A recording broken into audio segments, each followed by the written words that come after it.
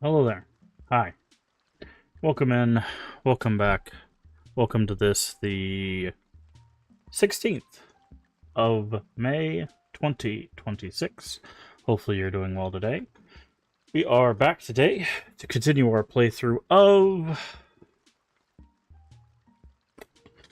Luigi's Mansion Dark Moon, or 2, depending on how you want to look at it. Again, you can't read the title because green screen, or his hat for that matter. Ooh, spooky. Um, Hopefully you're doing well today. We're going to be continuing our playthrough. We have made it to the second area and the fourth mission of the second area, which, if it follows the trend of the first area, means we'll do this mission and then probably have a boss mission and be moving on to the third area. So we will be making some progress today. Hopefully everyone's enjoying the playthrough so far. After we do 2, we'll be heading on to Luigi's Mansion 3.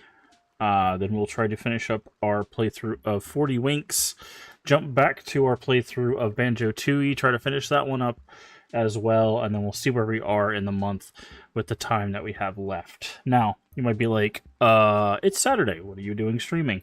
A little bit of a schedule change. The thing I normally do on Saturday got swapped to Sunday, so there probably won't be a stream tomorrow. So we are doing a stream tonight. So that'll be a little bit of a schedule swap. I'll be taking tomorrow off. And then we'll be back on Monday regardless to continue our playthrough. But as I've said all month long, all of this, our Retro Bash, is to help us raise funds for a good cause. That cause, of course, is St. Jude Children's Research Hospital. I've been starting out our streams here with a little bit about St. Jude, and we will do so again. Why is the music so loud today? Let me see if I can turn this down again. Is that better? A little bit. All right, so we will talk about why St. Jude. Let me go ahead and pull this up and put it on the screen. So why do we do work for St. Jude, or why St. Jude? And that is up on the screen for you. Why St. Jude? Our laboratories may not be in your communities, but our discoveries are. Families never receive a bill from St. Jude for treatment, travel, housing, or food, so they can focus on helping their child live. Thanks to generous donors like you, St. Jude can give our doctors and researchers the tools and technology they need to make the next groundbreaking discovery.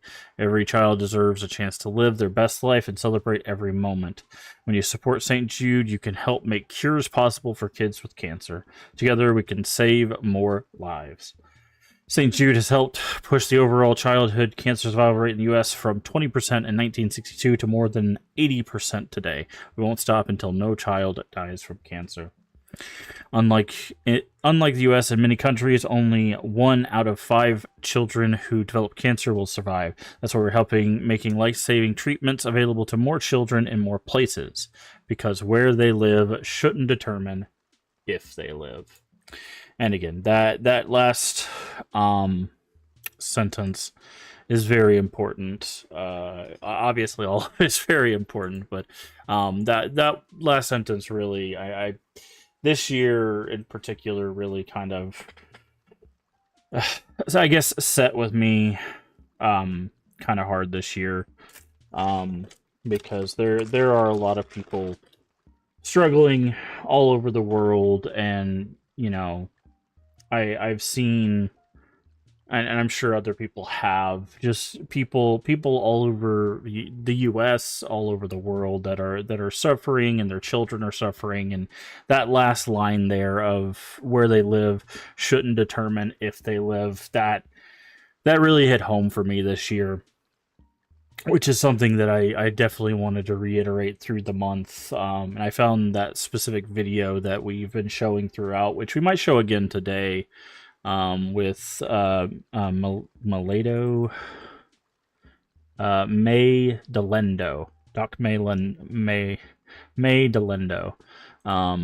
that we might show again today during one of our ad breaks, that talks about a house of hope that they set up with like Saint Jude and stuff, in a series of islands and stuff, and just the work they've been doing since like 2000, I think 4. In that video they talk about, it's just it's night and day how just having a concrete location can change thousands of lives, right? And it's charity drives like this, and working with doctors and researchers and everything that like really does make a difference. And I wish I wish it was possible to do charity drives every month, but obviously, it's one of those things that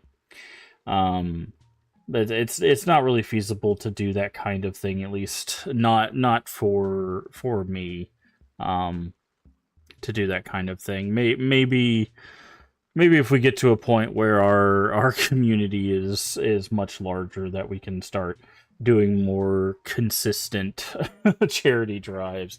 But I would like to hopefully do one again at the end of the year. But we'll see. I know the economy has been quite the bear for a lot of people, which is why our goal this year, which we have surpassed and almost hit our first stretch goal, was considerably lower than what it's been the past 2 years. Which, speaking of which, we do have more stretch goals and stuff we can aim for, and incentives. You can see them here behind me. Our incentives are for $5. You can put a googly on my face. We've had some pretty silly times with that. I made a couple clips if you want to see those. I did a post on Twitter about one of the days.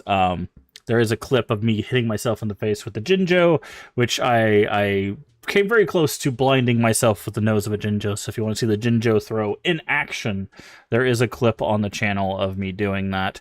But our stretch goals are there. We are very close. I think we're $40 out from that first stretch goal, which is playing Resident Evil 1 remake, which is like the GameCube era remake. And then 250 is, I think, Resident Evil 0. Then is it Dead Aim?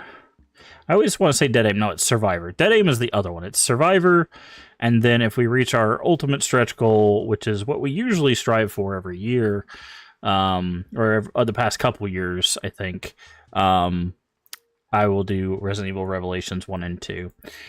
Again, those are just stretch goals. I know a lot of things have been going on for a lot of people. I know here, like in the US, like gas prices keep climbing. I know a lot of jobs have been really rough. People are facing unemployment. Like it's been really rough for a lot of people this year, past few years. So I didn't want to put too much strain to reach our goals, and every dollar does matter. Like if it's like, if you can give $1 like that, that's fine, right? Like don't feel like you have to give just for the incentives. Like if it's just all you could do is $1, that's perfectly fine. Like the incentives are just there for an extra bit of fun, but every dollar does matter. Like there's the whole point is to help the charity continue to do the work it does. And if everybody, everybody of every community that we have gives $1, that's millions, right? Or at least hundreds of thousands at the very least, right? And that's kind of the point. Like it's not just about the $5 or the $10 or the $100, $50 donations. It's about the $1, right? The $1 add up, the $2 add up. So like I show those incentives not just be like, oh well, you have to give this much. You don't. $1 is more than enough. Just being here, supporting the channel, supporting the stream team, whether you're supporting on Twitter or YouTube or Twitch or wherever you're supporting these charity drives, that is more than enough. So like, don't ever feel obligated if you're in a tough spot to give money either. That again, that is part of the reason why we aimed for a bit of a lower goal. Um, as a way to kind of accommodate that that idea of, you know, helping people feel like they're not as pressured to give more than they have, because there is this, there is a pressure when people see these like really high totals of like, oh, our goal is $1,000, I gotta give, the only way it matters is if I give $10, $20, $100, right? And it's like, that's not the case. Again, $1 still matters, $2 still matter. You know, your presence here matters. Your chats, your lurks, everything still matters. So I really do appreciate all the support thus far, and we still have half a month to go with all of this. So um, with all that being said, too, just make sure you're also taking care of yourself. I know there's a lot of stuff going on outside of our charity drive month, and we have a raid train going on right now with the Crypt stream team. And I'm sure the mods are probably trying to sneak in some rest where they can get it. So just make sure, you know, whatever you're doing. I know it's the weekend. Some people get weekends, some people don't. You know, some people do have to work on weekends and have different schedules and stuff. Just make sure you're taking care of yourself as well. As fun as incentives and charity drives and things can be, you know, your health still needs to come first. You can't. I always try to remind people that you can't move forward if you're not able to move, right? Like, so you have to take care of yourself so you can continue doing the work. So there's absolutely no reason for you not to take those moments of rest, the moments to eat something, drink something, hydrate, rest, so that way you can get back out there and keep doing good work and helping people, helping yourself, helping the world, right? So just make sure you're taking those moments for yourself as well, so we can continue doing work like this to help even more people. So thank you again so much. Let's go ahead and jump into our game for the evening, which is more Luigi's Mansion Dark Moon, or 2, whatever you want to call it. I don't know what they want to officially call it at this point, so I'm going to call it Dark Moon, because that's what it was called beforehand. So just wanted to make sure everything was... If I don't turn off a certain audio thing, it echoes, and it sounds very bad. So I have to make sure I switch a whole bunch of stuff. So that's why I have to glance over at like 3 different things when I switch over to our like retro games. Alright, so we have a level called Pool Party.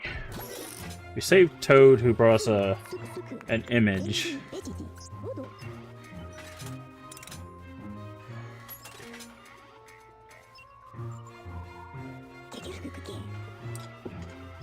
Okay, that's the special key. It looks like they're in like a greenhouse, but it's like a pool.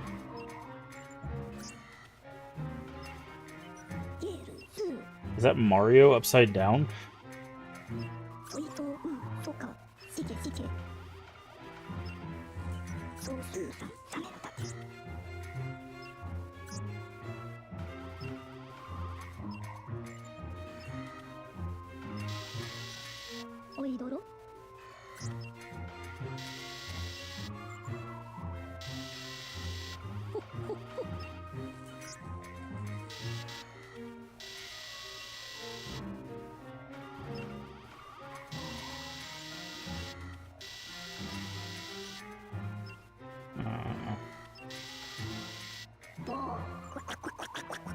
Who's encouraging their bad behavior?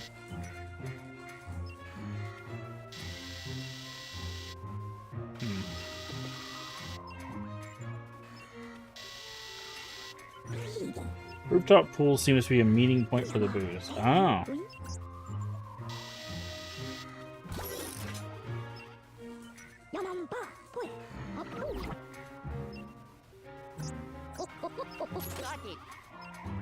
Okay. So we have to go to the rooftop pool.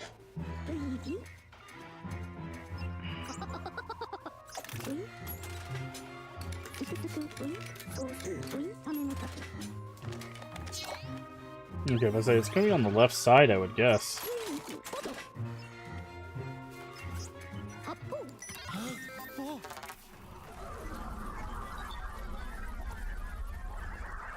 Alright, let's get to work.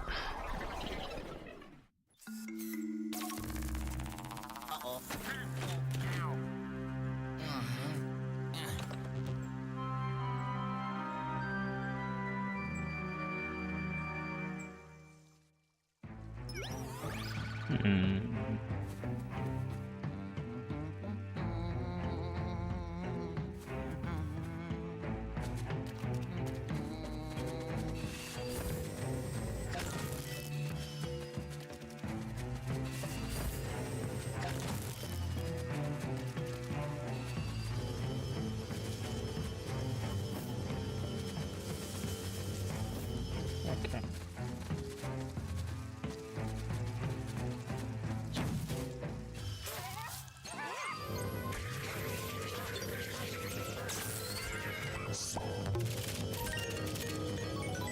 Money Ghost. Oh yeah. I always want to grab Money Ghosts. Oh.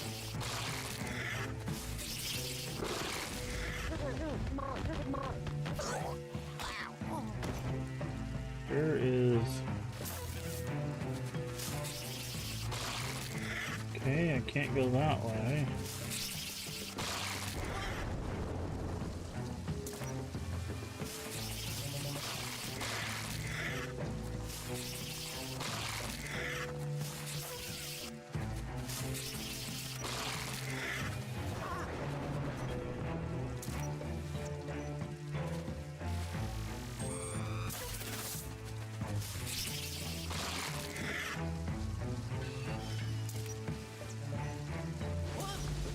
How am I supposed to take these guys out?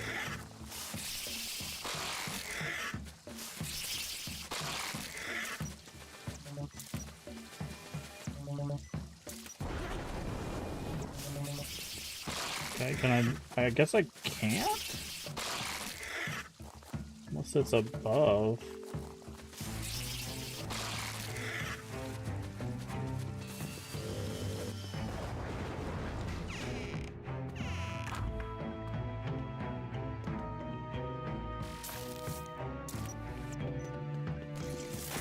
Oh, that's new.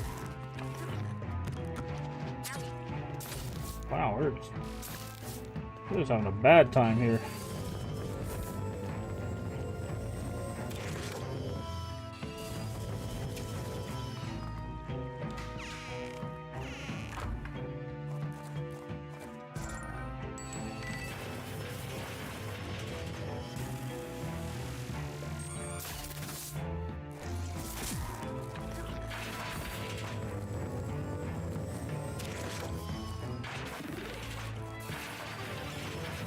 Okay.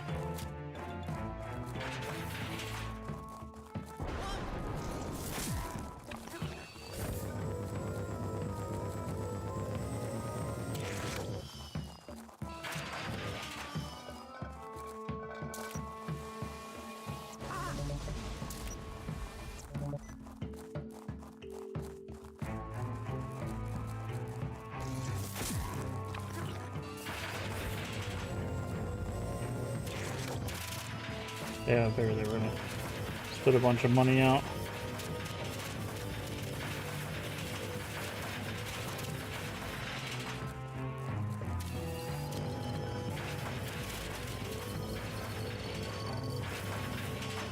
Okay.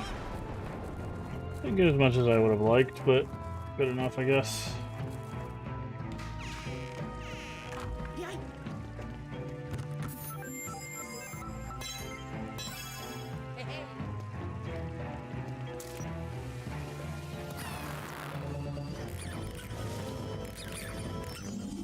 Okay, going here.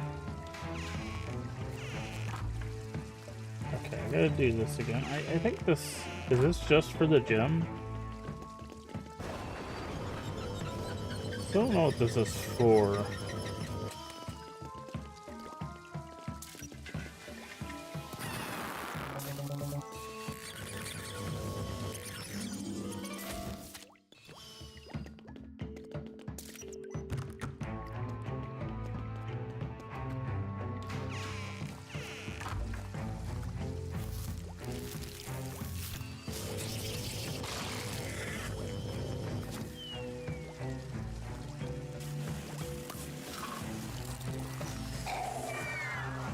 Okay, I think this is just so you can get the gem.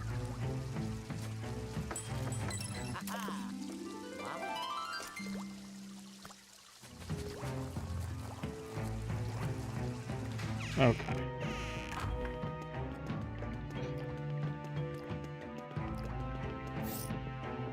Wait, I wonder if the gem we're looking for is in here.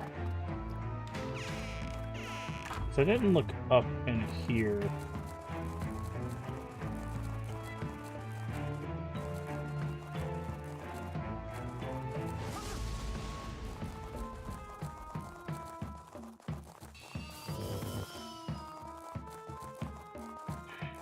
Because we're missing the first gem.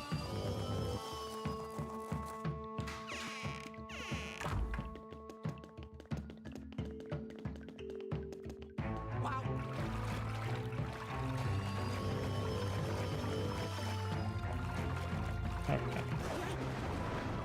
Why is there so much lightning all of a sudden? Thunder light. There's a tube here. Coins in there.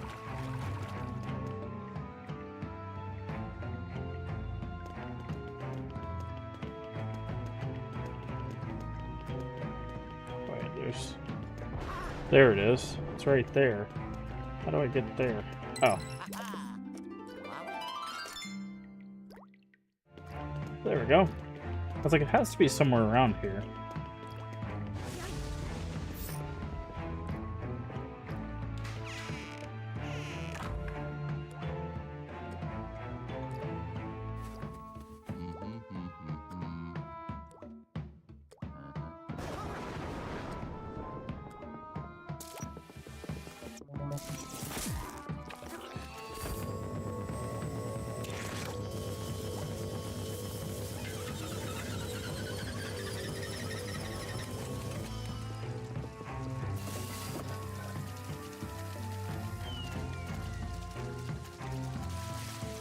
Go.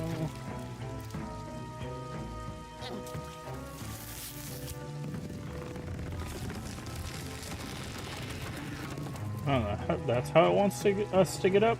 Interesting. Was not expecting that. Oh, that's fun. Great.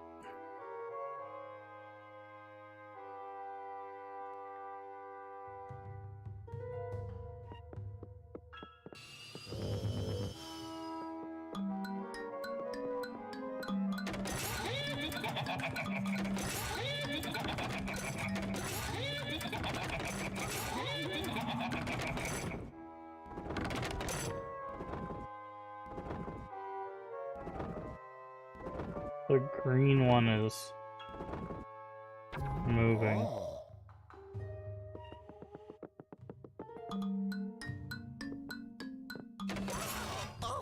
Yeah.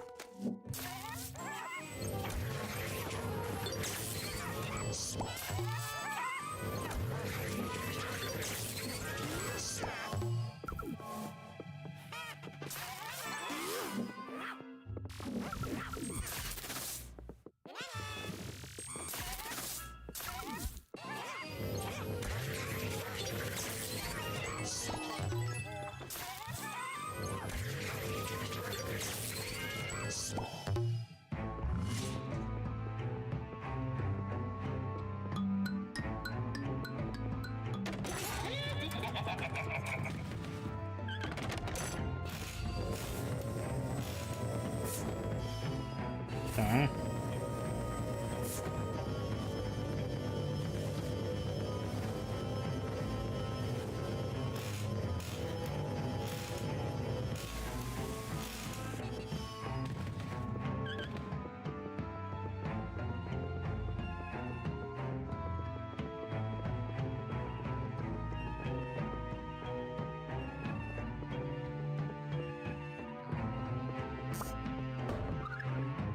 Yep.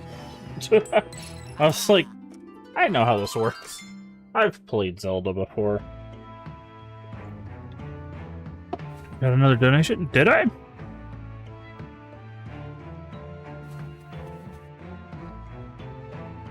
Oh, you mean yeah. We got we got a few. Yeah. We've gone up quite a lot.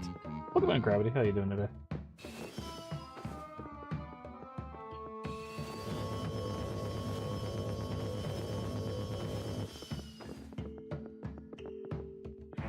I wonder if there's a code to these. Like if you hit them in a certain order, if they'll do another. Also, apparently we missed a gem. Because there's a space there. For a long time. Yeah, I mean, people give what they can. It's all for a good cause. I appreciate everything that people can do. So.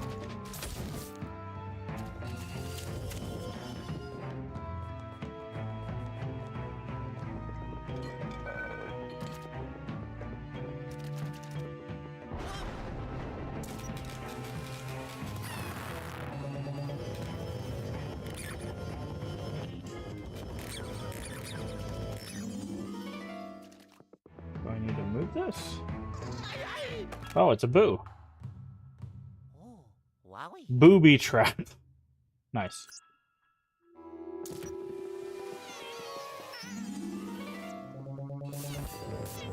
Okay, we should be able to.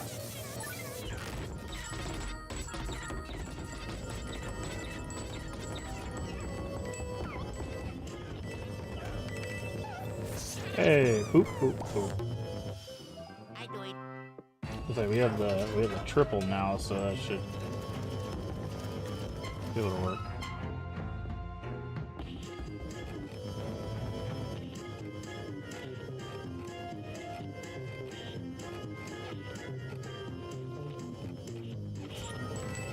There we go. Oh, we just gotta make sure you. Oh, I wonder if there was something. Hold on. I need to go back in that other room. I forgot to use the UV light. But how you doing today? Heard you were getting into, there's a shelf up there, into Terraria. How you liking that game? That game has got a lot going on. I used to play Terraria, like, forever ago. There's a lot of bosses. Also, if you're into, like, hardcore combat, that game gets some pretty hardcore combat, dude. Like Terraria will mess you up with some of them hardcore bosses. But, hey Lee, how you doing today? Tons to do? Yeah, there's a lot. Personally, I prefer Terraria to Minecraft. Like, that's just a personal thing. Just because, like, it's a bit more combat focused, and, like, the building is 2D. Like, which I know some people don't like, but you get to,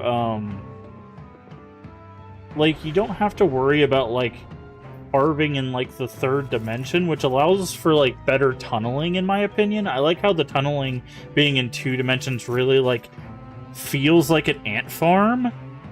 Like, it just, I don't know. It feels like more like I'm building like an ant farm, which I don't know. I prefer to the like 3-dimensional tunneling where it just feels like I can go in a direction for like miles in Minecraft and find absolutely nothing. But in Terraria, I'm always finding something. Like, I don't know. I prefer it, but there is just a lot of stuff in Terraria.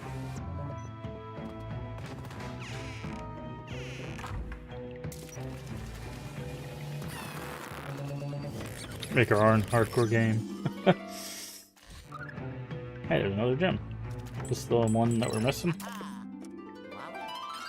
No. Okay, so we're still missing one. We almost got all the gems in this area. We're much better. Ooh, I wonder... Okay. I keep forgetting to look up.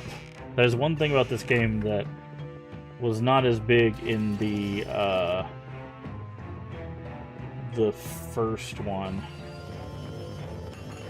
Oh, maybe it's in this? It's some FPS eyes. You actually do, like, this game, like, no joke, has, like, very much, like, focused on, like, puzzles and hiding stuff. Like, versus the OG, which was much more focused on combat.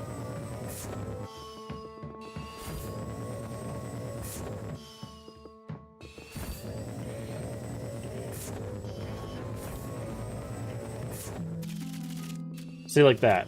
Like, just taking all the curtains off the walls and rooms hides, like, money and stuff. And money is used for, like, upgrades. So...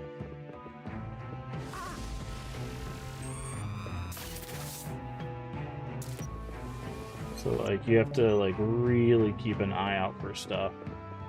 But I like it. I'm liking it so far.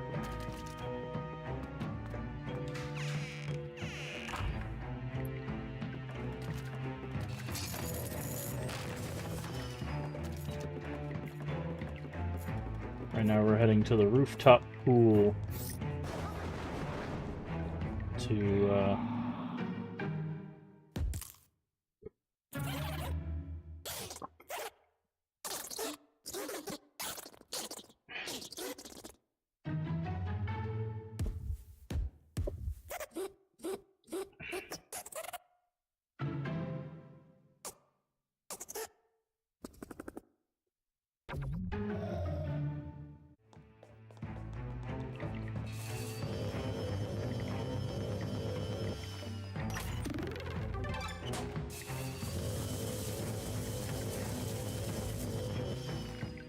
to get back a special key to probably fight the boss. But like they not only like hide stuff in like spinning a fan like this. I literally am spinning a fan to change a room, right? Like because I had to look through the hole to see that the room was where beds were, but I came in the room and there were no beds, right?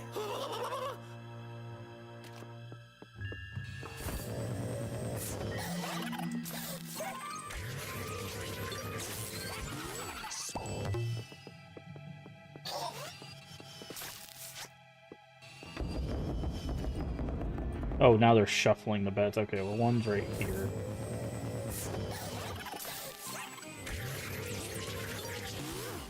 Oh. I let go of the vacuum button.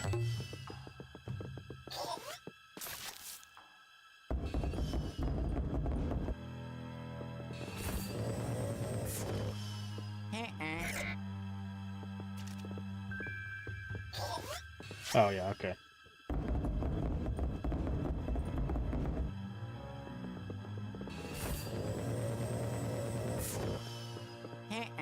Really? They put it in the middle? Oh. Okay. So, rolls, balance it. Okay, then it's this one, right? Okay. It was doing like a weird flip thing that I couldn't tell if it was actually swapping places.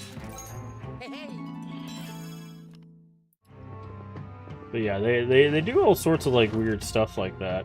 And then like I have this light that like sometimes I have to like shine around to see if they've like removed something from the room as well. Usually they'll have like a dark spot to show you they've removed something. But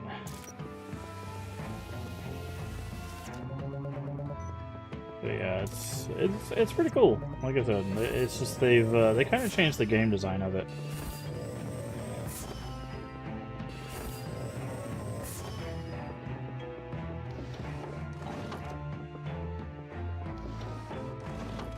Why is this light flickering. That's very strange.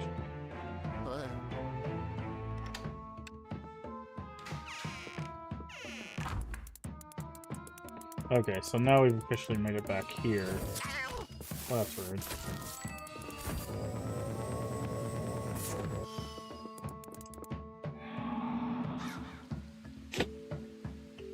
Aha! So that's how you want to play it, then. So that door is locked. You can see it on the map.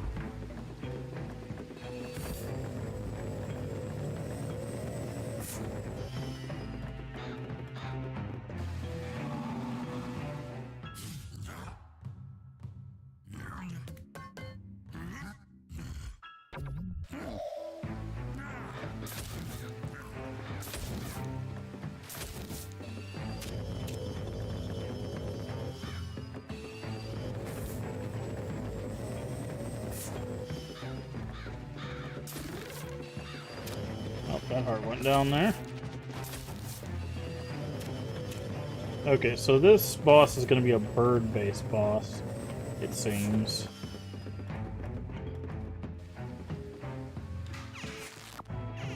Hello, Owen the Geek Bird. Nice. We were just talking about birds.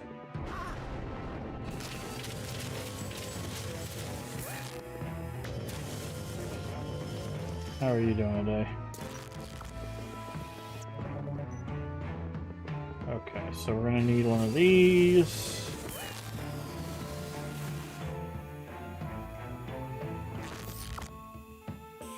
Okay, that's where the key is. Let's go over here. What is that?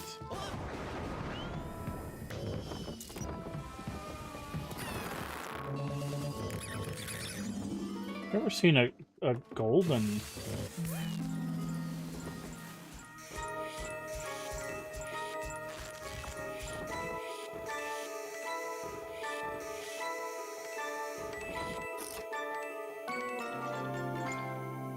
Oh, it's like a time trial. Huh! I've never seen that before. That's kind of interesting. Looks pretty quiet in here. How have you been? I've been okay. How are you?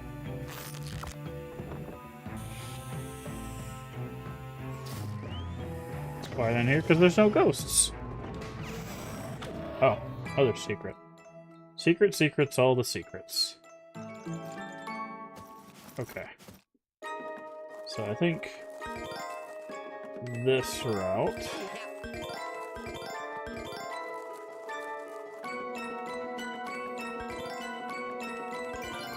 would be the best. This actually reminds me of what's the Captain Toad? Remember the Captain Toad things? I think they're in the is it Odyssey that has it? Remember you have to do like the little Captain Toad things? That's what these kind of levels remind me of. Of course this was before Odyssey, but I wonder if they inspired that.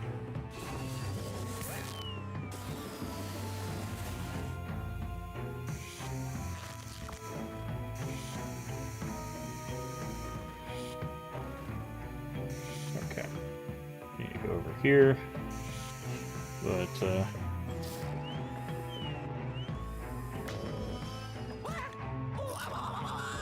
oh, there was a rug there. Okay, to be honest, I want to get a Nintendo's 3DS. Is it good? We're not playing this on a 3DS. We are not playing this on a 3DS. We are playing this on a Switch. This is... I don't know if you can see it here. I'll go to a big screen so you can see it a little bit better. This is actually the Switch port. It's called Luigi's Mansion 2 HD. You can play it on a Switch if you Switch. So you don't even need a 3DS anymore. They call it 2 because 3 came out between 1 and the port of this, so they just call it 2 HD, but it's Dark Moon. It's Dark Moon. Hey Void, how you doing today? So...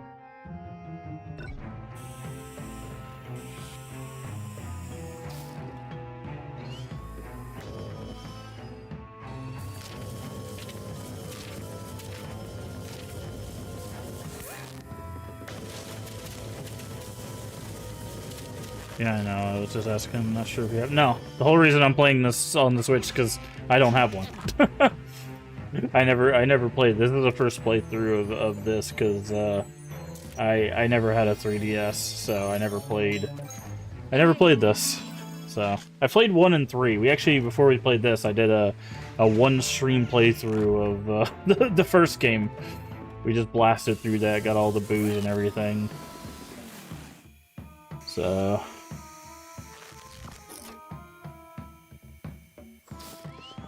But I've played and beaten the first and third game, but I've never played this one. But no, I never had a 3DS. I had the big chunky Game Boy, the original Game Boy, and that was basically it. I didn't really get out of the house much, so I didn't really need handheld consoles. So.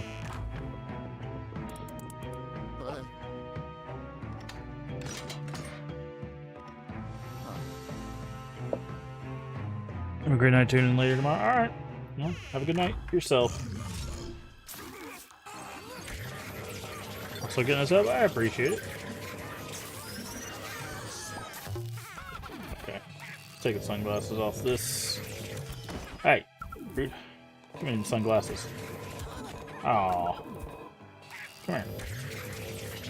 There we go. Taking his sunglasses so that way when he shows up with his buddy, we can do that. There we go, perfect. Alright, there's gotta be someone else. Thank you for the sub, I appreciate it. Hope you have a good night too. Are you in here? That's a frog.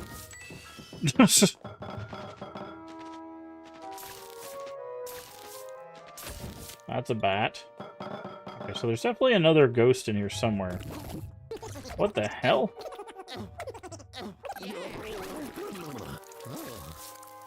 Oh. That's a new ghost. Didn't either. I played so many advanced games. Apparently it was better running before it was cool. Yeah, I legitimately did not have that many handheld consoles.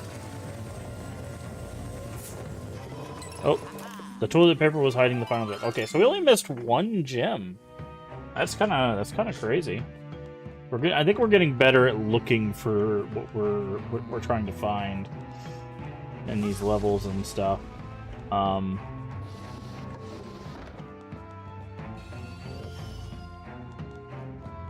this is gonna fling us up to the roof, isn't it? It's just gonna go like, whoop. Oh no, it's gonna be an elevator. Interesting. Okay, not expected. Yeah, no, I spent a lot of time at home, so like I just never really had the need for handhelds, and there was a point where handhelds were pretty expensive, right? Like we unless you were getting them like second hand. So it was just one of those that was just like, well, you're already home, so you might as well just get the console games that you already have, or that you already have consoles for, so.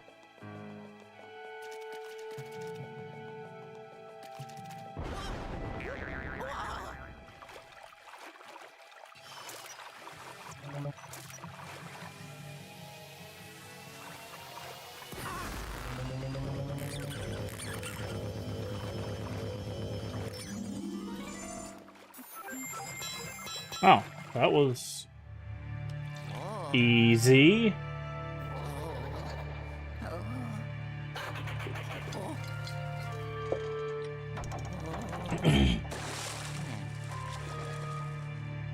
They started dating a nerd that encouraged my gaming habits.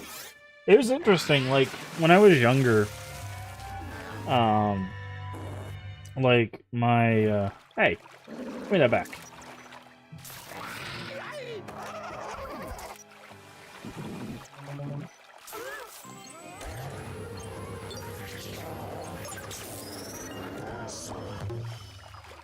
When I was younger, my mom and dad were like really into gaming, like PC gaming and stuff. Because my dad,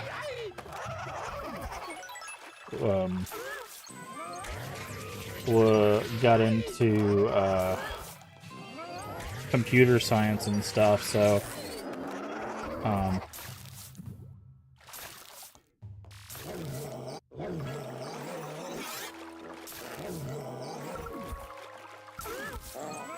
but so like I was around computers from like a very young age, and by, you know, by association, like games and stuff, and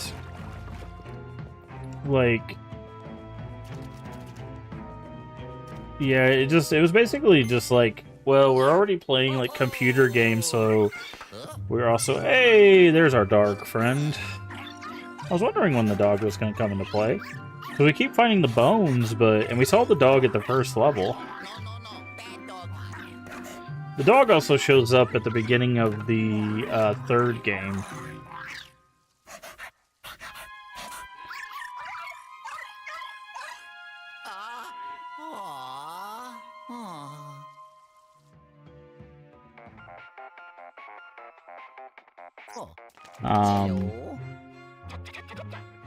Where'd the ghostly dog come from? Now it's vanished completely. Let's bring you back. Yeah. Huh? You.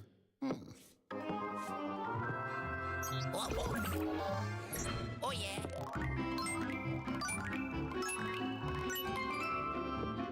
Another silver.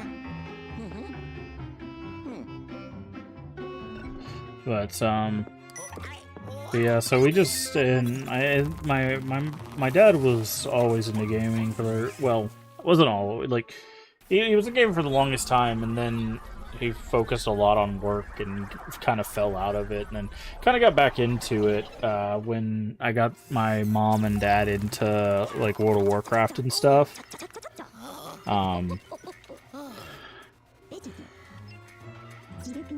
Special key at all costs.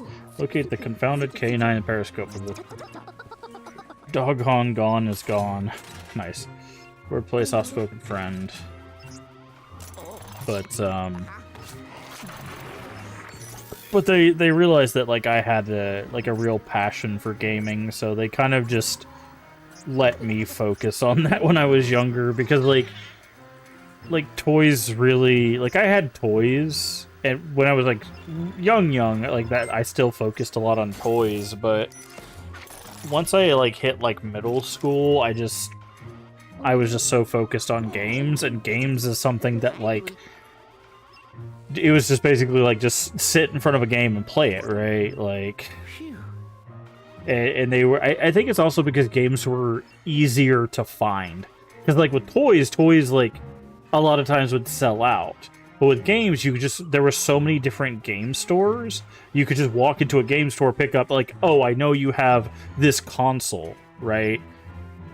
And it's just like, okay, pick up PlayStation game, pick up N64 game, right? Like, and you could do it at Toys R Us, you could go to Best Buy, you could go to Walmart, like, you could go to any store and just pick up one of those games. And it's like, they know you're home, they know what you're doing, they can watch what you're doing, right? They can hear it, like, it's just, it's kind of like what's happening now with, like, the iPads and stuff, right? Like, where people are being like, here's your iPad, you know, play with that kind of thing. Like, it was the early versions of that.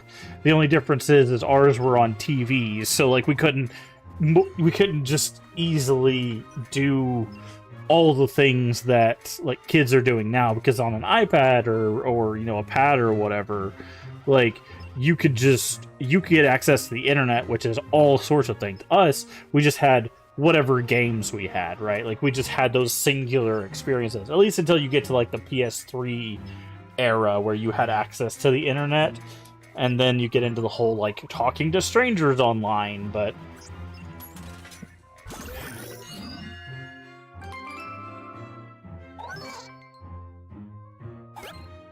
doggone key. I think they were glad I preferred being home in a room other than being up to shenanigans, yeah.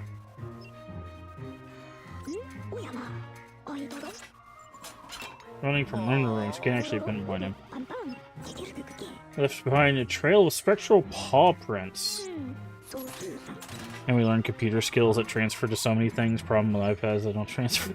I mean, yeah, we did. We actually, like, with old computer games, yeah, like, you had to learn some level of, like, basic or visual basic. Well, I guess it was basic and then eventually became visual basic. Like, there was, like, coding involved with some early, like, PC stuff. Yeah. Paw print's invisible, so you need to use a light. Okay. From with iPads, they don't transfer at all. Well, I think it's because, like, it's passive, right?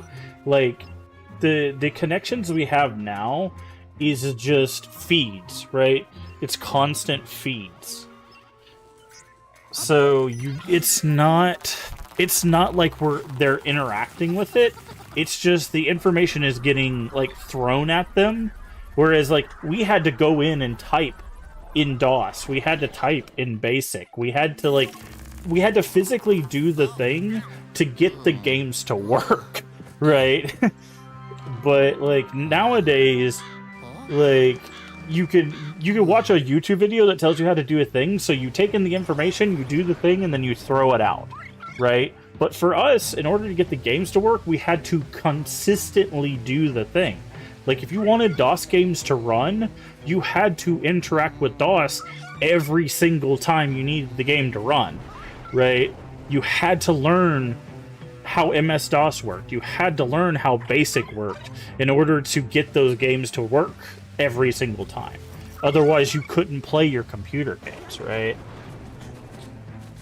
Now, the thing is that there's also, like, that does mean that they have more information at their fingertips, but it's just whether or not they're retaining it. And that's just a person-to-person basis, right? There's plenty of people that grew up, you know, in older generations that don't retain any information they learned either. Is that dog peeing?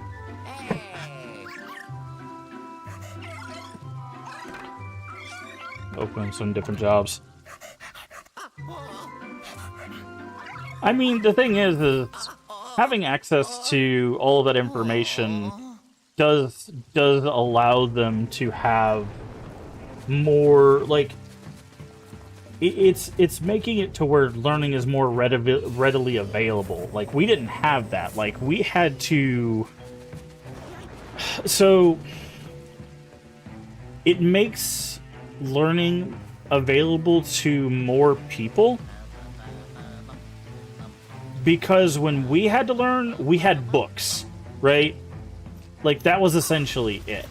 Like, as someone who was a professor for multiple years, the way you can learn now is actually super helpful, because we didn't have video, like, a lot of videos that could be used to teach people. We didn't have a lot of hands-on, like, demo type stuff. Because remember, we didn't have, like, you could load up a program and walk you through the process and have you do the things hands-on.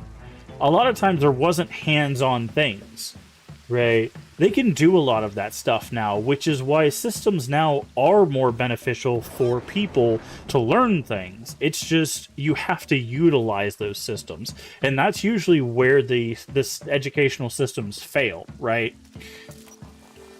Is they're not utilizing those systems. They're just like, here's your stack of papers, go do the work or don't, I don't care. And that's really the problem with some of the education system in places, is there's not enough stuff on a lot of sites. So the problem is teachers are not given enough compensation to get the tools they need to give them the time and tools to take care of the students that they're given. So thus the students are not given, basically they don't have enough care to care about the stuff they're given. So it creates this perpetual cycle of, well, the teacher can't do the thing, so the students can't do the thing, so everyone, and creates a broken system, right? And that's the problem, right? It's a systemic issue, not like a piece of the system, right? Because it's real easy to blame students and be like, oh, well, students are the reason why our grades are so low. And it's like, yeah, but who's teaching the students? And it's like, okay, well, you're saying it's the teacher's fault. It's like, but who's paying the teachers? Okay, so it's the management's fault. Okay, but who's creating the systems that make the poor management? Okay, well then it's the school system's fault. It's like, right? You have to look at the pieces of it, right? And it's the problem of there's not a singular piece that solves everything. and being like, well, you know, iPads are the reason why kids don't know how to do anything. It's like, it's not, because we're handing kids computers, right? We're saying, here, welcome to the digital age, figure it out, right? Okay, he jumped through the wall that way. And when you do that, sure, they'll figure it out, but then they're going to cut corners because they want the quickest and easiest thing, right? The path of least resistance. Humans are like everything else in the world. They will take the path of least resistance to get to the end goal, right? Unless you incentivize it differently. This is how it connects to game design, right? We're playing a game. People will take the path of least resistance unless there's something to incentivize them not to. So if you're in a learning situation and someone hands you a computer and goes, hey, here's a computer, here's what you need to do this quarter, do what you gotta do, you're gonna do the least amount possible, which is learn how to basically turn the thing on and do the least amount of work just so you can pass the system. Because there's no incentive for you to do any better. And again, that's the problem with the system.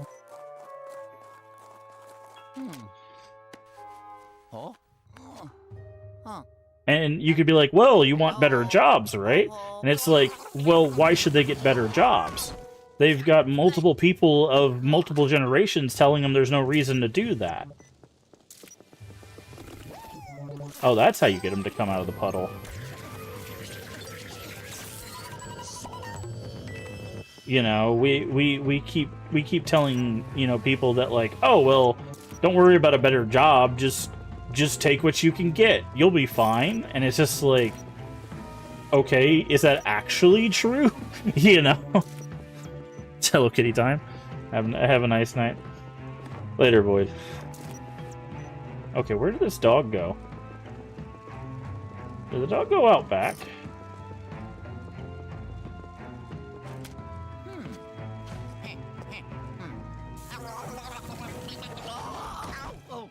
Just a basic trophy all over again. He gave him this, so we never asked for them. Ideals are the only people who know how to run a comp.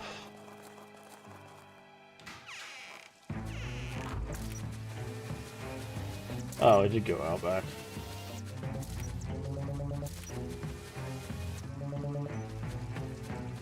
But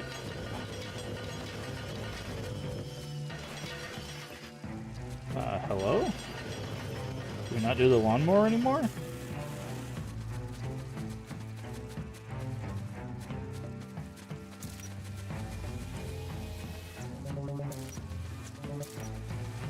Okay, I saw the footsteps. The footsteps went over here, right?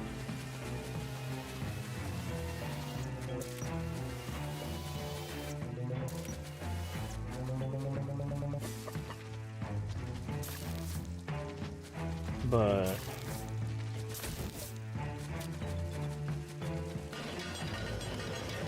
okay, we can't do the lawnmower anymore.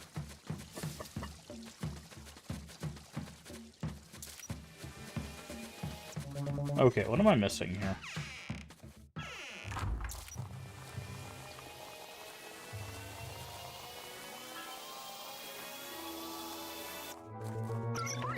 Oh, there we go.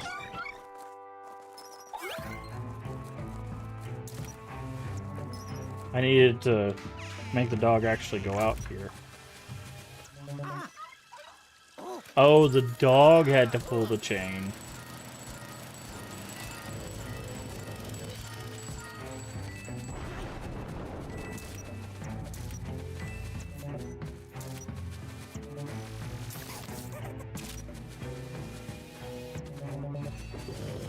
Interesting.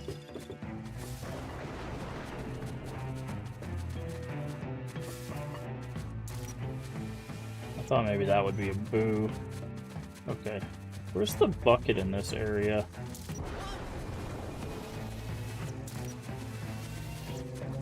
There's supposed to be a bucket.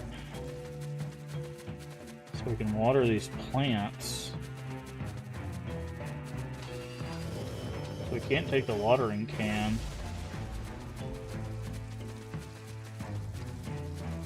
Guess there isn't. Oh. So I guess there isn't one, and then we get jumped by a bunch of...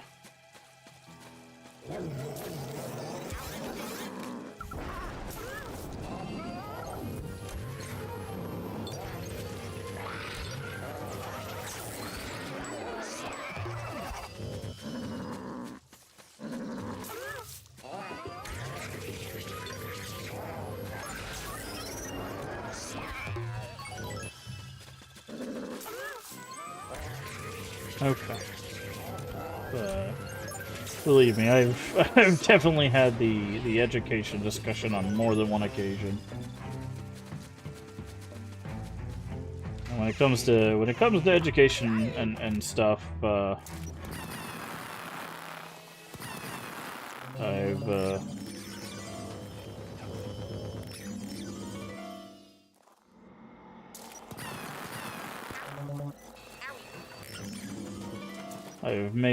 I've made quite a few people upset, we'll say. Yeah, I would say the boo's got to be in here. French Boodle. Because there's a lot of people who like to point the finger in different directions, and it turns into like a blame game. But a lot of times they end up pointing the blame. Ironically, they point the blame at everyone but who they should be looking at.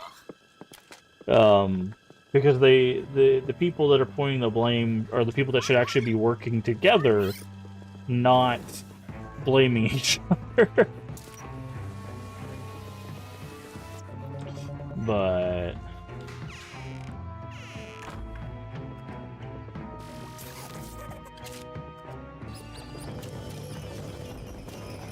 unfortunately, that's not. Take away Chromebooks, and the problem is that again that goes to the problem of, is the school being cheap? Well, that's again, Gravity, that's the problem, is schools are underfunded. That's the systemic problem I was talking about. If the school is underfunded, the reason why they're giving the kids the Chromebook is because that's all they can afford. So, it's like, they would love to give them a computer or have a computer lab.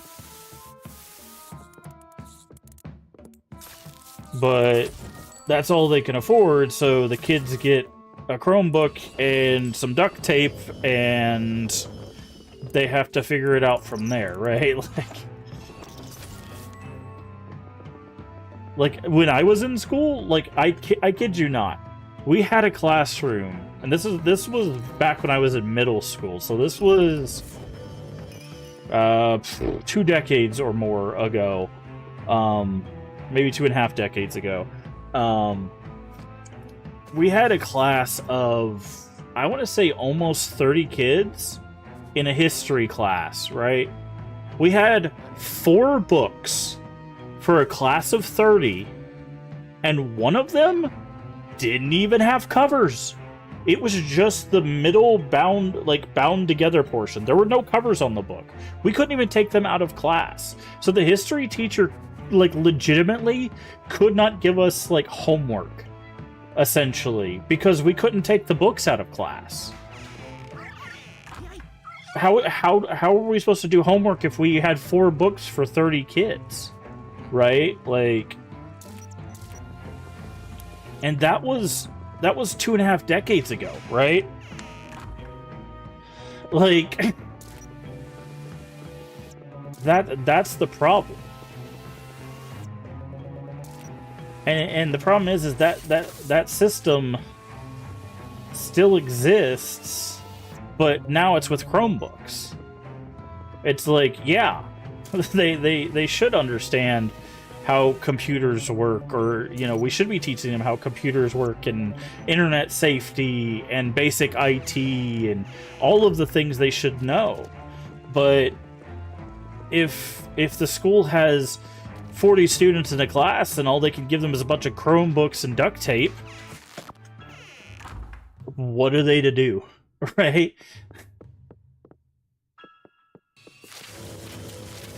And, like, I'm not exaggerating. Like, that's not exaggeration for the point of the story. That is, like, a legitimate story. I wish I was kidding. Because one of the days it was my day to have that book with no covers.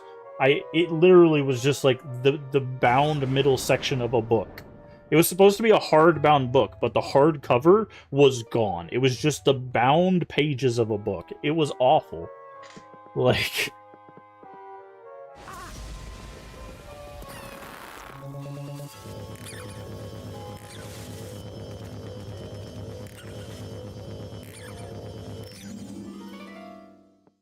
Chromebook is what, $200 or so? You can rock basic Windows AOI for that. Yeah, but that's what I'm saying. Teachers are the issue, but it's not the teachers, right? Again, it's you could point to the students and be like, okay, well, they could learn this thing, and it's like, okay, well, who's supposed to teach them? Then you could say it's the teacher's fault, but then when you have the teachers they have to have 45 kids in a class. How is a teacher supposed to teach 45 different students how to do a computer when they have 45 minutes? They're supposed to teach 45 students in basically 3 months how to use a computer properly in 45 minutes. Well, then you're like, well, then they should have more teachers. Well, they don't have the money for that because the system can't pay to have that many teachers. Right? Right? Like, again, it's...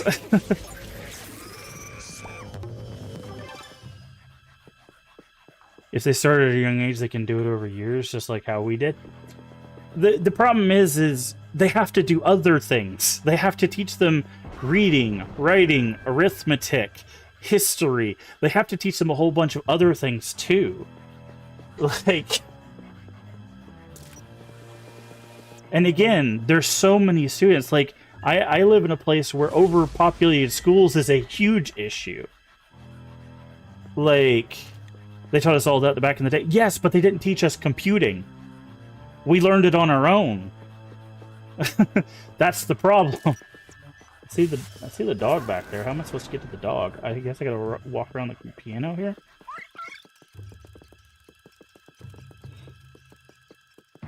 They had computers, at least here in Canada. I had classes that took us to the computer lab, but I didn't really have like computer classes, right? We had classes that would maybe like once a month or a few times a month take us to the computer lab, but we did not have like computer classes, right? We had one typing class in high school. Like, we had keyboarding, right? We had dedicated computer class and other classes type. Yeah, we didn't have that. Yeah, we didn't. Like, I wish we did. And so, again, this is where I grew up, right? Which I grew up in a lot of lower income schools, So there's probably places that did have that. I'm not saying that's every place ever, right? This can only speak to from my experience.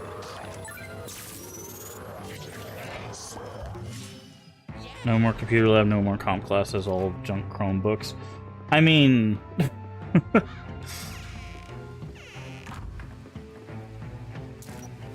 Okay, where did this dog go? Again, it's the... it's the problem of, like... They're not gonna make time for that. We went the way of your guys. Yeah? Did he go through the wall? Where'd he go? Hold on. Oh, I think he went through the window, yeah. Well, it's cheaper, right? Like, it's cheaper to do that. Because you don't have to maintain a computer lab. You don't have to maintain an IT person, right? Like, why would you... If you're trying to cheap... Again, it's a systemic problem, right? If you're trying to cut costs for schools, which is horrible to say, by the way, why would you want any of that stuff? Now, of course, we go because it's smart, but they don't see it that way. They see it as a loss.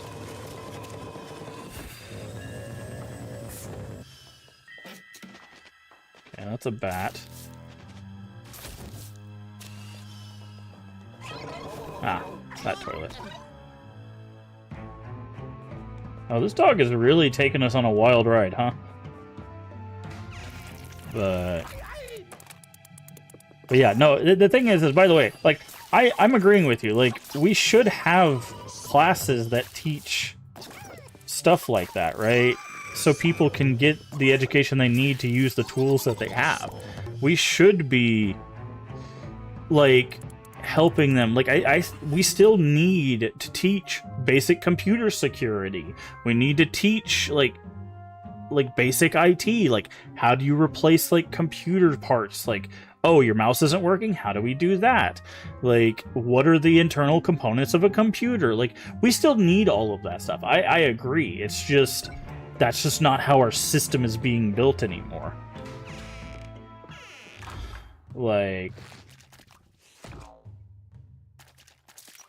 So don't take my disagreement here as like well, that too bad. It's literally just like, as someone who's worked in education, like I'm like I've seen it firsthand on like why this stuff is happening, and it like saddens me greatly because there's so many dangers out there for students that don't know how to do these things. Why does this dog keep... The dog just ran back and forth between these rooms. Am I supposed to, like...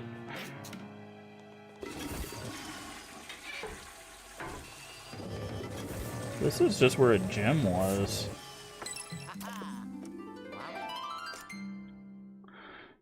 You guys are gonna crush jobs where more advanced skills are not needed.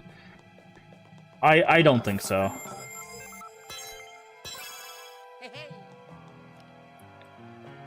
I don't think it's gonna crush jobs. I think it's going to change them, but I don't think it's going to crush them. Oh, I'm supposed to catch them.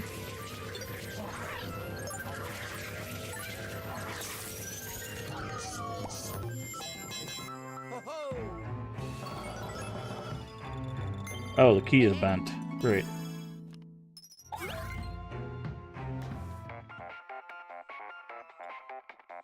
Look at the layoffs already. Fast food going soft. The problem is with all of those advancements, we've seen categoric like failures of those things, right? The self-serve fast food has seen like like records of people going, yeah, I'm just gonna order and have someone drop it off, which requires people again, right? So instead of them going and ordering self-serve, they're ordering online and then having people drop it off, which puts people back into the equation. So instead of people ordering from people, they're just going to have human drivers again. Like, and people are terrified of self-driving cars. Like, people are adamantly against that, which ironically is the one I'm the most wanting, because that actually has the most helpful uses. Which is what really gets me. Like, I understand the safety issues with it. I completely agree with the safety issues of self-driving cars. Don't get me wrong. But, like, for people that, like, deal with, like, disabilities and stuff, like, self-driving cars would be super helpful, because then they could be like, hey, pick me up here, and then they could, like, wheel themselves, like, a person in a wheelchair could wheel themselves in the back of a self-driving van. It closes itself up, drives them to where they need to go, they could wheel themselves out, and then, you know, like, that is a super useful tool for someone. But everybody's terrified that, like, oh, it'll be hacked, or, oh, someone could, like, drive into it, or it would drive off a cliff, or whatever. Like, obviously, it's got to work out the quirks, right? But, hey, Energize, how you doing? But, like, I don't know. I think right now, where people are focusing AI is the wrong direction, right? Like, right now AI is focused on replacing, like, specifically, like, the generative AI stuff is focused on replacing things that people are not asking to be replaced, right? That's the problem. If we start using machine learning to help with, like, the STEM, like the mathematics side of stuff, the physics side of stuff, the machine learning for that kind of things, and the machine learning that, like, helps with analysis and stuff like that, people are not going to push back against that level of stuff. But, like, no one's asking computers to replace artists, right? Like, that is a capitalistic crushing of a field that no one wants, except people that want to make money, right? Spectral poops down the vault right away. Oh, we gotta put the dog away? That's sad.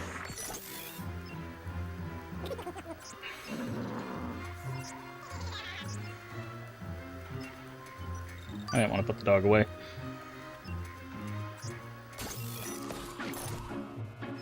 I think once...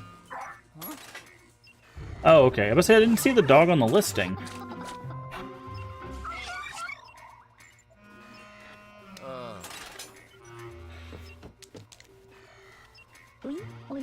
Escape from Poltergeist. Guess I would tighten up the containment unit. Let's see that special key. Yeah, it's super bent. You're gonna have to unbend that. But...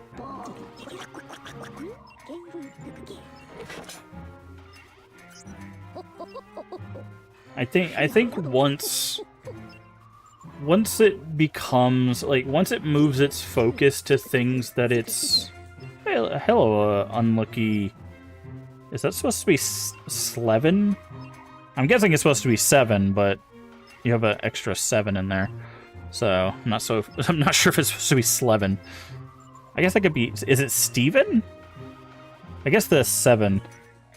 Okay, Steven. Okay. I was like... Because 7 could be, I guess... And no, you would use a 1 for an L, I guess. Yeah, so Steven. 7 and Steven. Okay. Unlucky Steven. Okay. But welcome in. Hopefully you're doing well today. Dark Moon Pieces, our friend is hiding. Okay, yeah. So boss fight time. Okay, so they did 6 levels on this one. Tree topping. Yeah, it's gonna be a bird.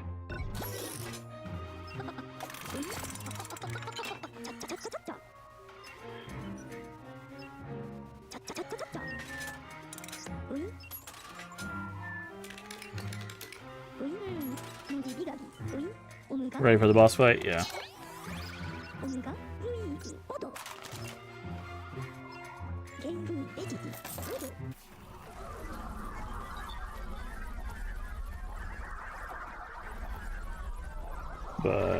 But no, there are avenues where and the problem is like people are also using the AI as like this big buzzword, and it's a big coverall term that is making it very confusing for a lot of people, because there's people that are like, well, AI's been in video games since forever, and it's like, okay, but that's not what we're talking about here, right?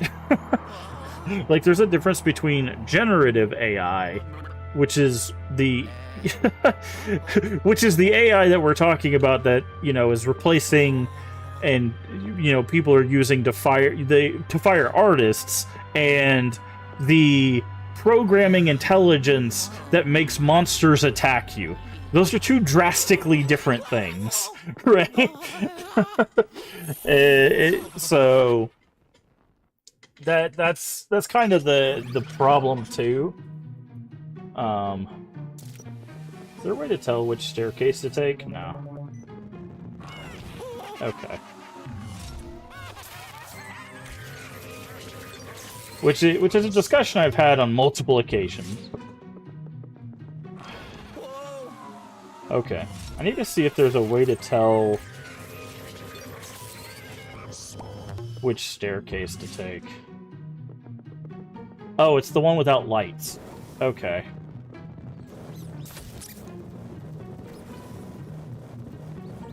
Okay, this one didn't have a rat on it.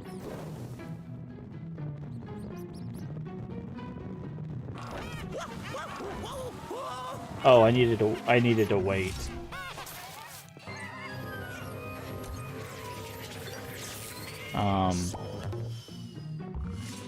But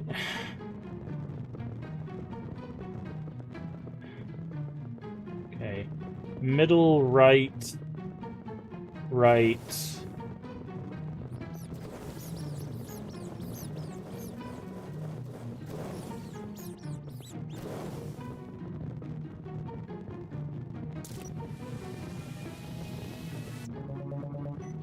Okay. How am I supposed to know now? Am I just supposed to guess?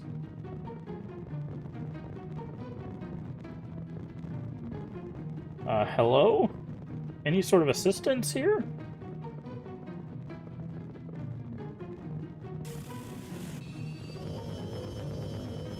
Is it left, do you think? Nope. It was not left.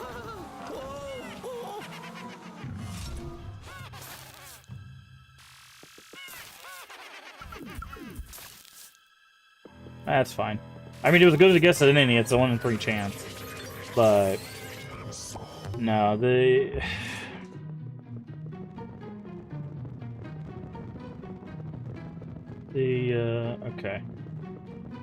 So it's middle.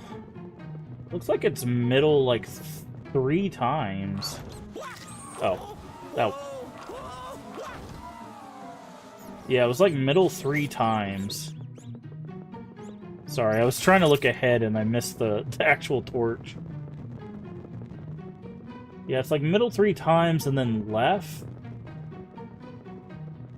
And then I can't see anything past that.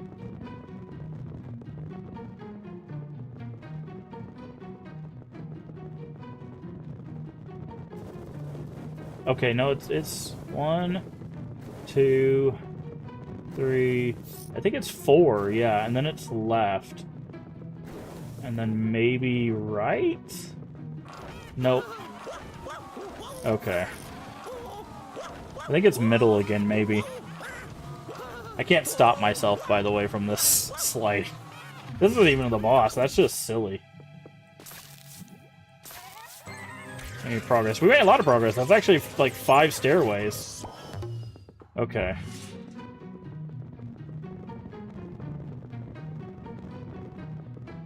Trying to see. Can't really see from down here.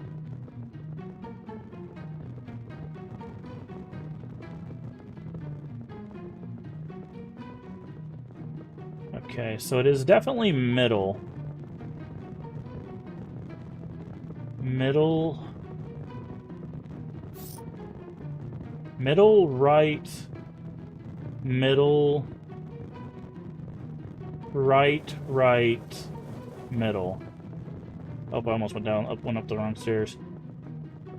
So it's middle, right.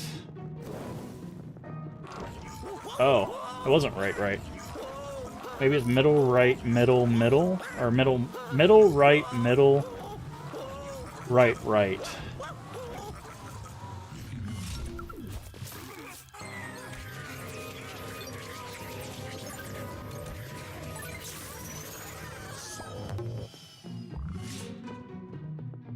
Okay. This is an interesting mechanic just to get to the boss. I guess they needed something to do before just, like, walking you to the boss.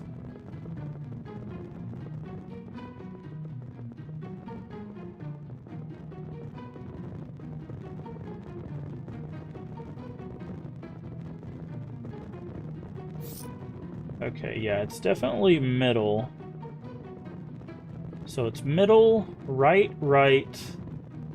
middle, right, middle. Oh. So middle, right, middle, right, middle. There we go. Oof!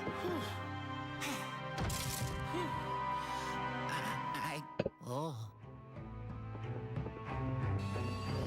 Had to lock in there for a second.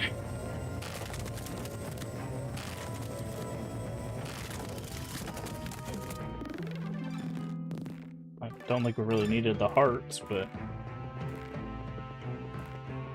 thank you anyways.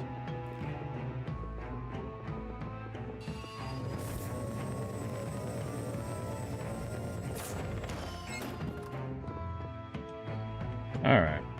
But yeah, so I don't know. I've talked about it a lot, and people have their own stance on it, but like I have a for me, like I have a moral for me it's both a moral imperative and a like I don't know how to it's moral but also personal imperative. Because as someone who has, like, a fine arts degree, literally spent years in a college profession teaching art, like, it's paramount that I discuss why generative AI is harmful, right? Like,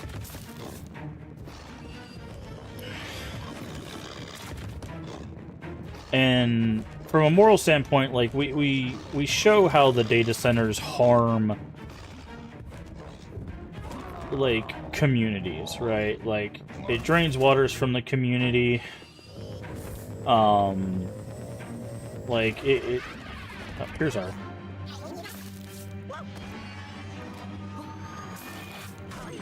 Oh, what?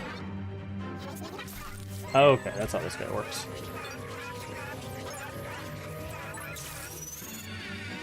Do I just need to do one, or does it matter?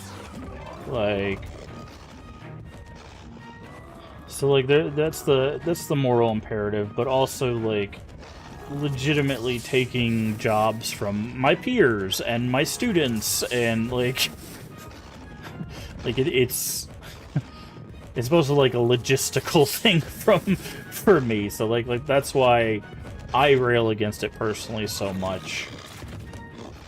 That I know, like, some people are like, you talk about it way too much, and it's like, you know... There might be a reason for that. There might be a reason for that, friend. You know, if someone was basically going around and taking jobs from your people you know and telling you that it should happen, how would you feel? You know? Right?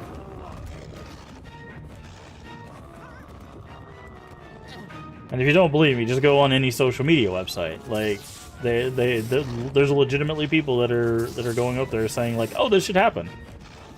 It's inevitable. You don't deserve your jobs, you know. And it's just like, cool, thanks. That's very kind of you to say. I appreciate that. Right? That's sarcasm, by the way. If you didn't catch on.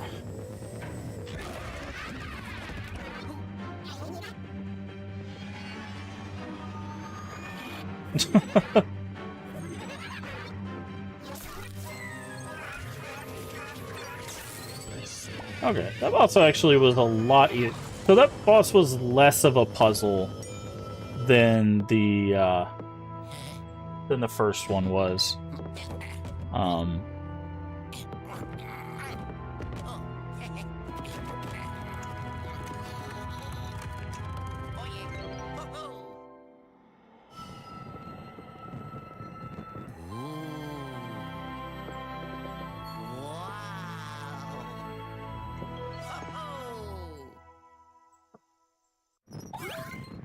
That was a boss fight? Yes, that was the boss fight for this area. Looked easy. Yeah, I think it was split into two parts. I think part of it was the stairs, and the other part was this actual fight. Whereas the first one, the puzzle was the fight.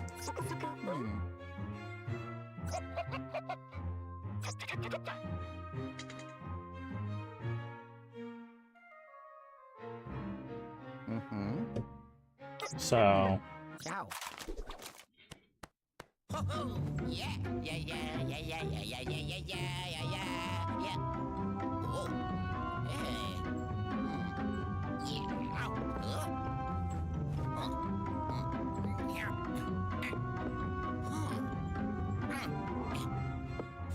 Oh, I thought he was going to bring us back, and it was going to be some, like, weird fly reference, where he brings us back and we're somehow, like, half porcupine or something.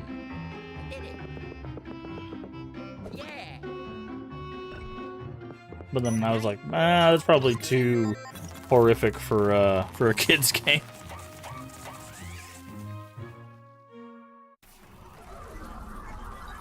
Too horrific for a kid's game.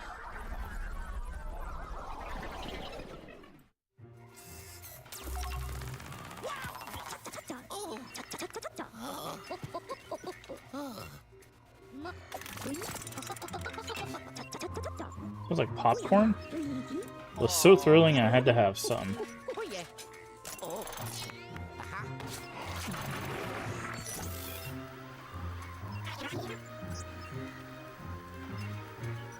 Looks like we did not get any money from that.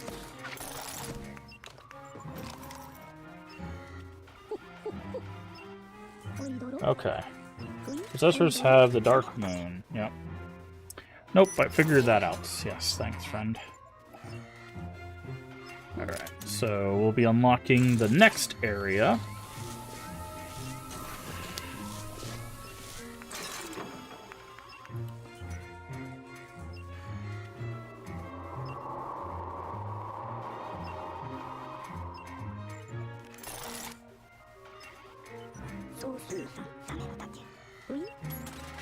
Let's see here. More of the fog is cleared. Okay, what's the next area? It looks like a factory. Like a clock factory.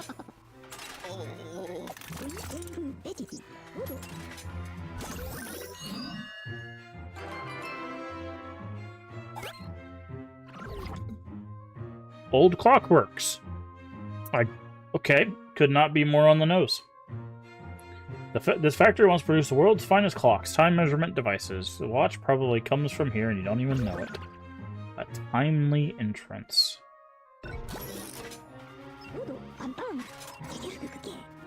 Produce the finest timepieces ever made. Neglect to turn the favorite haunt for ghosts. Surprising periscope detects a beast inside the old clockworks.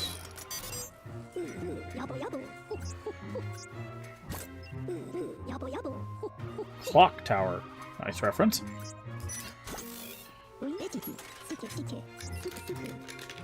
So I wonder if they're going to start shortening the levels. Like, are we going to do like a 3 and then a boss? Or is it going to be another... Because the second level was actually longer than the first level. We know where the Dark Moon is this time, so you won't have to stumble around in the dark. This will be a snap. I mean, what could possibly go wrong? Okay, so we know where the piece is ahead of time.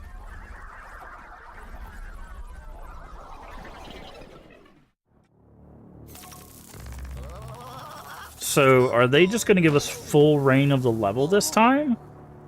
Or... Hey, welcome in, Giggles the Great and Raiders. Hopefully you're doing well today. Let's switch over here before we go. Actually, just a second. We haven't seen this cutscene before. This is our first time getting into...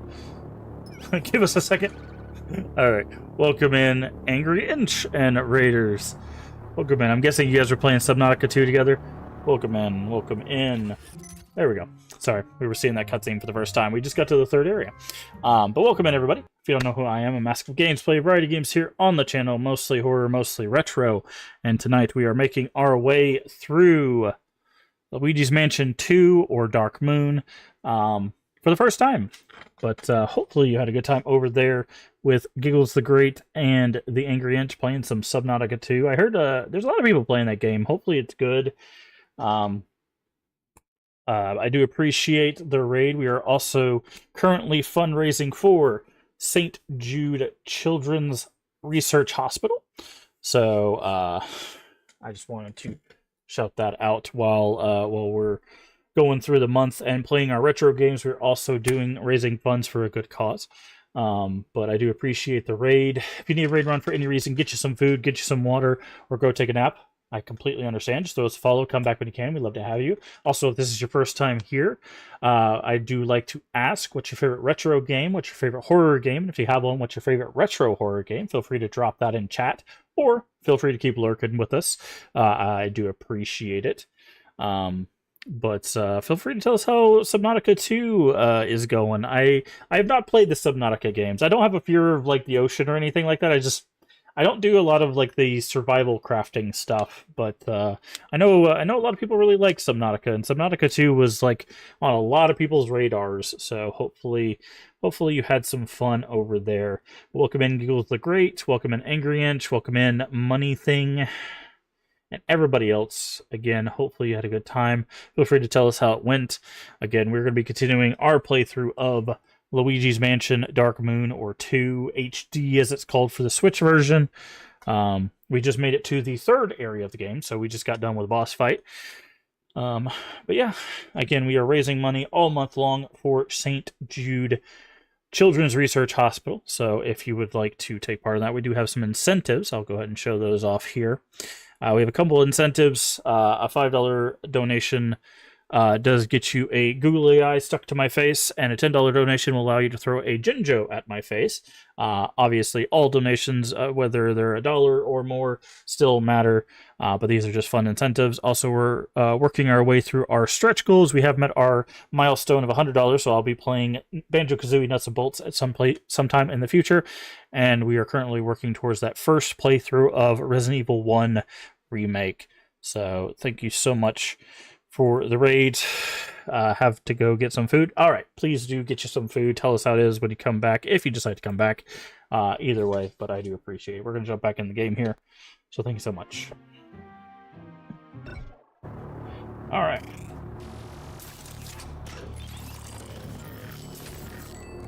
We have made it to the Clockworks, which, again, this is the first time stepping into this level.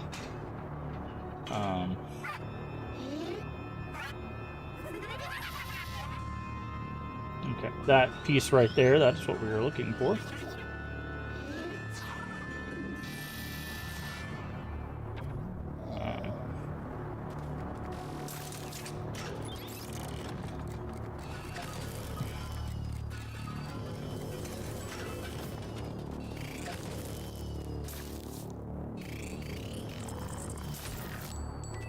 If you've not seen Luigi's Mansion before, it is Luigi uses a specialized vacuum to battle ghosts.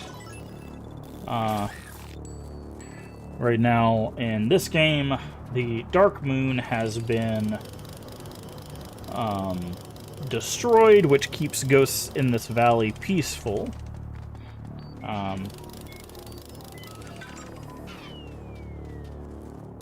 And we have to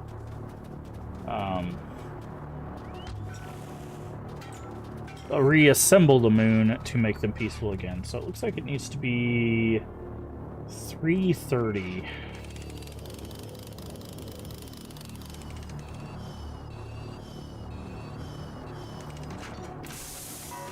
There we go.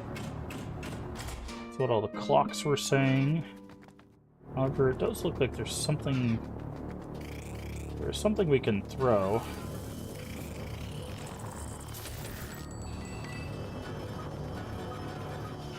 There's something we can hit. Usually when they get us something to shoot, there's something we can hit.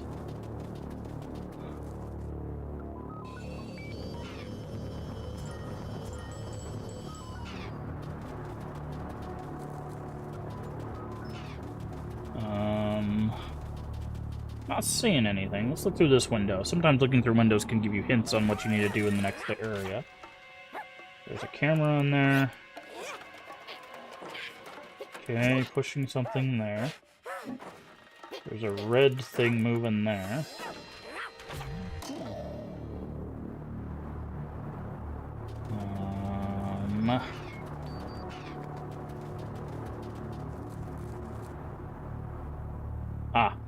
I figured out what we need to hit.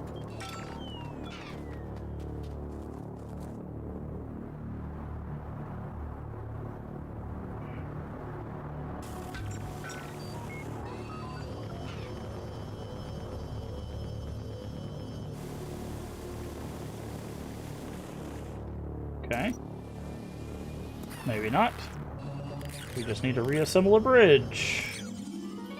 This should be a gem. Nope, just cash. Oh no, our money! In this game, the money actually matters, unlike the first game, where it doesn't really do anything, I don't believe, other than, like,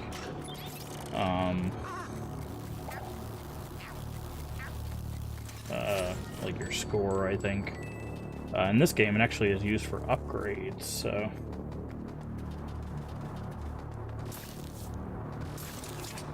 Alright, let's go inside. There's a spider web up here.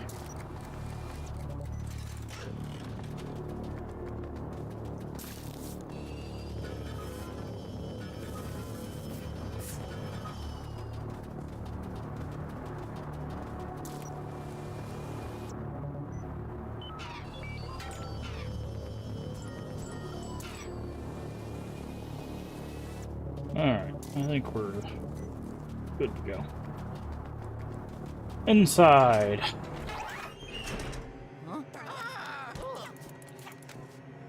Where are you going? All the way up there, I guess. Fair enough. Oh, phew.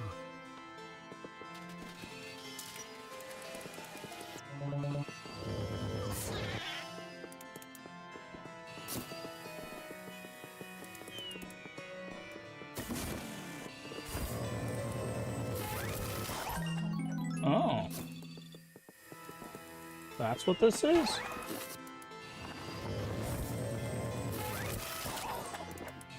Huh. That's kind of cool. Feature.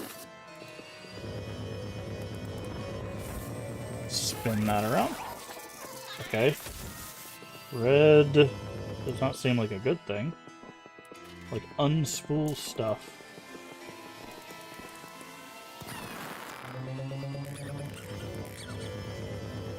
Okay, come back. Okay. Just float over there, I guess. Okay, this spool had to be brought back. Maybe this has a gem in it?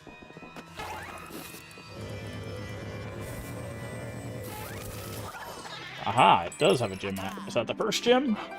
It's the second gem, which means the first gem is somewhere outside, probably.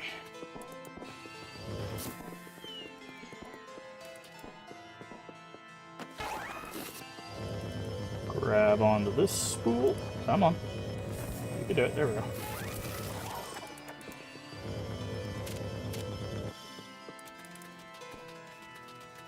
Okay.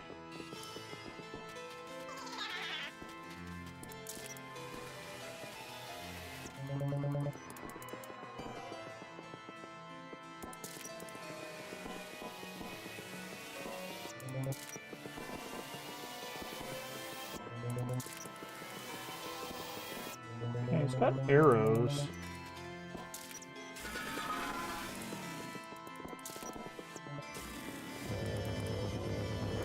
Maybe it's up there?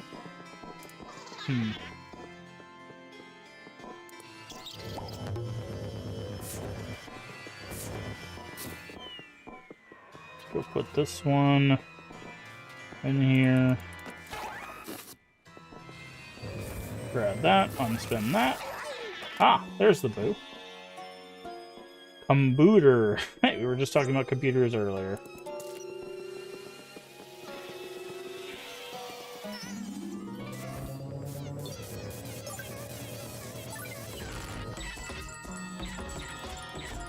Jesus Christ.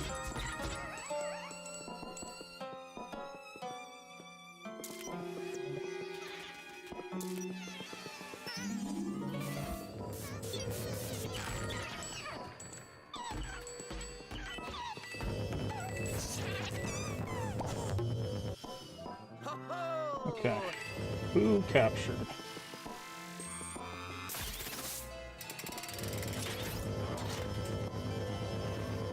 Okay, we got like a golden spool here.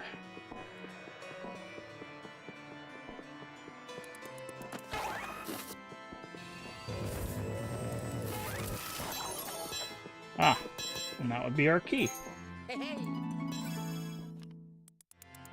know what's interesting? So this game, we're on the 3rd level, right? This game, we've found multiple keys. It doesn't show you what door they go to. On the GameCube version, it shows you what doors the keys go to. It's very interesting that like they took that feature out. That's a very helpful feature.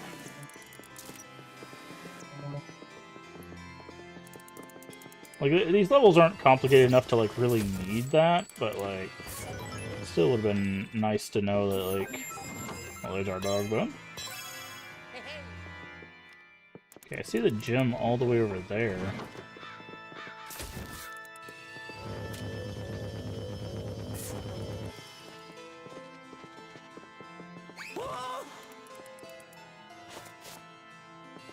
Okay, can't go there.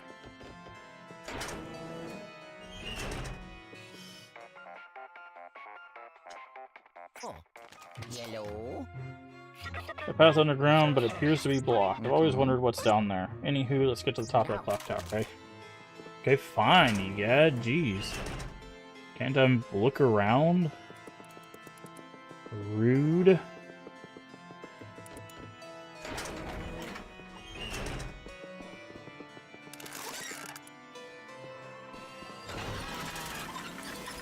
Okay.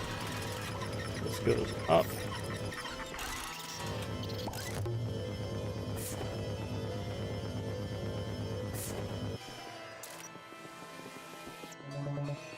Okay.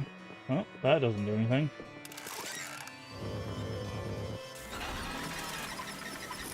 Can't go that way. Well, this is why I was saying, like, you don't really need to tell where the key goes, because there's only one door we can go in.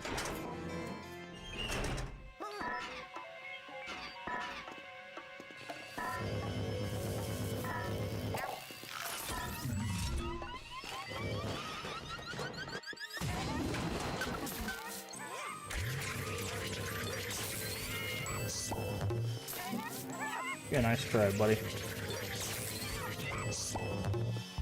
Oh yeah. What are these two?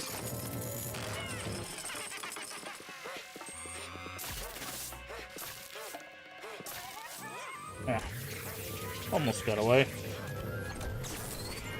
Money ghost. I do it. What does this do? Nothing. Okay.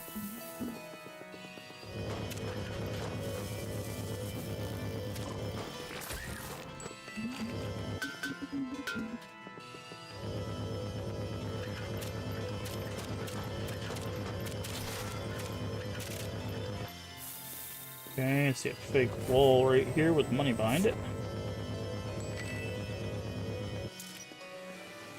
Okay. Actually, there's nothing.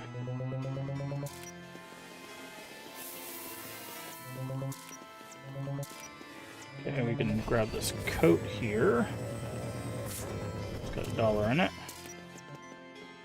$1 is actually worth 5, so we wanna... I'll always make sure we check that stuff.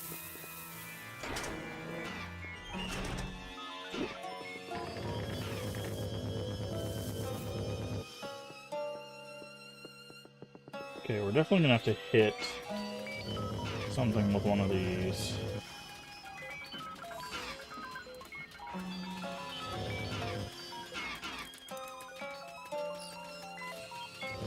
I don't want me to pick these up for some reason.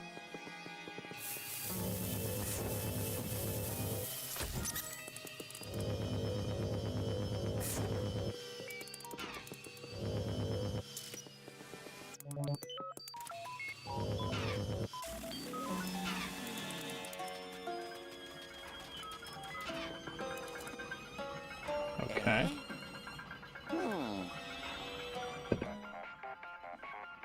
Yeah? What you got, Egad? Made it to the gate. The clock hands are missing. Those ghosts are sure a clever bunch. Clock hands operate the gate. Figured out it hid them from us. Not for us, of course. That's actually pretty terrible. Scan the air for paranormal signals. Hold tight, let you find something.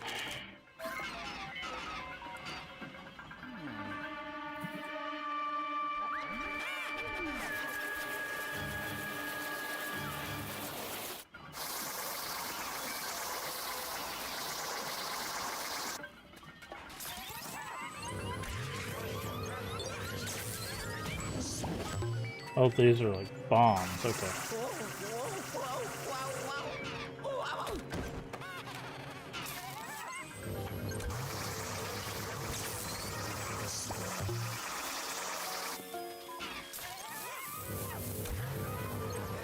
Okay.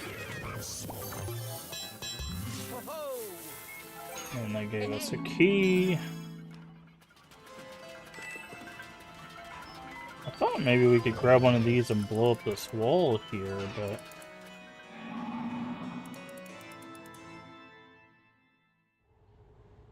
Three, 7, 0.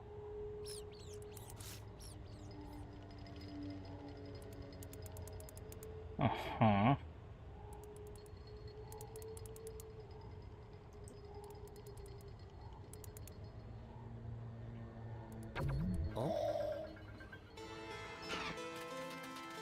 Guess we'll need that for later.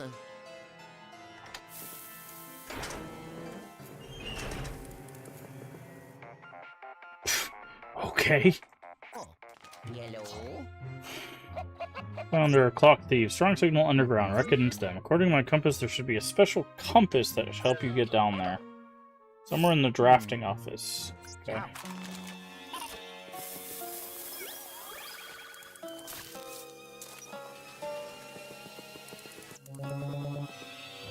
Okay, I see this thing on the wall here.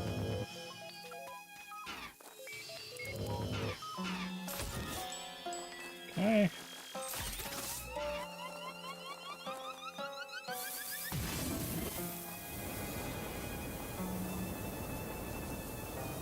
Uh-huh. Hopefully I didn't just mess myself up.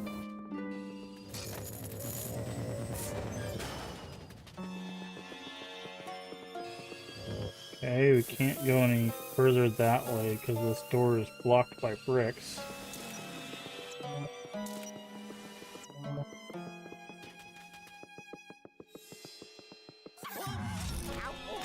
Nice.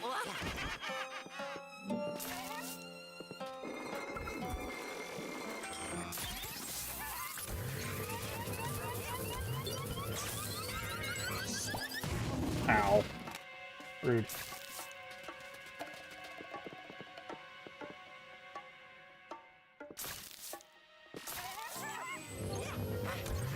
Come here. Silly.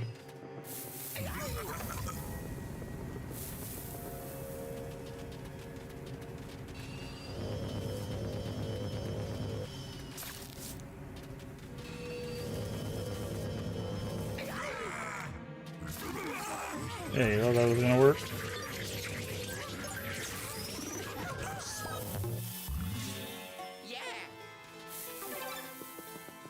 Okay.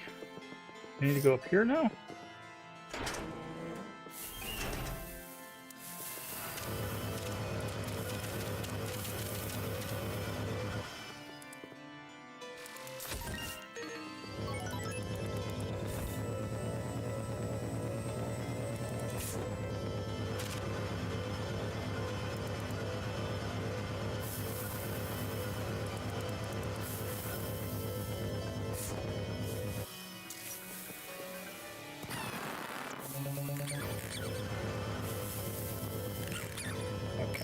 There we go.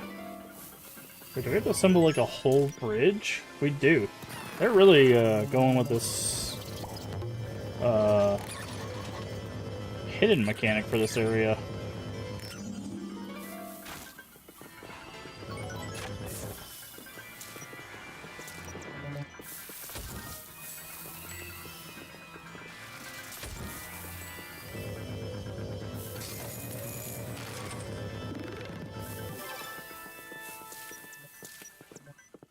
Yeah, this should be the drafting off of, I'm guessing. Yep.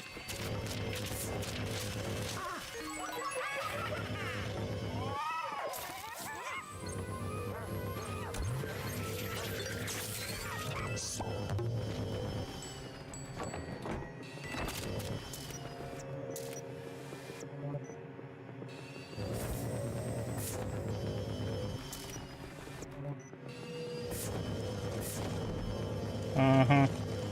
I see that.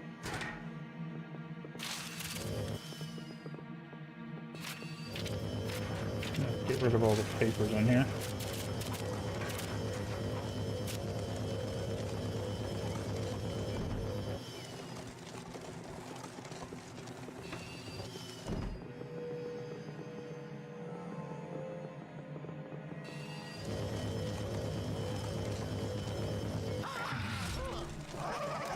Well, that was rude.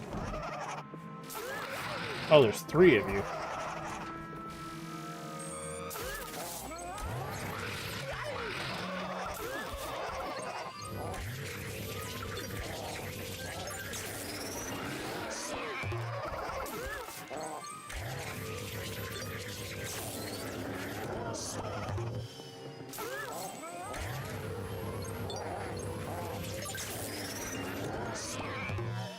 Wow.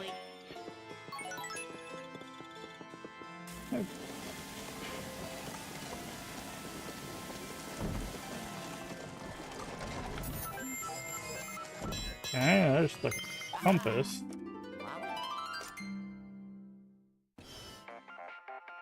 Alrighty, is that the end of this level? Yellow. Bring it back, yep. Oh, yes. Yeah, I'll say that I think that's my least favorite part of this game. I understand this was like a handheld game, so they had to break it into levels, but like, the thing I love about the first game is that like, whenever you beat a boss, it's you do have to go back to like get rid of the boss, but like, it's basically like clear an entire area, beat a boss, then go back, and then like that's how the first game is structured. But here it's like, do a thing, go back, do a thing, go back, do a thing. Like, you have to do that like 4 or 5 times, and then you fight a boss, and then go back. Like, I just wish it was like the first game where you just do everything, fight a boss, and go back. But I understand why it doesn't.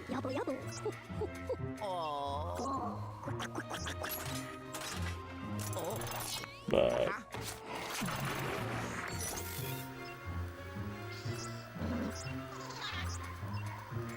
I don't have to. Oh, it's just enough. What is this upgrade? light level 3. Here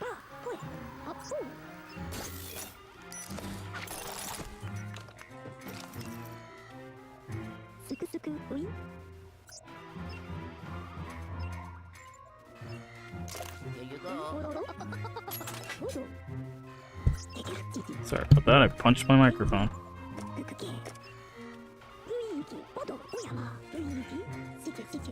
Visit the vault in the meantime? Why do I need to visit the vault?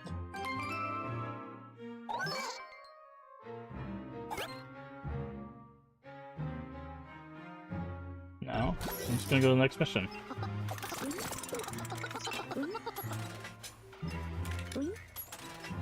Weirdo. Hi, Jude.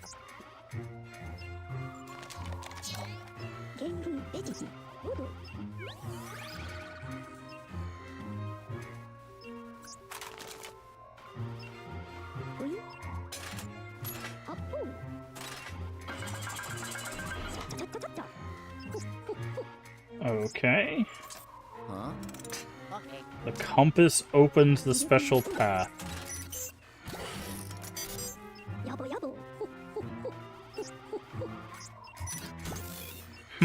Wonder how that's gonna work.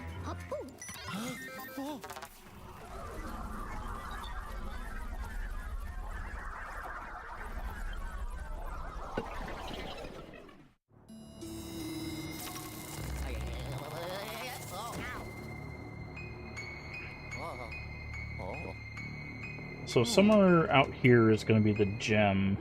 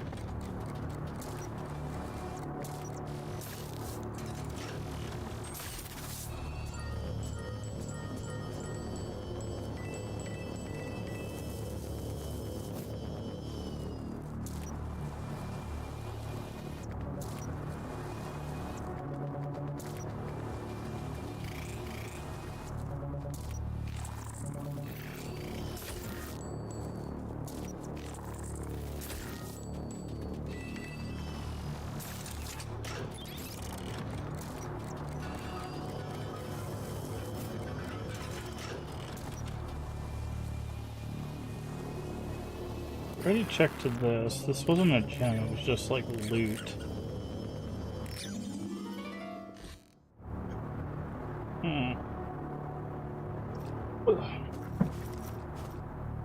Okay.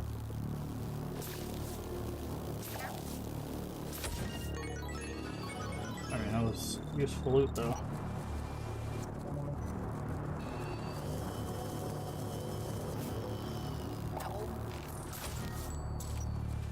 Nothing there.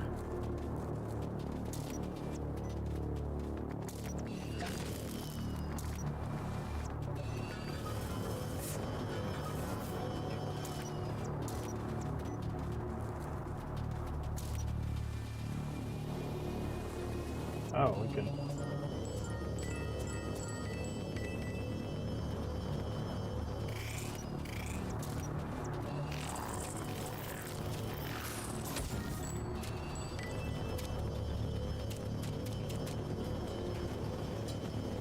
Dollar bills.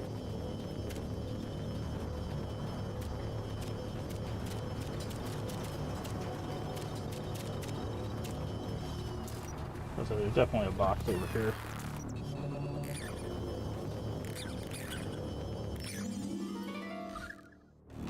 Is this the...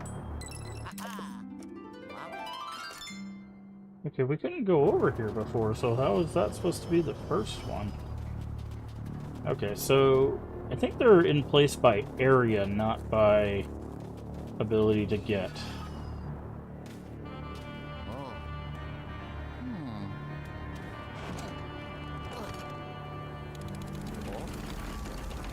Oh, that doesn't seem good. Oh, okay. I was like, is it just about to, like, take off or something? Hello? Huh? Yep. Should have seen that coming, friend. Yeah.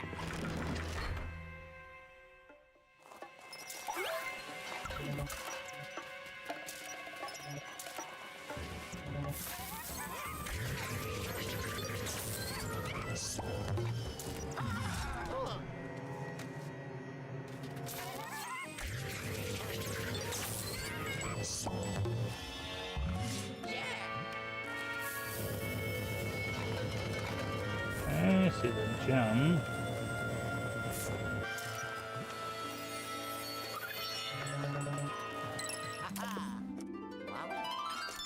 Okay, we definitely missed the rectangle one.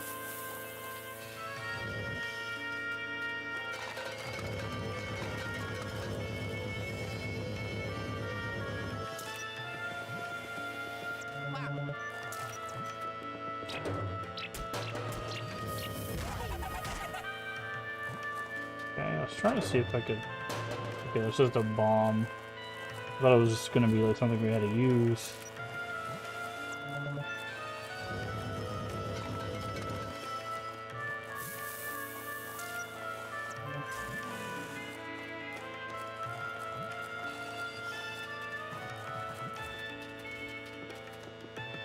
If we do this, the gate opens, right? Yep. Okay.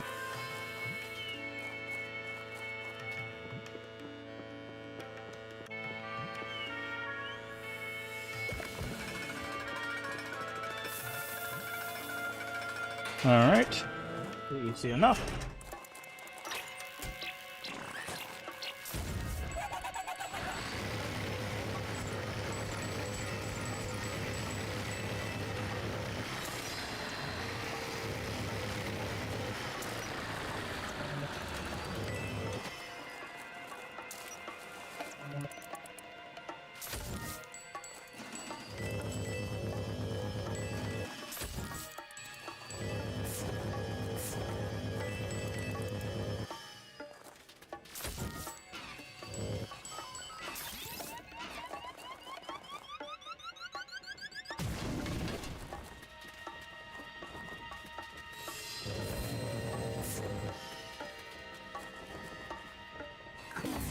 Oh. That's all I thought I was gonna do. You let go? Oh. That looks like a fake wall, but I guess it's not.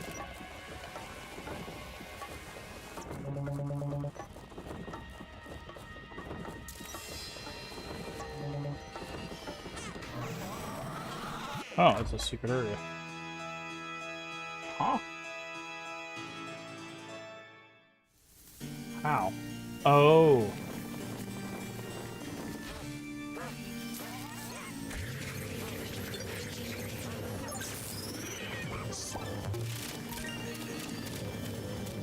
That's interesting.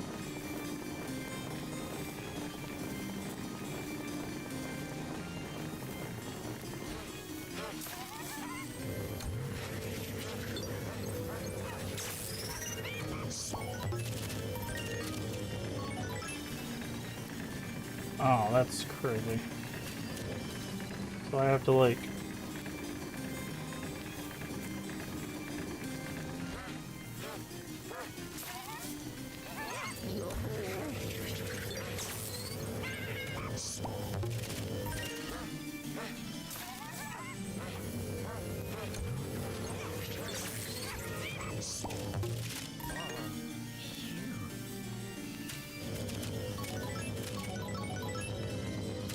Oh yeah. We almost did that. I didn't realize that I was gonna have to do... Okay, it doesn't go anywhere.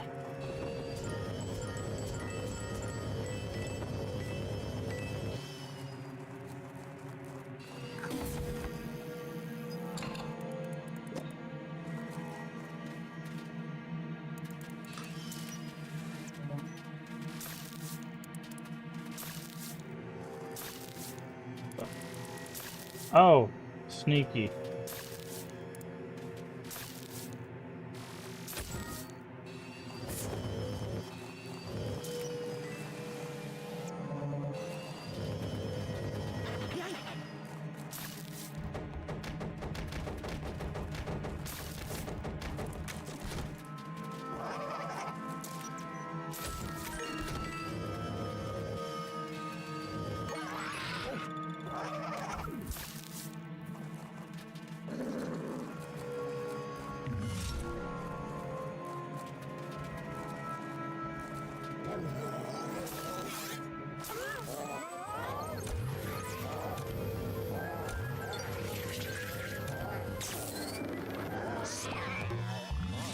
Okay, it was just one of them.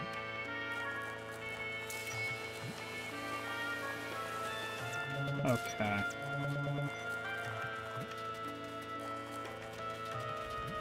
So there's a door here.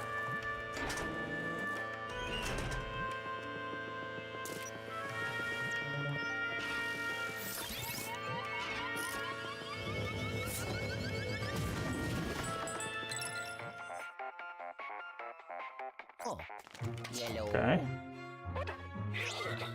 Seems you unblock the original entrance from the other side. Once we clear the ghost, you have to explore the underground myself. For now, get back down there and find those clock hands. Aha. Wow. Okay.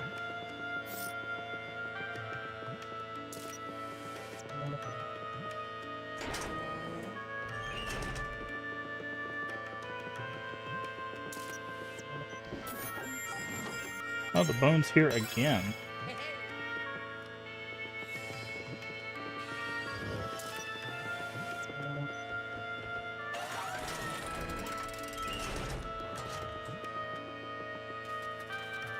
Okay, so...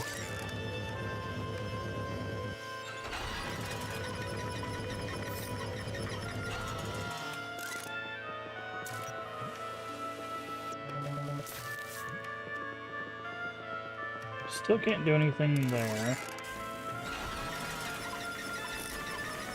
There should be a boo on this level.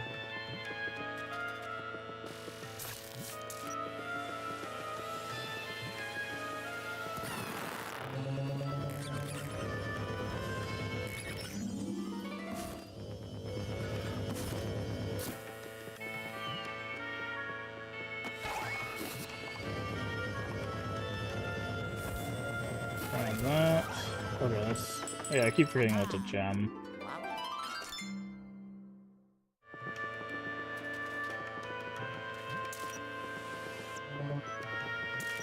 333. I wonder if that's gonna be...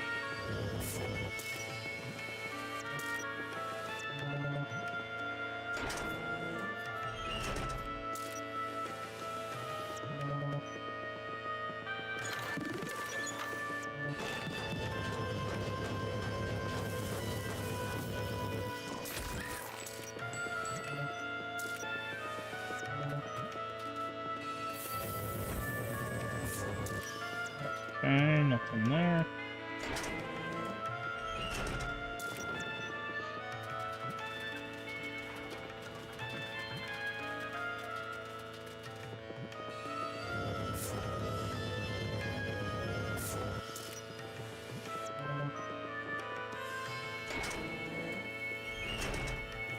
Okay, we're going really far away. I'm not sure if it wants us to do all this.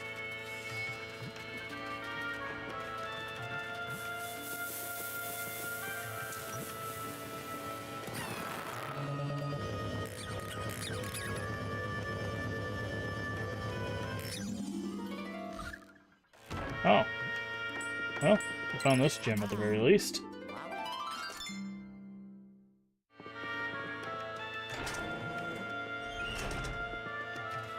Alright, let's go back to the underground.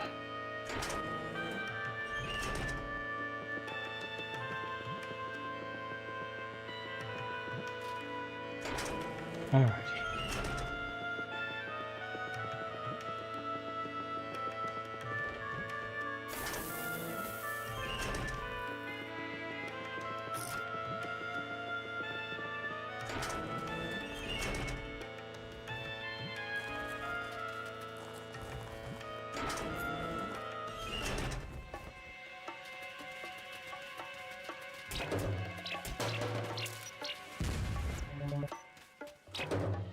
Okay, do just all of those have bombs in them?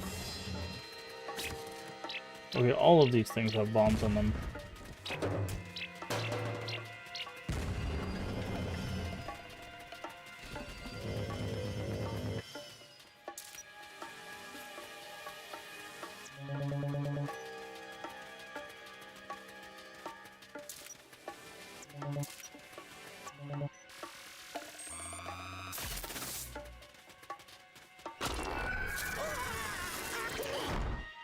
Okay.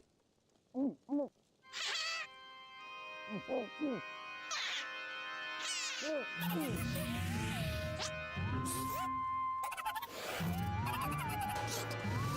They put a bomb in that one. They go in that one. They hide both of those.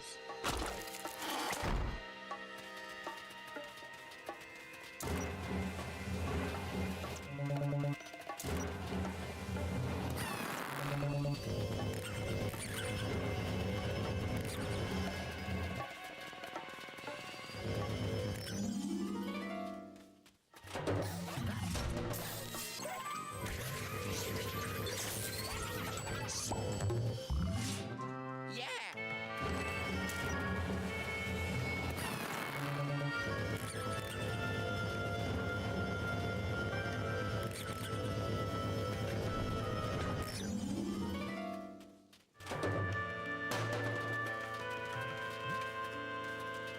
So can we get the boo to come out by doing this again? No.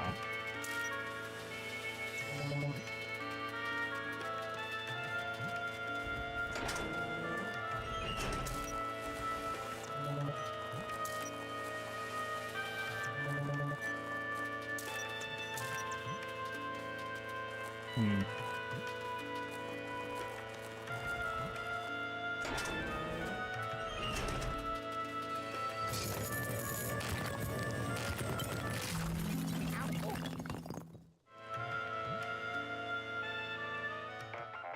Okay.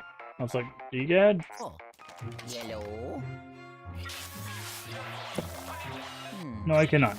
I'll stay very deep underground. Look at that tunnel. Old Clockworks is built directly above an ancient archaeological site. Be careful, who knows what things you'll find down there. Clockhands are among them.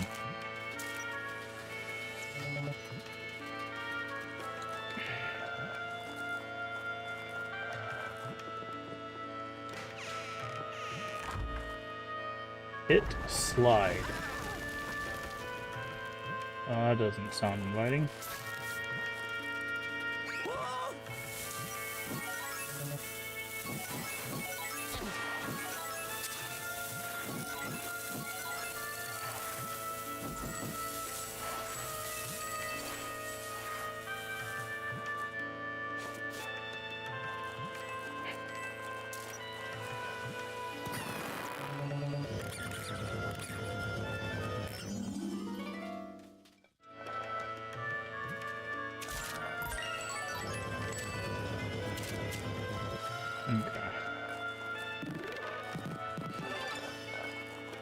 Alright, where did the slide take us?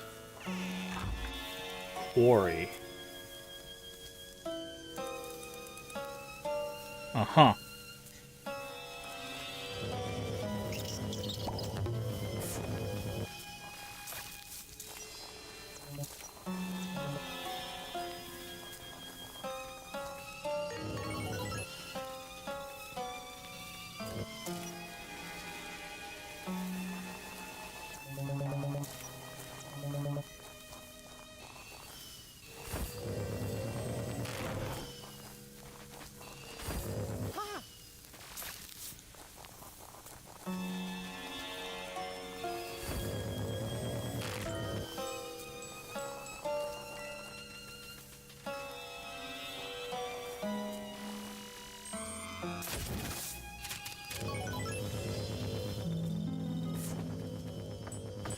Okay, another gem. Okay, we're still right on par now.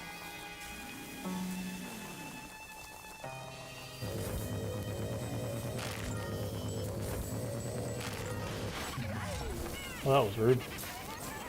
Why you gotta jump out and scare me like that? Oh, because we're filling up this. Okay.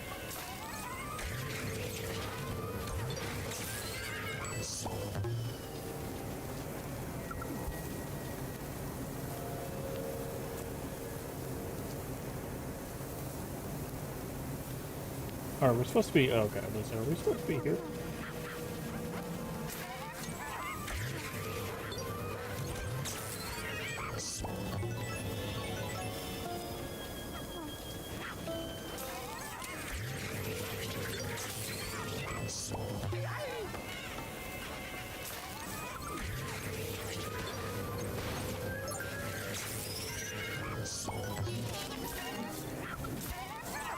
Oh, a triple.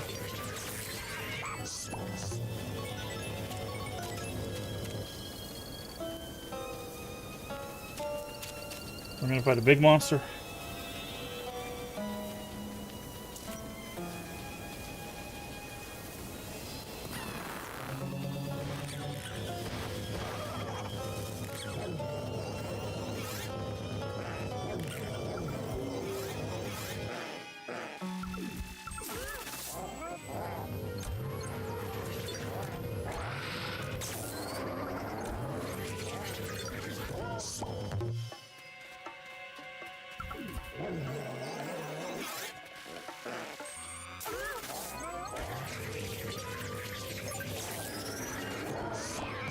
There we go.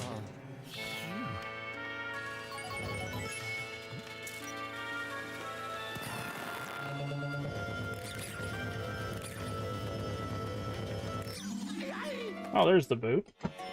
I'm booting with extra gravy.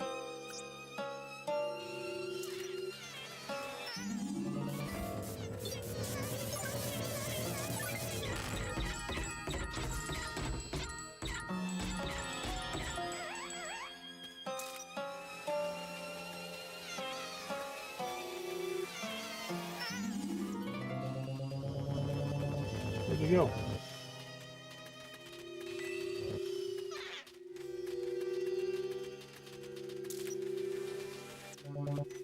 Can't.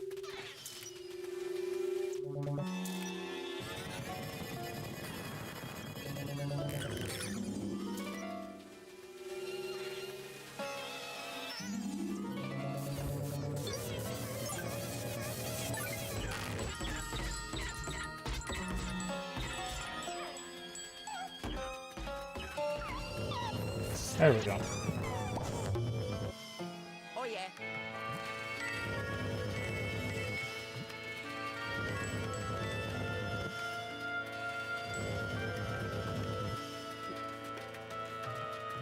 There's a door here, but we made a bridge hiding that boo. Money, okay. Good stuff.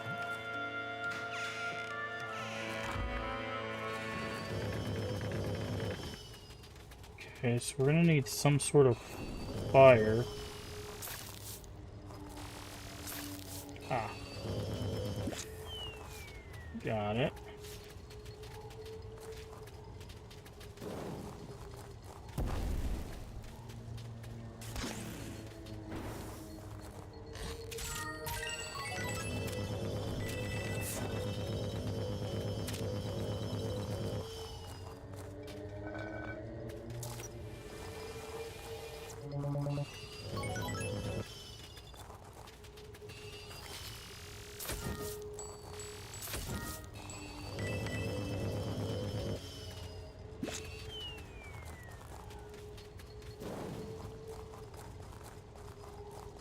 Okay.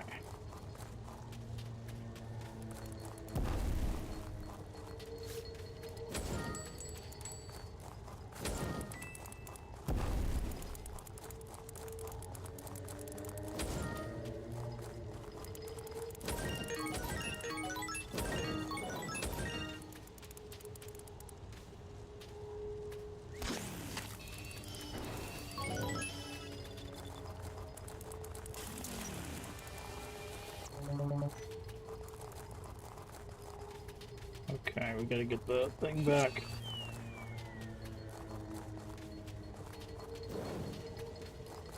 Alrighty.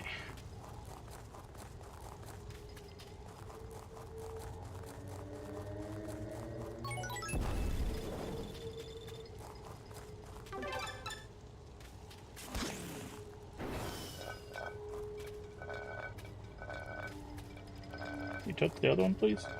Thank you.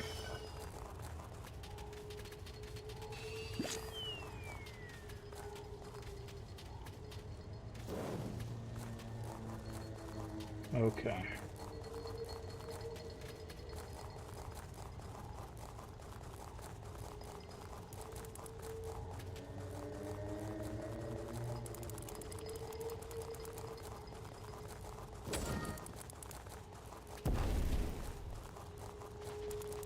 You've been in here, right?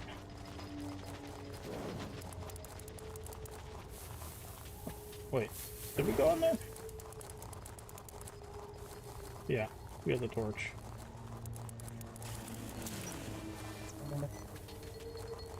Alright. Take the gold. Make sure there's nothing missing from in here. Guessing we need to open the tomb, but...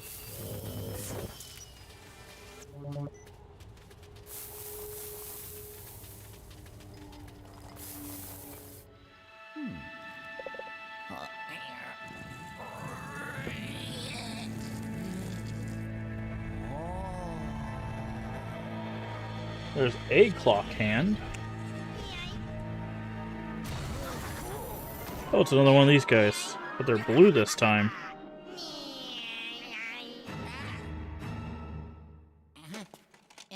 Oh, you. Huh. Oh.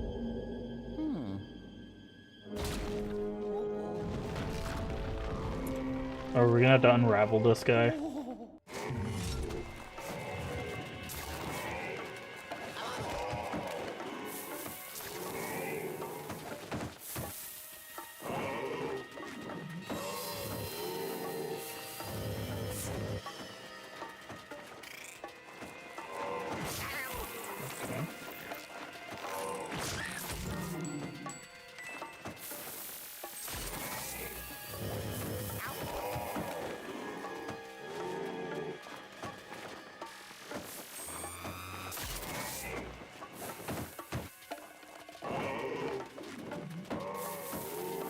Okay. That doesn't do anything.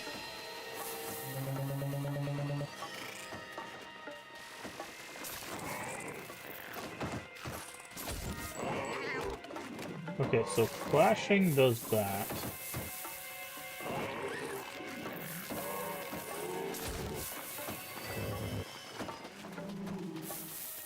I feel like I need to get the fire.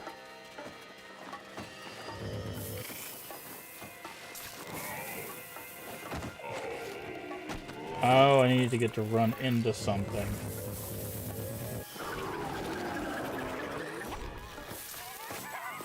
That's what it was. Wow, that was a rude bug.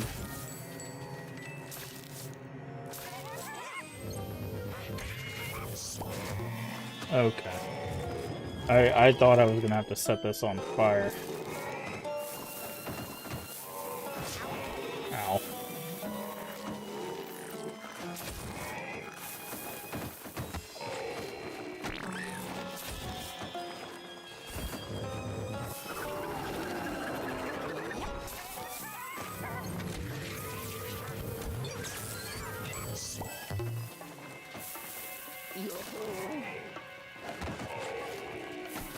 Okay.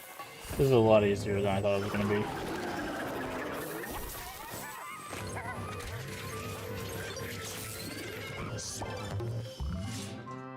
Okay. Okay. Yellow. You see the big-headed ghost run off the clock hands. Track him down, pixelate you back so we can regroup. Oh, yes. Oh, I did it.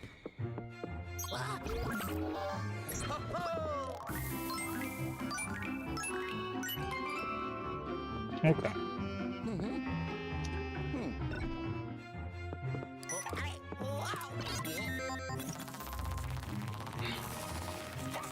Alright, that was an interesting one. Oh,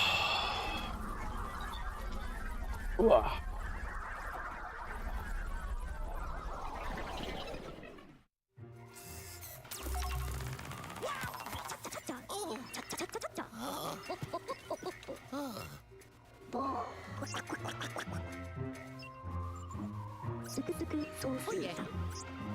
Oh. Aha.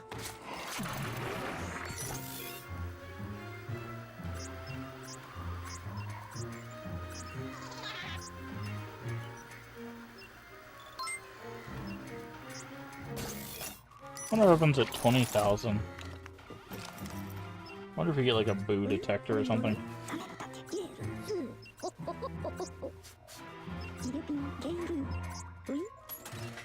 He keeps telling us to check the vault.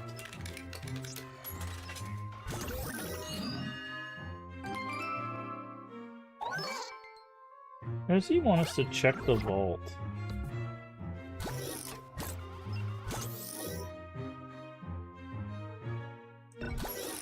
Okay.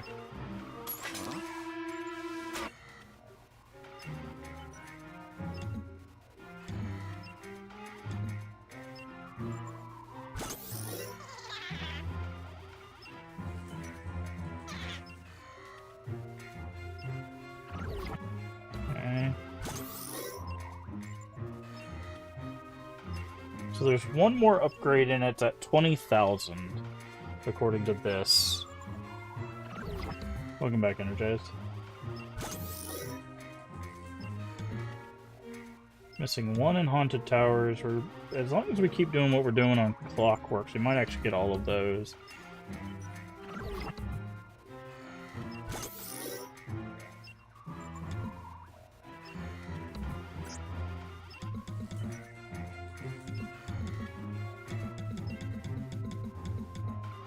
Oh, interesting. Okay, that's probably King Boo, but...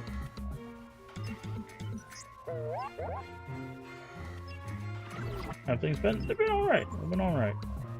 So this is our Grouchy Possessor. This is a Harsh. Okay, so there's 5 bosses and then probably King Boo. God.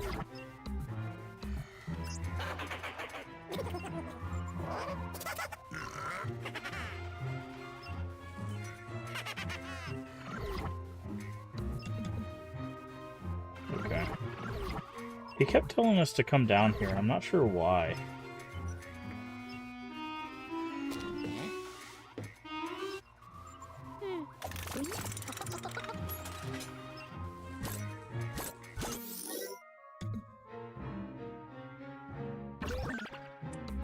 Roundhouse Brawl. Okay.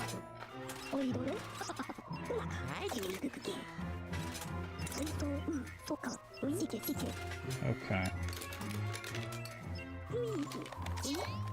The roundhouse? What is a roundhouse?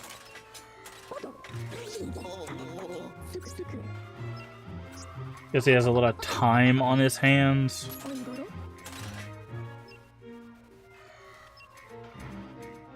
Wow. Wow.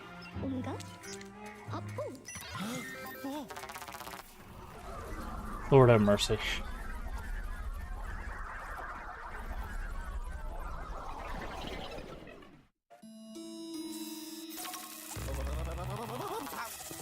Whoa. Phew.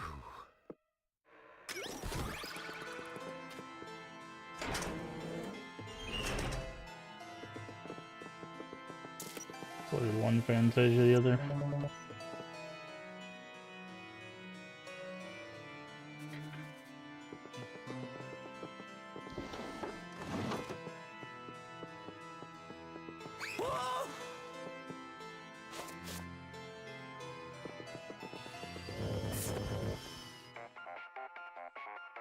We're gonna have to go around, right? Yellow. Made it to the roundhouse. Poltergeist signal is on the other side of the room. You can find a way across the gap. And shoot on SS and try the lift in the warehouse. Yeah, that's been blocked forever, so I'm guessing it's unblocked now.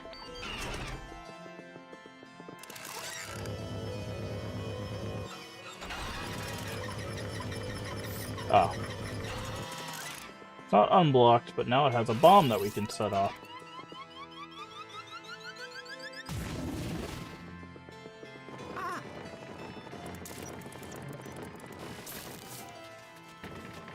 Uh-huh. Is that a gem right there?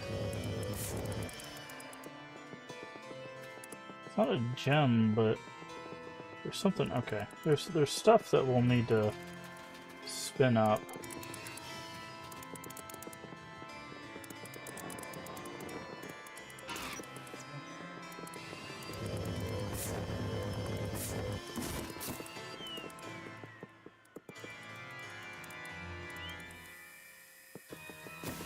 Oh. You have to take the... Trying to drop it off the rail there, but you can't.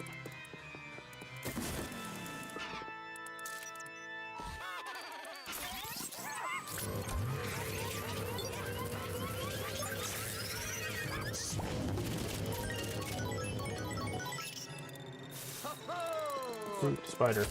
Get on my way. There's a bunch of spiders. Oh. There's a giant spider web down there. Blow me away, yeah. Well, it's interesting, because, like, technically a fan... Like, one fan would have to be bigger than the other, right? In order for it to blow it away.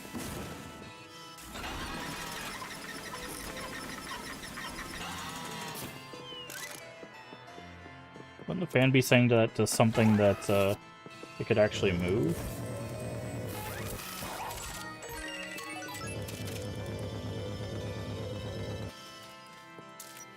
There you go. I ruined your joke.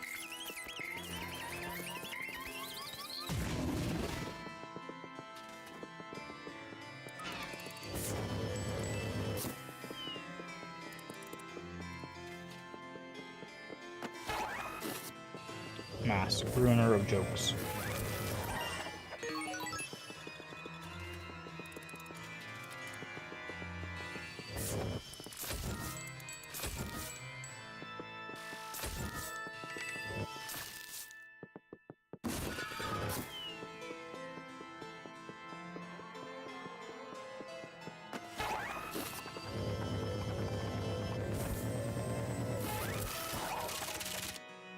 I thought the thing that was gonna stay there, and I'm like, that's, not normal. Okay.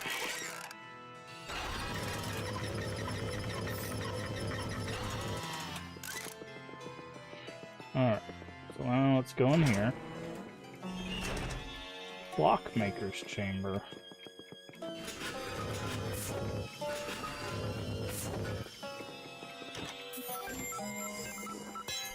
Got the bone.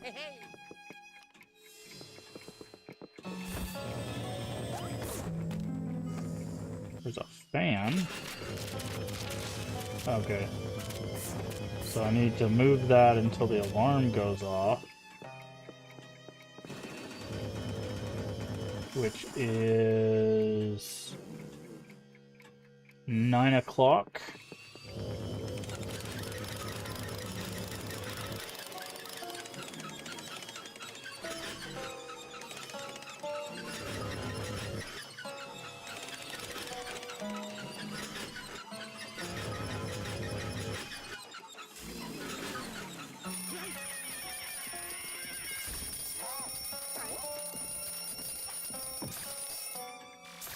Hey, give me that. That's mine. Yeah. Haha. Wow.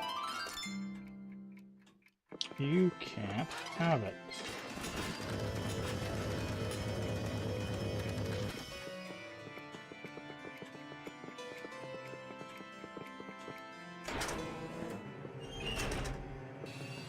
Okay, the next one's over there. Oh. Oh, this is gonna be fun. Oh. Oh.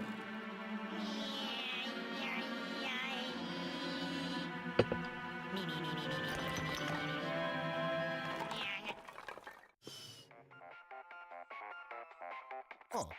Yellow. Why did that sound so far away that time? Hit the beams, press to jump from beam to beam. Ciao. Oh, so they're adding a new balance mechanic.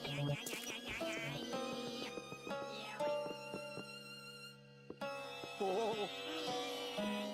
Oh. Yeah. Wow. Oh. Oh.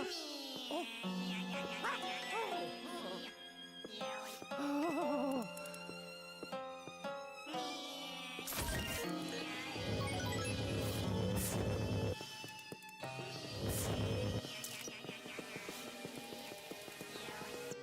A crack in the wall here. What's in this room?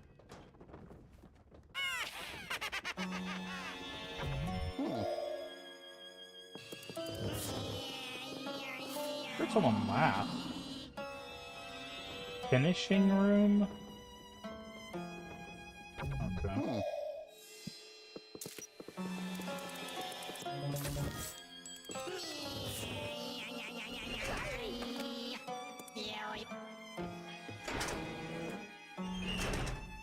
Ah, there's a boo at the end of the hallway.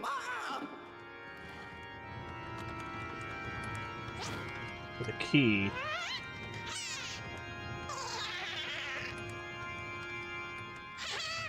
And the boo went there. Oh, phew.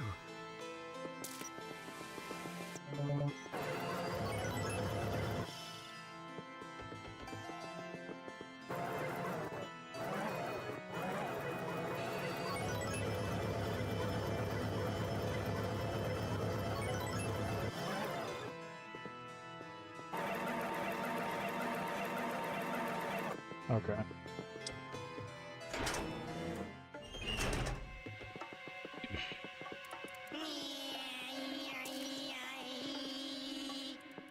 Huh?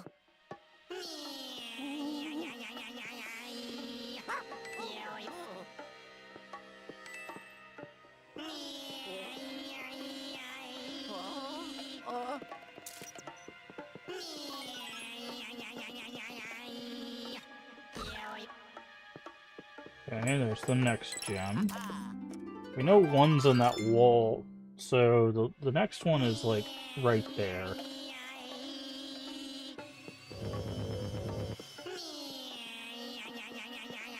Wow, that guy's annoying.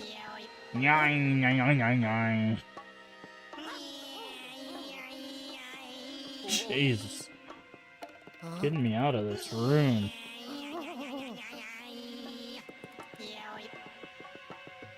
Okay, so the next one's down there where he's at. Oh.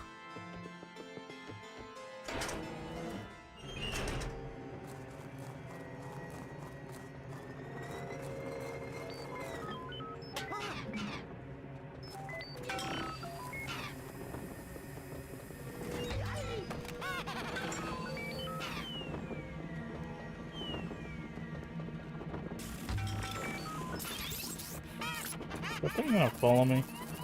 It is.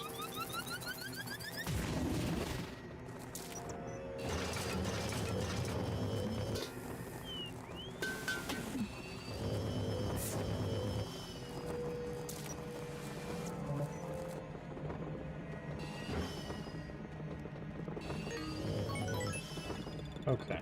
I'm gonna try to leave, they're gonna attack me. Yep.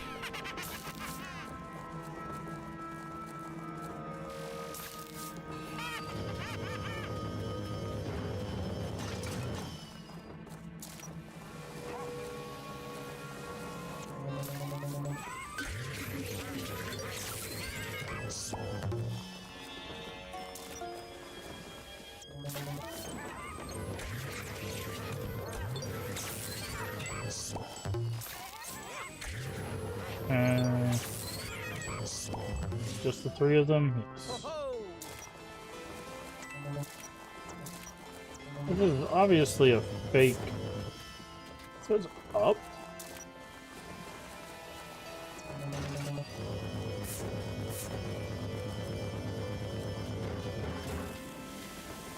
Okay. Can't grab that. So I could grab that from the outside.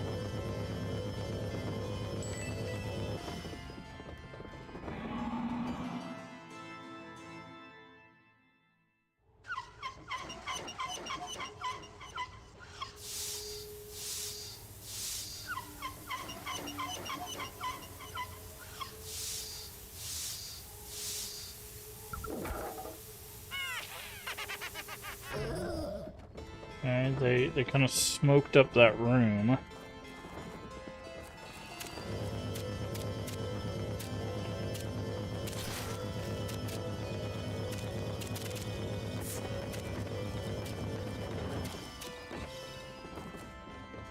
Okay, so I think what we need to do here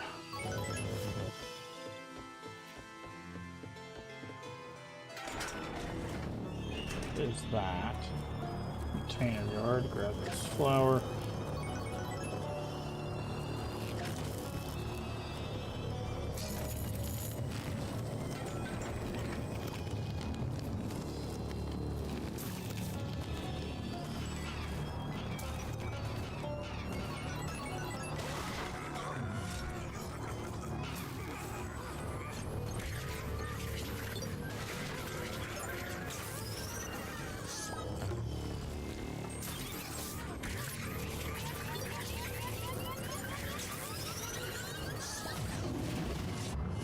Okay.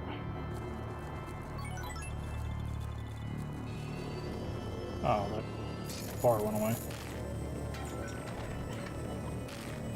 I think it's gonna probably take, what, 3? Okay.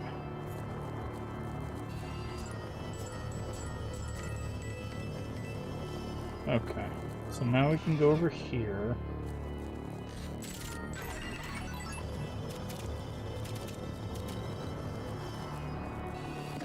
Grab that. And then we flash these. They explode, and then they'll release the bridge. Did I really need a you did it for that? That wasn't that difficult, man.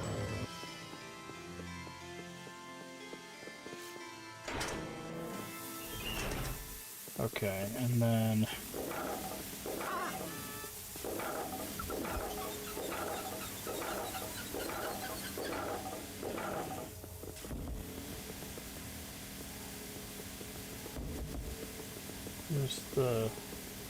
where's the spinner for this one?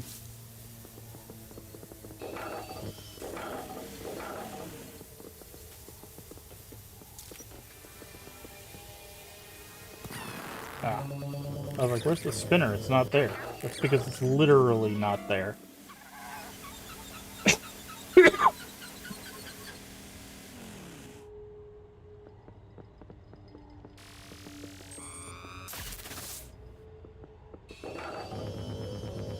And we can...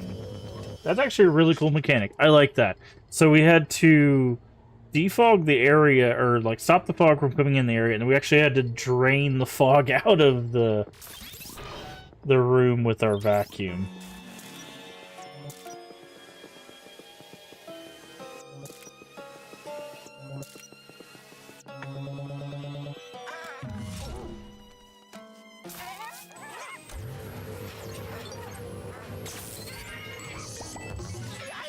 Oh, there's our boo friend. Boodonculus is in the build. My name makes no sense.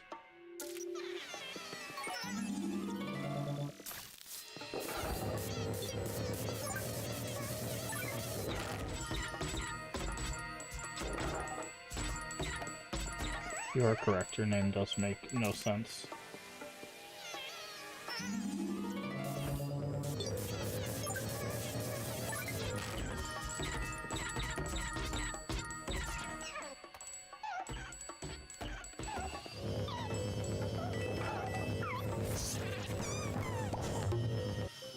Oh yeah.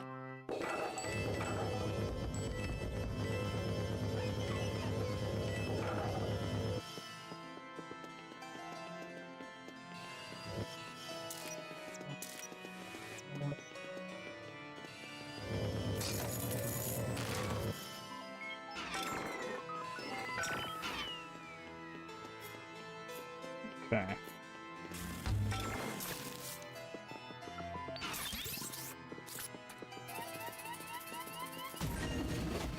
So you're gonna explode into money, but I don't want to be anywhere near you when you do so.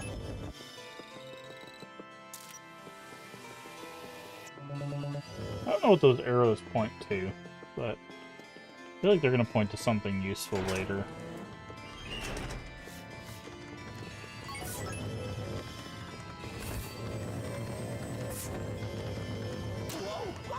Oh.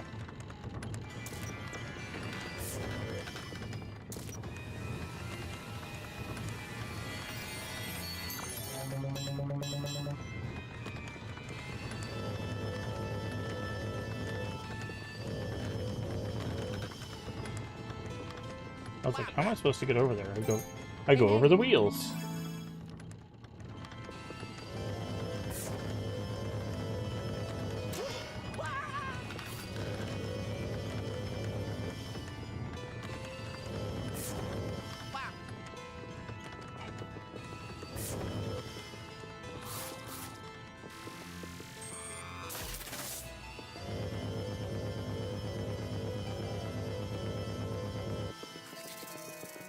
Okay.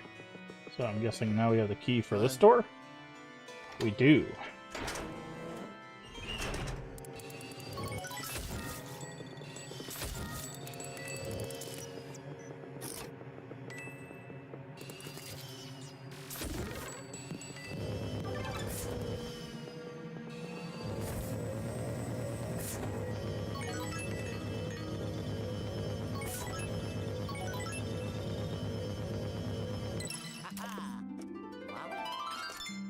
we got that gem.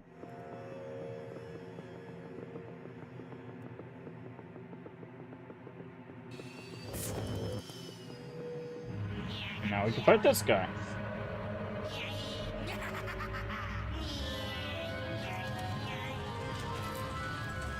Okay. Or not.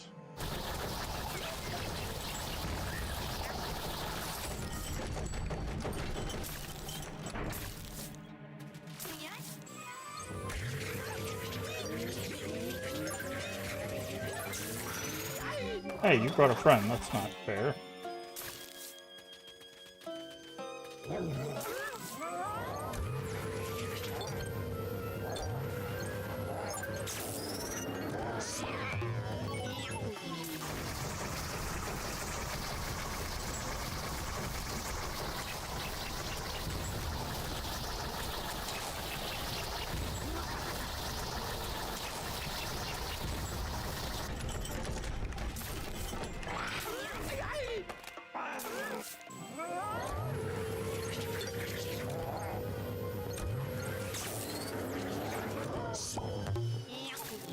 Okay, so if you don't get... Okay.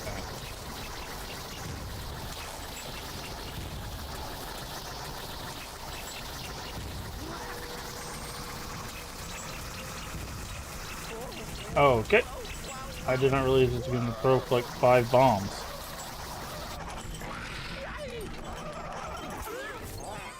Oh, we got all 3. Wait. That should have done like 30 damage to all of them. Why did that not work? That's fine, we got him.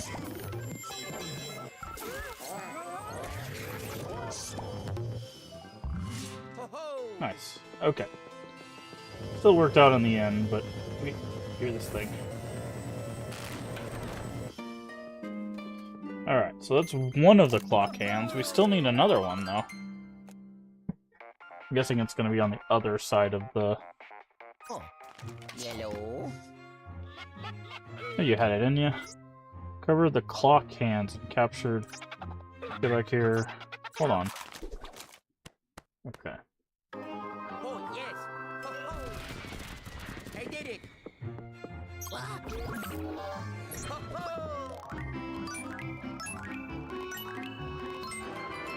Hey, I did it. Okay, we got a gold on that, and I think we got everything.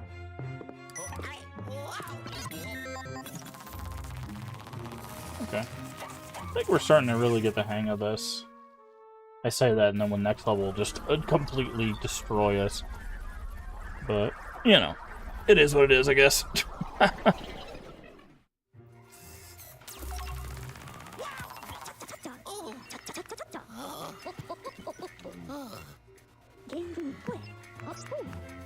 Magnet power is no match.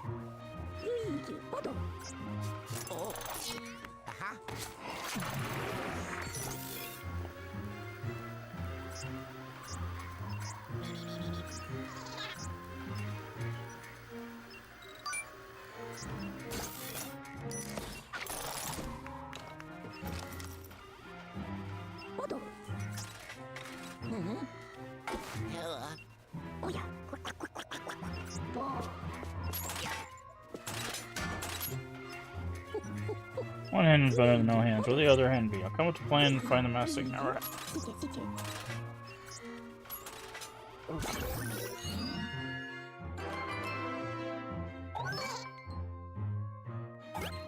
Play catch. Okay.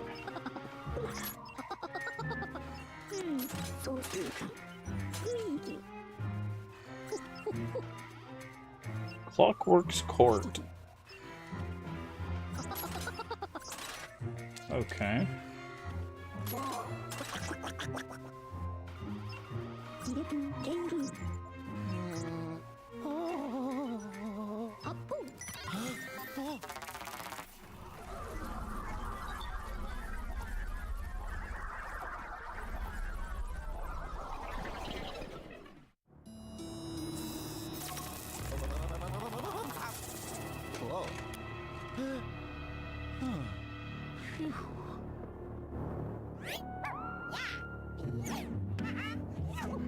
Oh, they just have it. Oh, the dog has it again.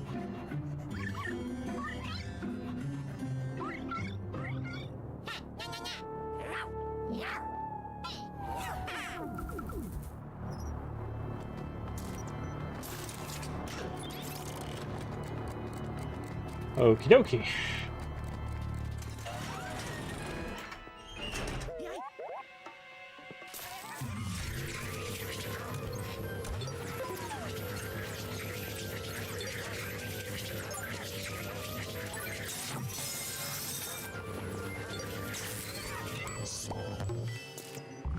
Yeah. Okay, the dog went this way. Wait, where the paw prints go?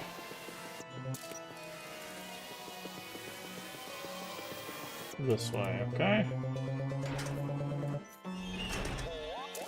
Whoa.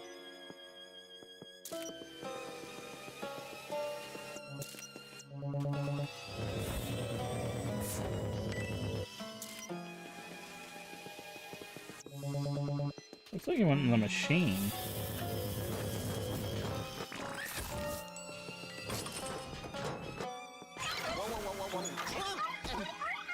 Okay, now he went up.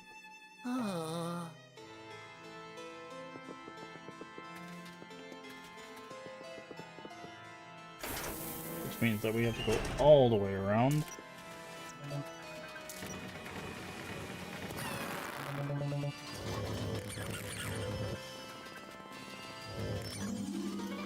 That only has a gem in it, we already know that.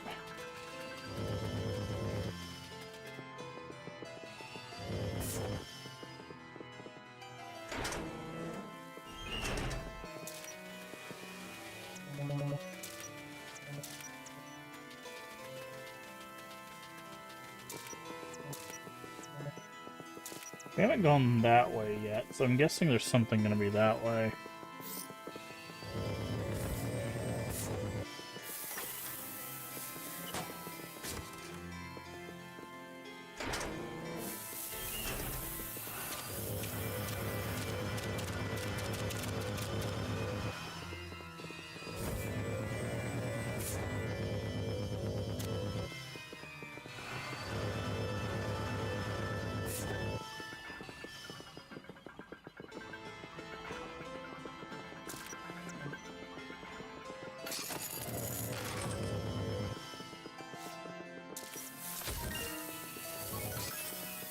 Okay.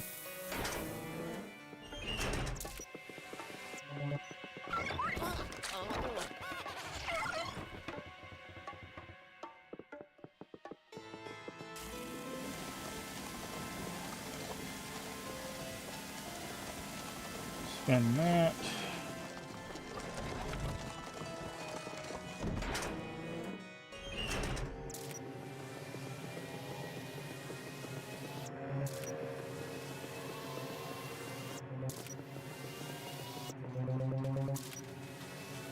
Ran across the wall.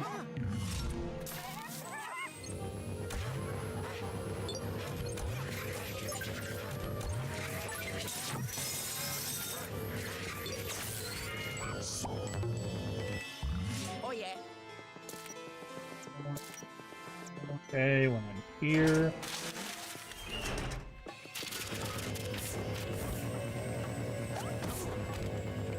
Not me to do that. Okay, it's probably in here. Yep.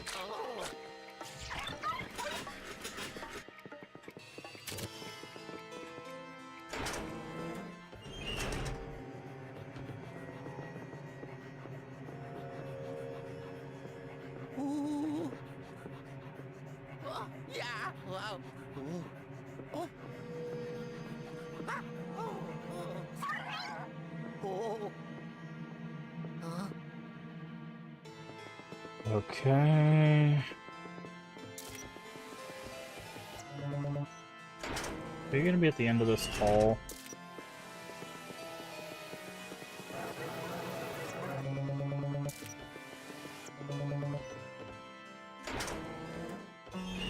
What? What? Oh.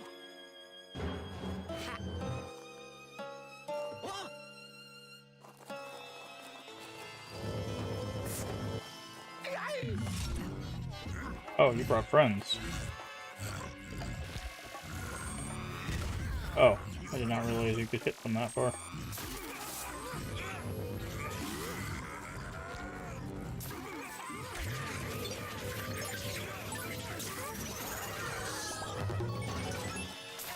And unfortunately for you, your friends did not save you.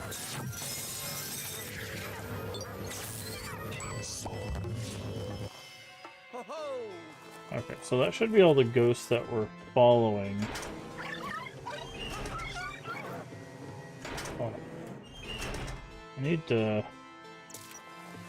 double check for like booze and stuff.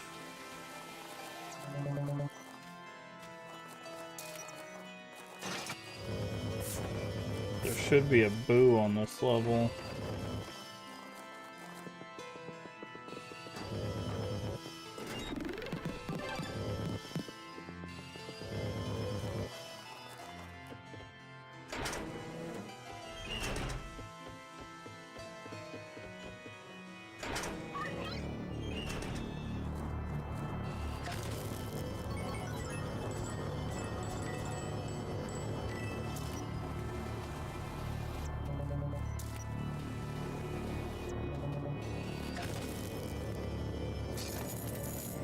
One, two, three.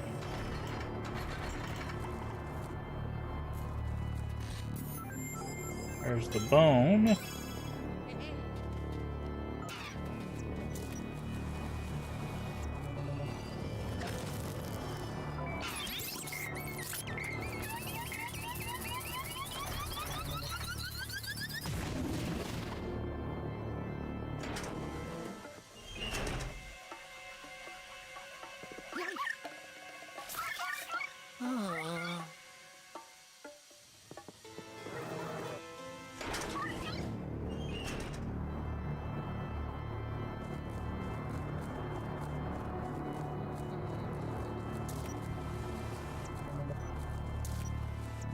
Oh, okay, I see.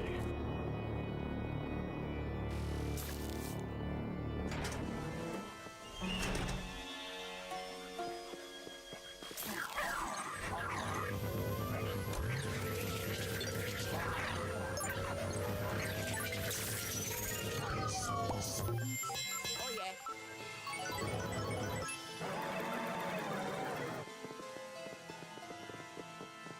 Okay, we're gonna continue exploring because I want to see if we can find the boo, because we're on a pretty good track record on this area for the boos.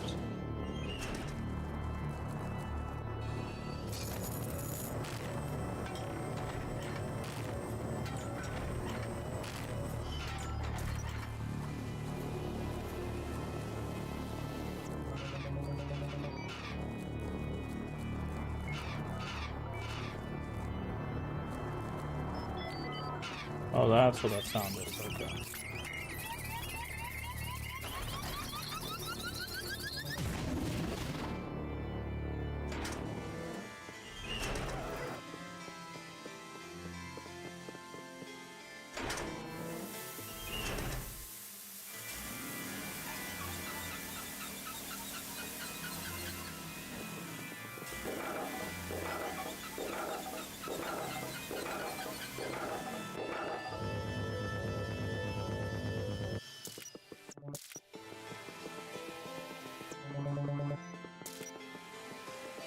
Okay.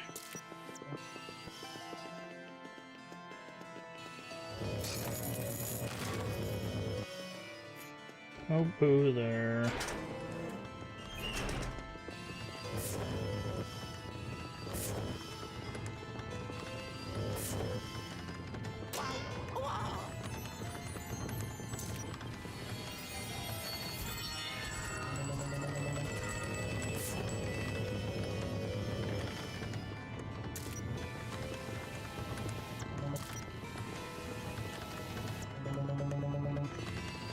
Whoa. We didn't find the boo. It must have been in the first area.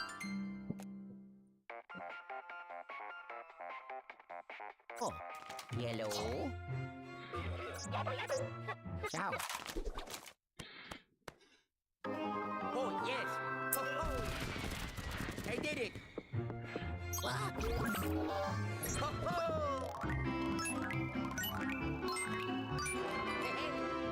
I did it. Yeah, it must have been in the first, like, one of the first 2 rooms. We'll go back and see if we can get the boo for that one, because that level's quick. And I also need to test to see if we go in and grab the boo and then leave, does it save that progress? I'm very curious, because we need to see how it handles that. Oh, yeah. Oh.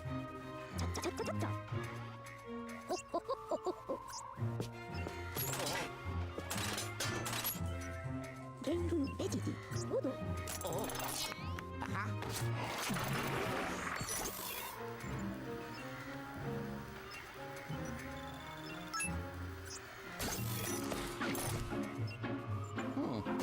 The dogs are gonna run out again. Yep.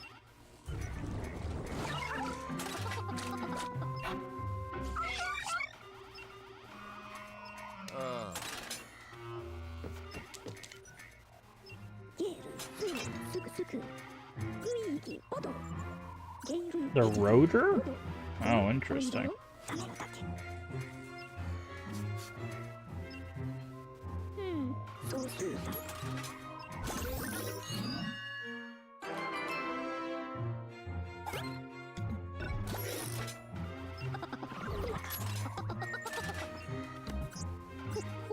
Okay.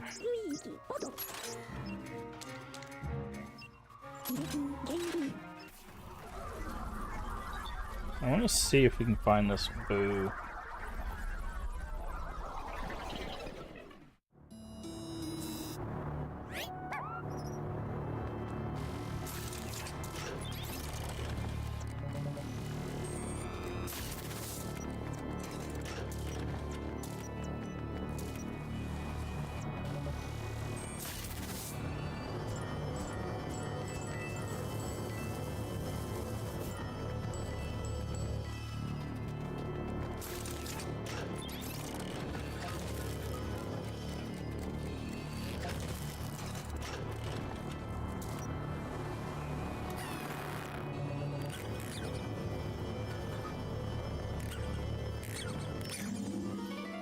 Not there.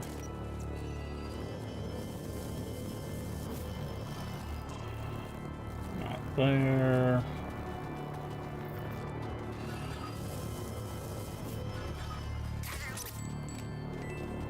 That was an aggro rat.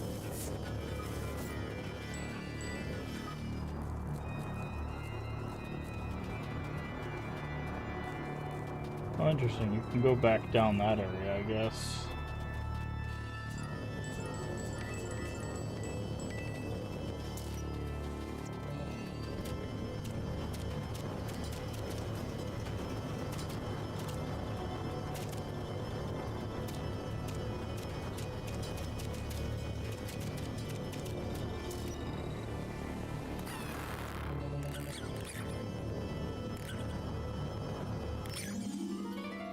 That's just where gems are.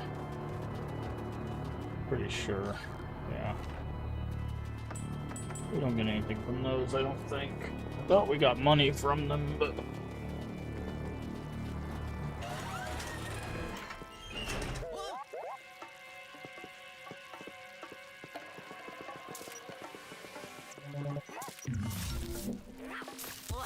Okay. I don't know why my flashlight wasn't working.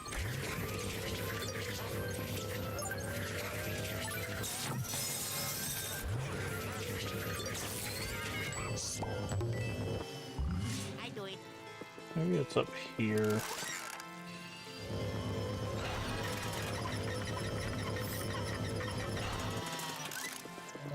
Well, no, because he goes up here.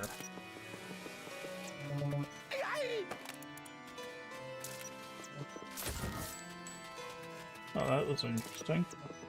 Definitely did not get that interaction before.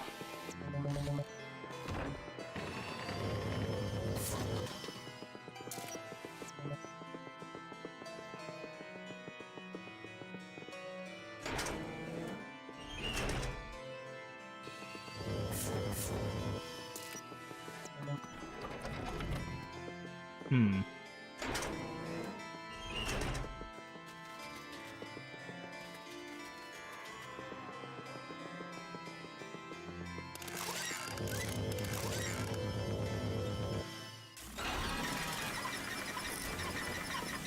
Thought maybe the boo would be somewhere in here.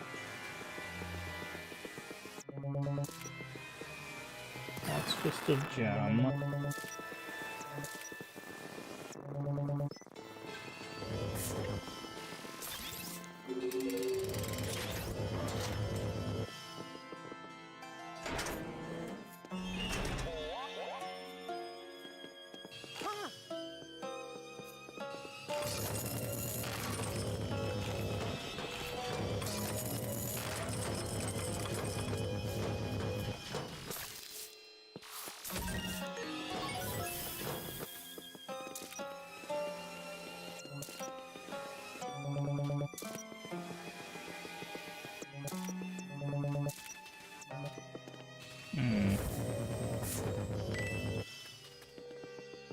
Not in here. That's another gem thing.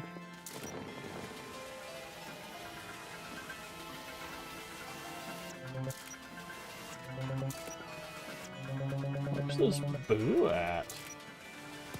Ah, right there, probably. Yep, there it is.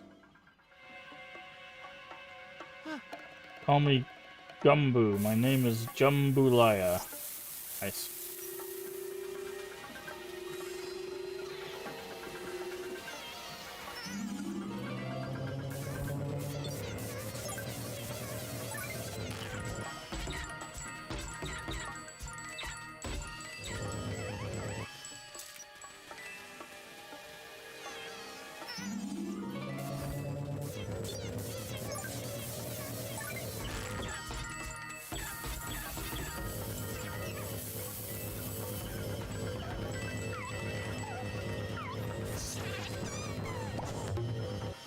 Okay.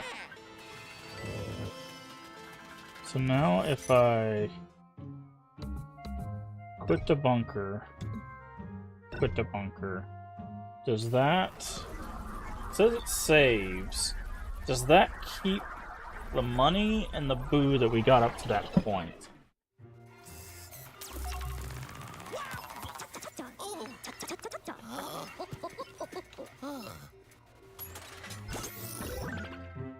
No. So you have to complete a whole mission for it to count. That's kinda crazy, man.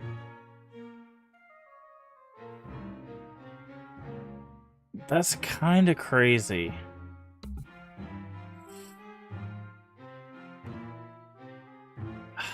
Man.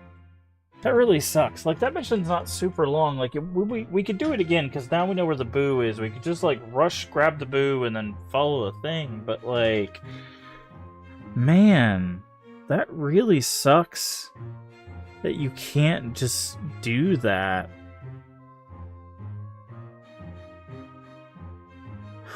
Huh.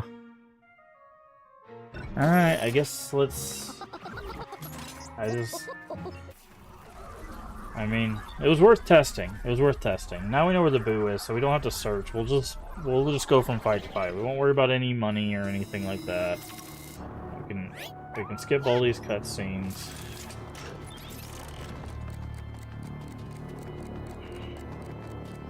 That's kind of crazy, man.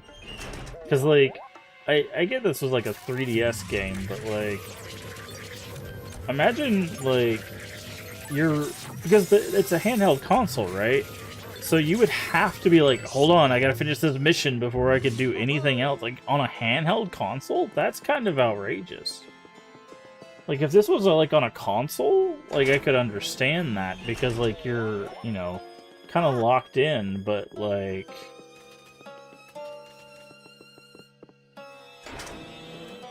But like on a handheld, the whole point of handheld is the ability to like pick up and play whenever you want, right? And be able to put it back down, but you'd legitimately have to finish a mission here.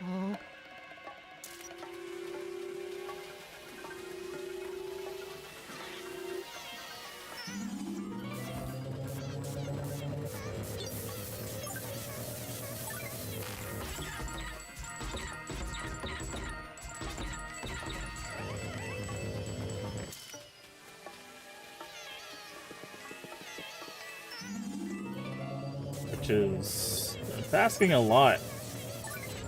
Like, I get this is the HD version,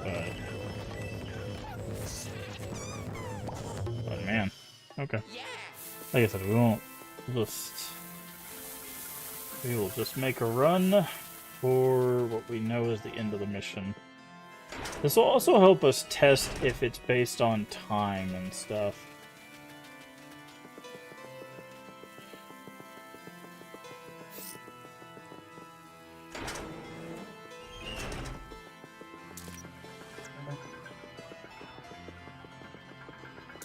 Oh wait, the dog's back down there.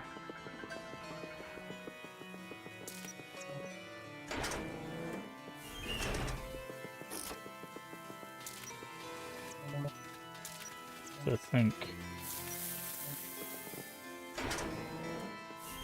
the dog around here somewhere.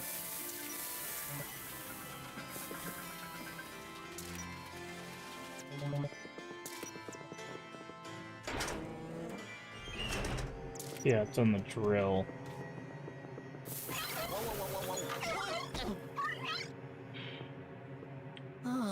Then he goes up, and then we have to go all the way around.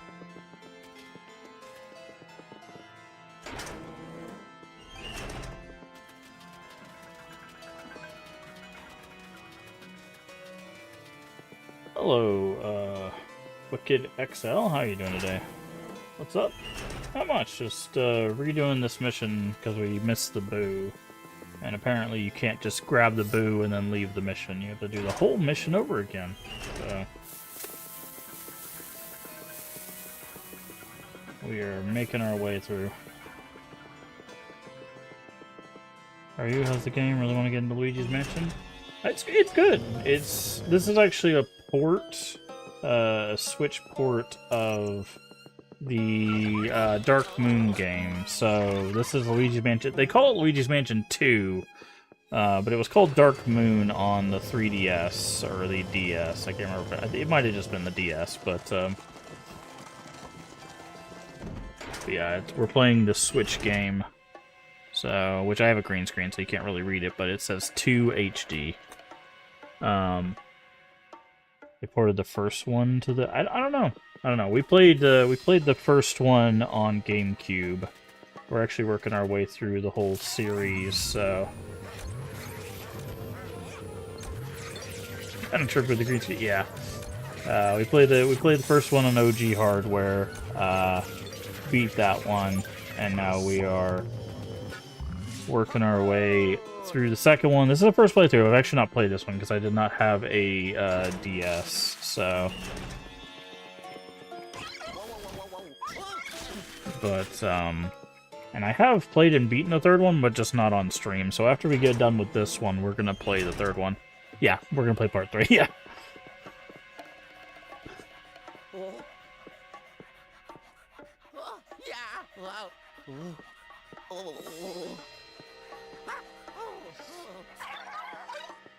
So.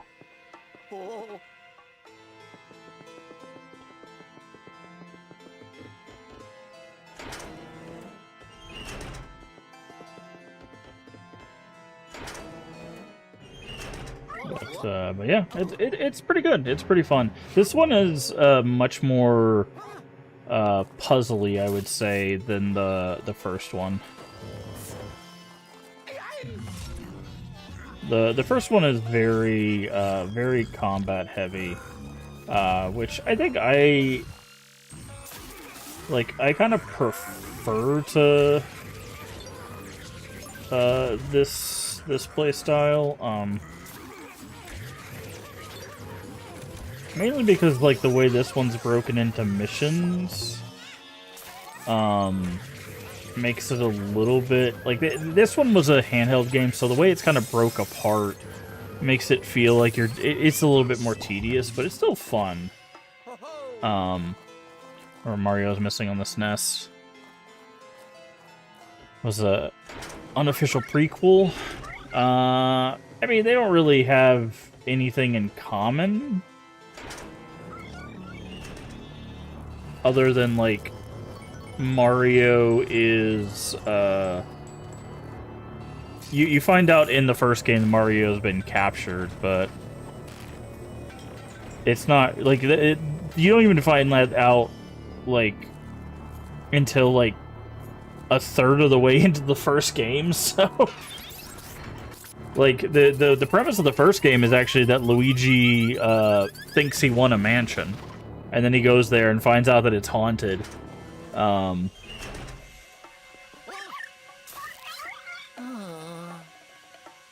So it's actually, it's not till later that you find out that Mario is even there.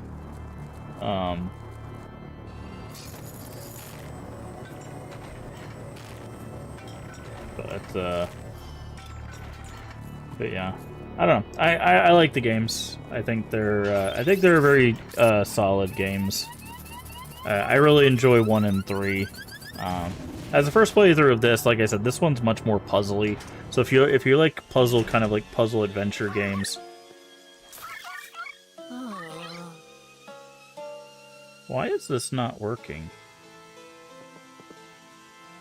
Can I go through this door and come out?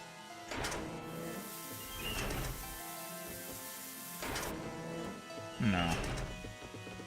Last time we just came through the other door and hit him with a flashlight and it worked. It's not working this time.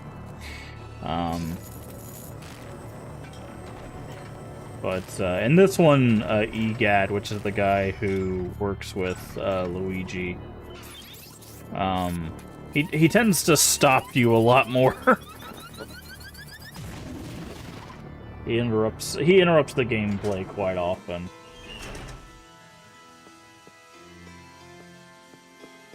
Wait, where'd the dog go?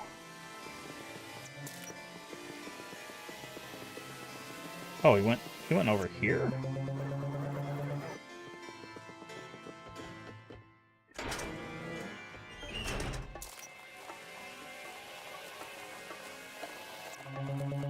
Oh, we've never seen him go in here.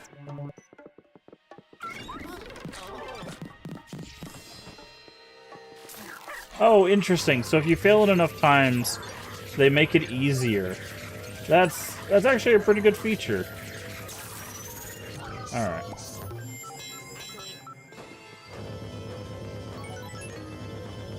So they're like, if you struggle with the... Can you give me the gold bars, please? I guess I'm never getting this gold. Thanks, game. Oh, well. But, no, Mario's Missing is one of the few games where you, like, play Luigi as, like, the protagonist before this one.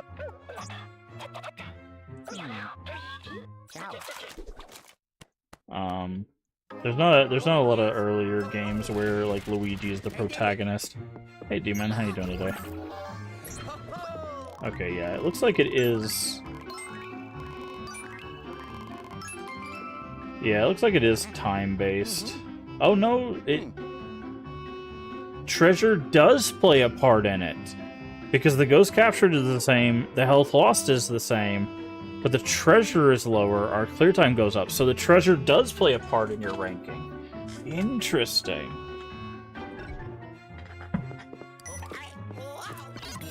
Also, the boos don't count towards ghost captured, which is also interesting. Technically, they are ghosts, but I guess they're not classified as the ghosts, like the other spirits. There's actually another Mario game that's like Mario is Missing. I can't remember what it's called.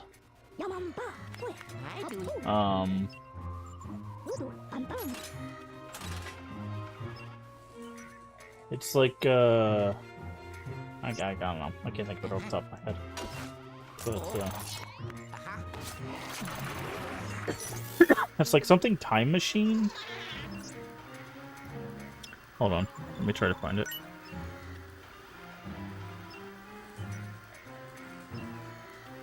Mario's Time Machine. I mean, that one Mario's the main character, but it was another one of those, like, educational,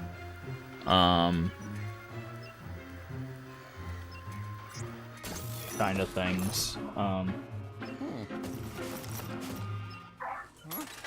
It was, oh, you can't skip this. Interesting. Alright, so let's go on to the next mission, finally. We'll just have to make sure we keep an eye out for the boo.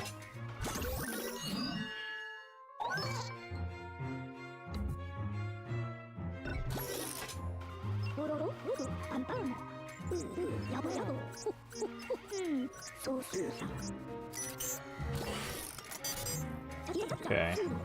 Keep an eye out for it. Got it.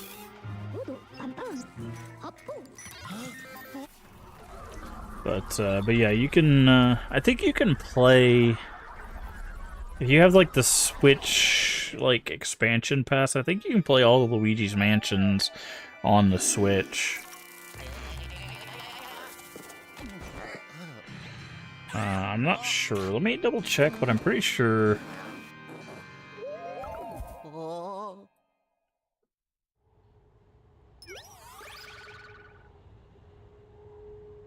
I think I looked this up before. Yeah, it is on the expansion pass. So if you have a Switch in the expansion pass, you can do that, but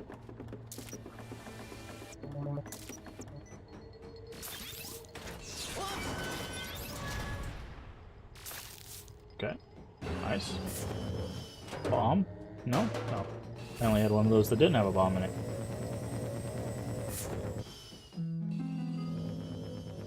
Are you gonna give me that gem?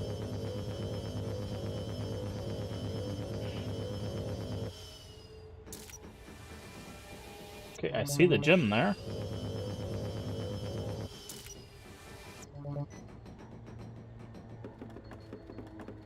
Hello?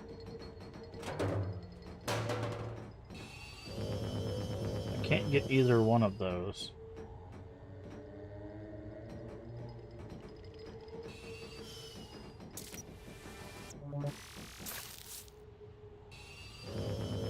Why?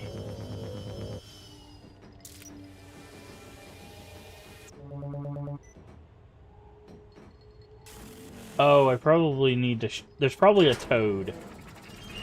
Oh, wait, there was a... Hold on. There's a whole path.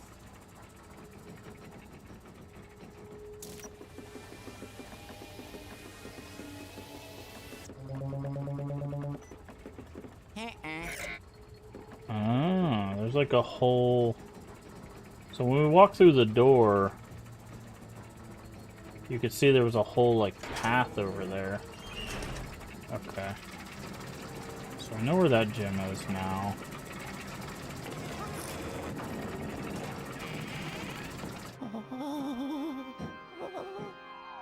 Boo.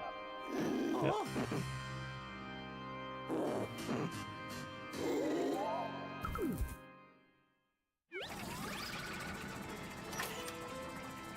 Nothing. Okay. Hi. Oh, yellow. Get inside the storage room.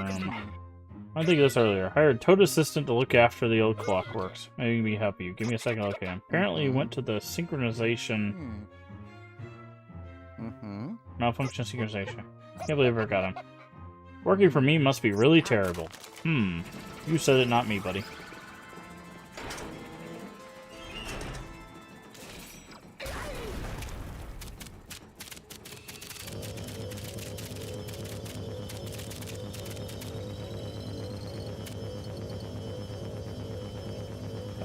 Give me that dollar.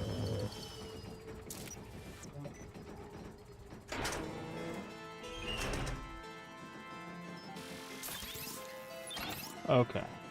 Before we do that, I'm gonna look around some more.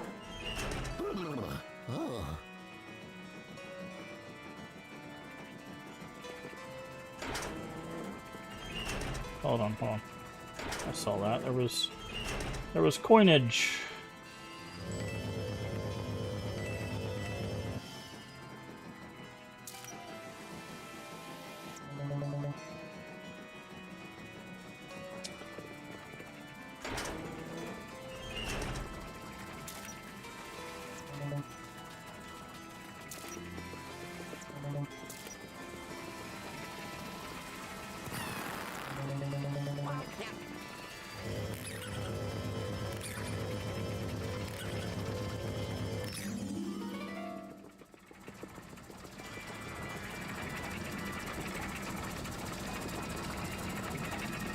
Secret area?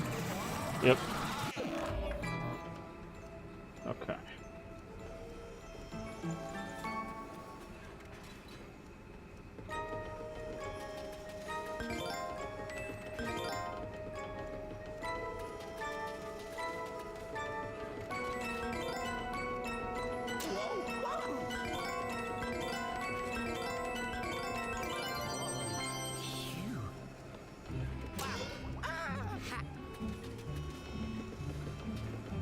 Those are getting more difficult.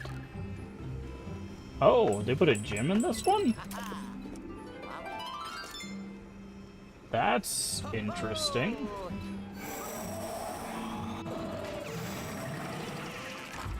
I don't think they put a gem in a bonus level before. Or maybe that's one of the ones that we've been missing in some of the other areas.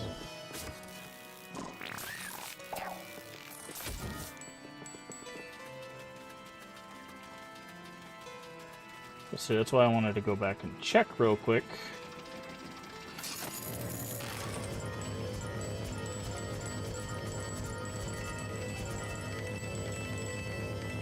Just to make sure we weren't missing anything like that. Especially now that we found out that currency actually does go towards our...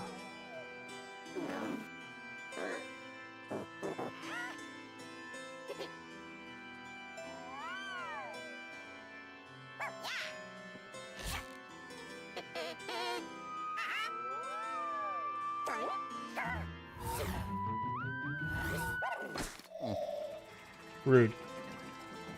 Very rude.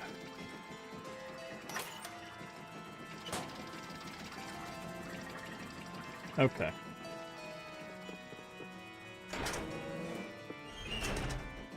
Now let's go this way.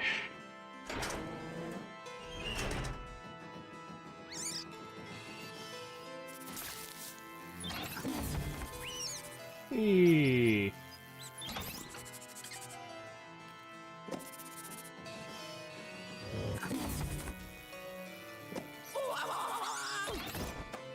Ah.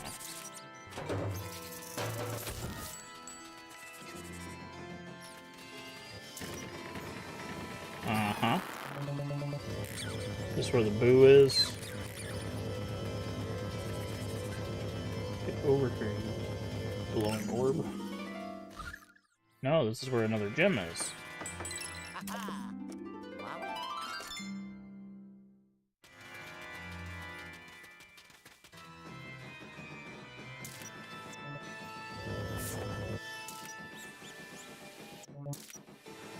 Okay. So they hit a gem there.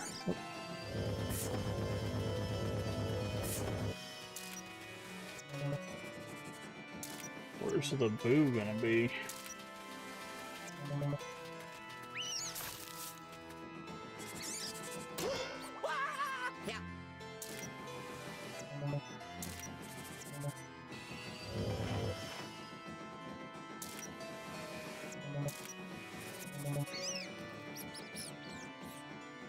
Okay.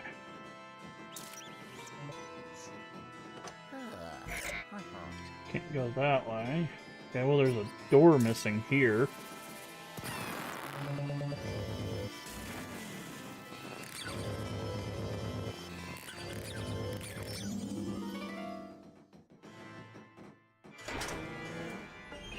Crank.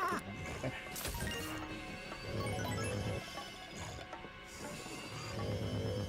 Uh-huh.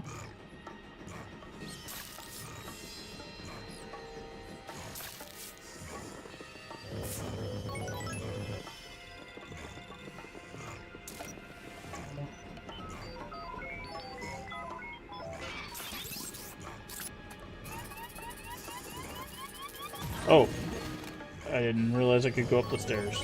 My bad.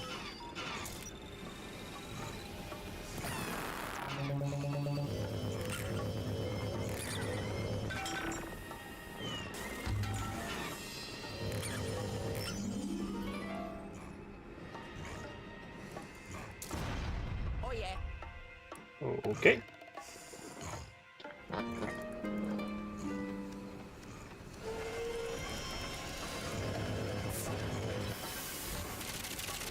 Money! If only it was that easy in real life. Open random boxes and get cash.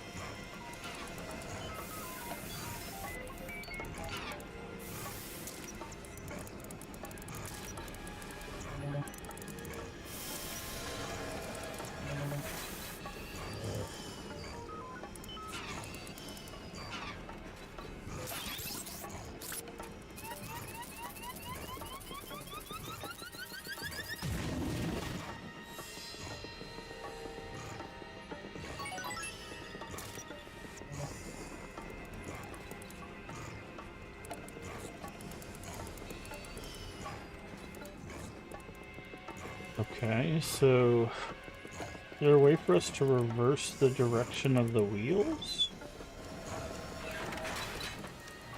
Oh no.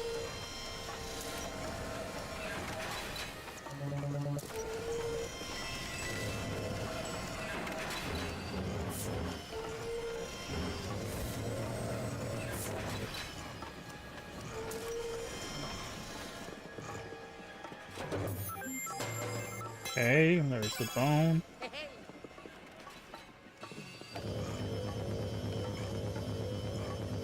Where's that spider web? Okay. Hey, welcome in MCAT Gaming. Playing some Marvel Rivals. Nice. How are you doing today? Raid, welcome in. Last call for the Cat Cafe. Hopefully you're doing well today. Welcome in, everybody, if you don't know who I am. I'm Asking Games, play a variety of games here on the channel, mostly horror, mostly retro. And tonight we are making our way through a first playthrough of Luigi's Mansion 2. I know you can't read it, I got a green screen going on, so the green is screened out. Also known as Luigi's Mansion Dark Moon. It is the Switch port of the DS game.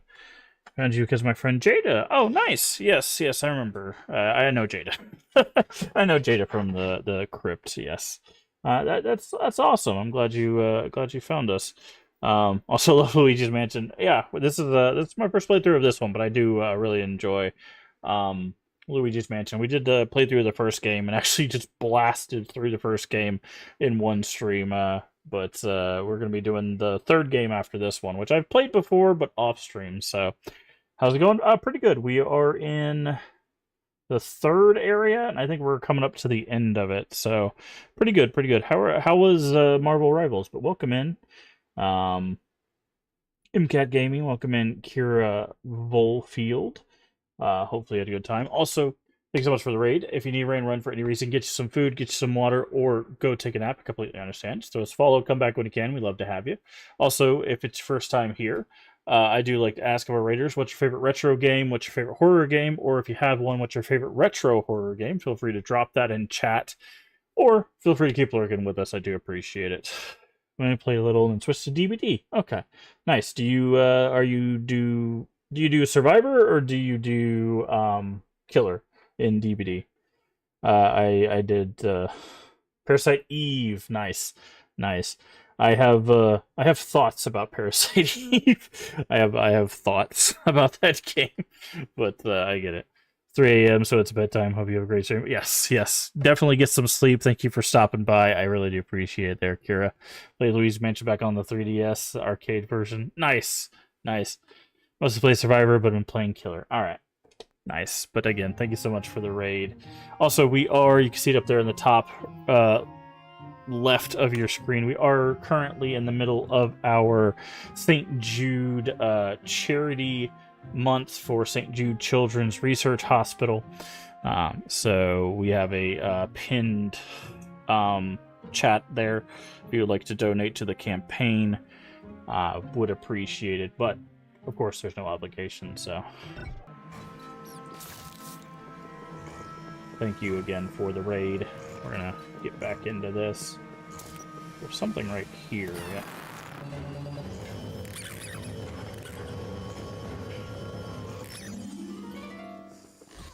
There's the boo.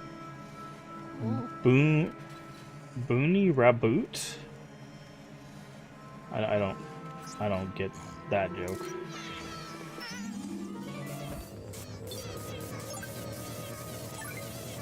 Once we see them come around, I'm gonna play this again. Nice. Yeah, well, it's always spooky season around here. We constantly play horror games and stuff. Love boo. Yeah, we've gotten all the boos in this area. We missed a few in the last one, so been trying to get better about doing that.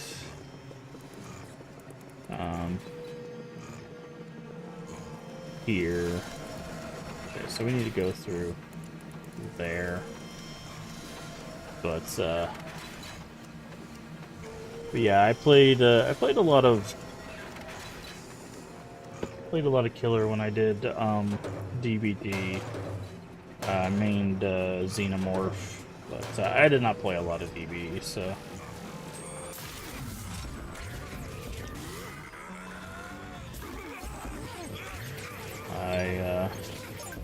I'm not a big competitive person, so I don't play a lot of competitive things anymore. But hopefully your games went well. Used to play a lot with Jada back in the day, and we used to love it, but the game changed a lot. Yes. So I've heard, I know there's a lot of people that are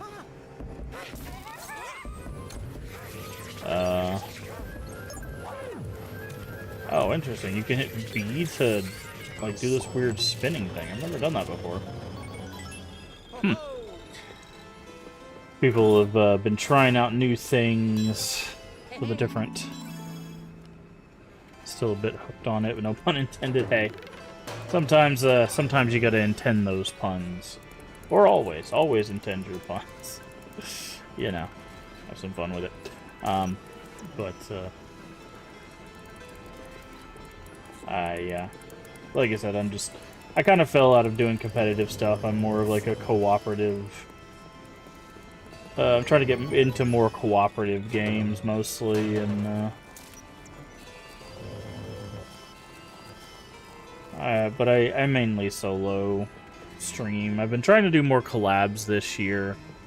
Trying to get to know more people in the communities that I'm a part of, and trying to do that kind of thing.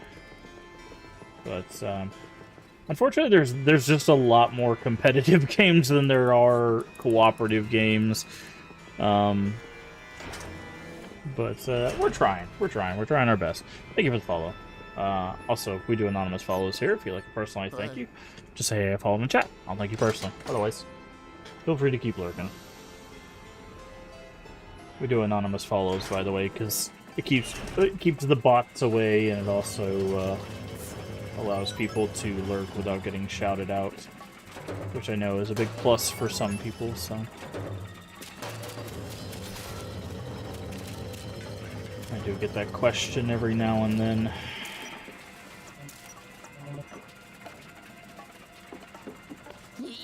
What is this? What am I opening right now? Well, okay. That is... Thanks, Vicious Cuckoo Clock.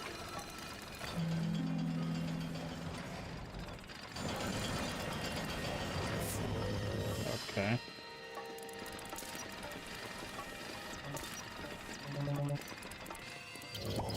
But, yeah, hopefully you had a good time.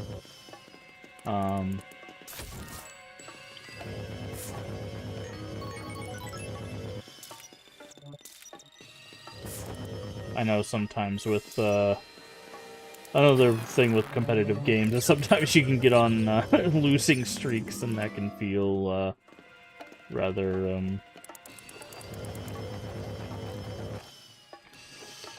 rather agonizing. So hopefully, I do not think I'm supposed to be doing it from up here, but that works.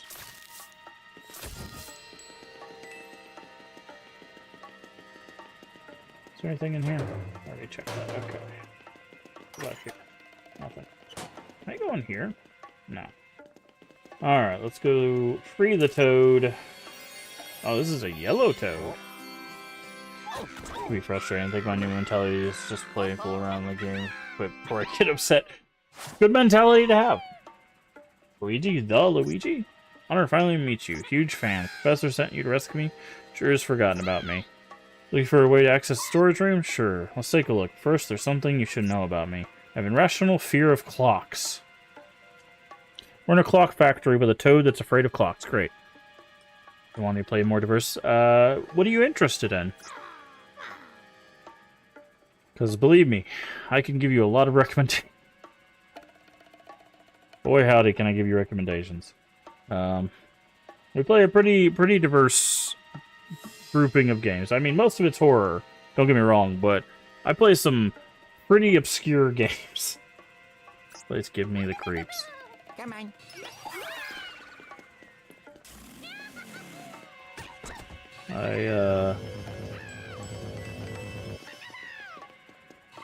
I play a lot of retro stuff, but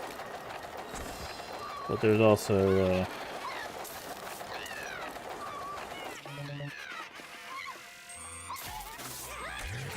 there's a lot of other stuff that like I've played.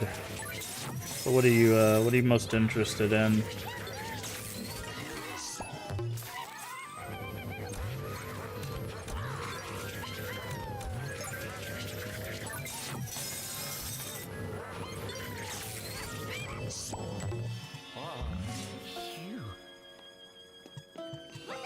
There's nothing wrong with branching out. I know a lot of people will frown upon it, but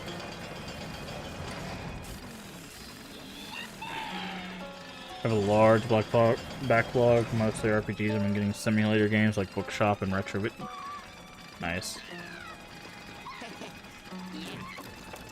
Playing older games I love, like Saga. I've not played a lot of. Hello, Ghost.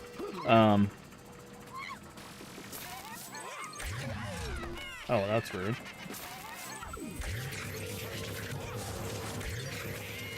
Yeah, I also have a humongous backlog. So I completely understand. I am right there with you.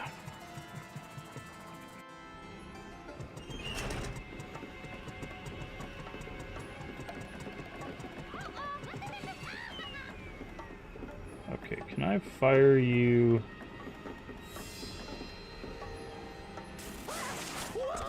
Okay, apparently not.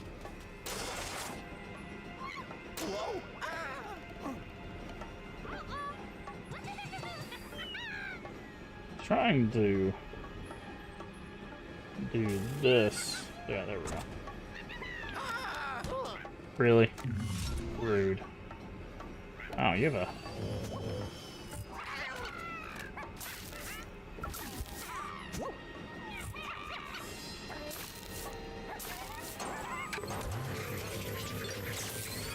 Go to retro games as well if you want to play but get through the backlog.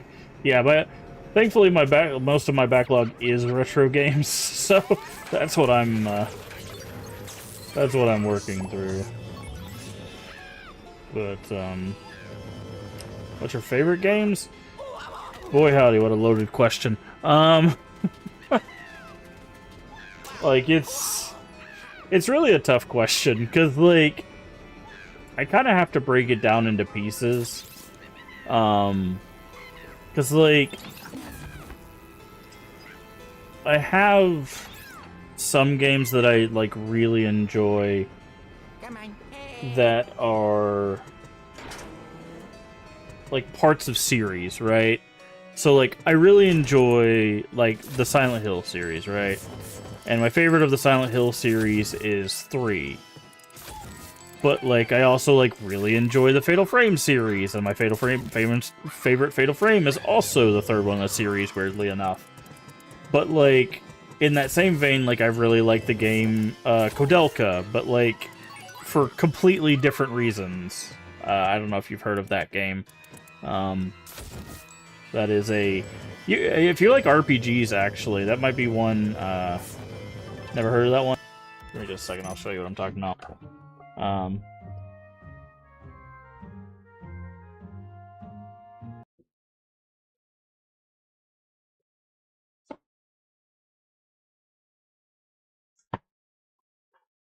This one right here.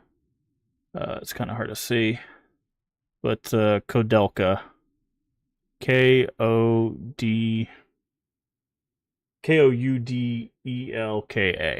So this game is half survival horror, half JRPG. Which you would be like, what? But it actually works.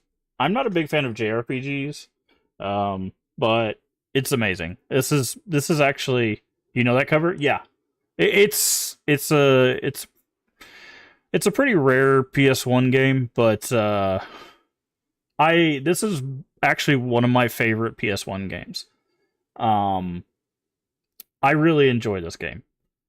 It actually has a spin-off series called Shadow Hearts.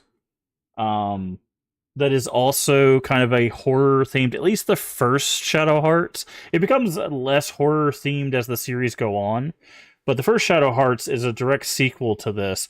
It's interesting, the bad ending, well, not the like lost ending, but like the second bad ending is actually the canonical ending from this game for Shadow Hearts. But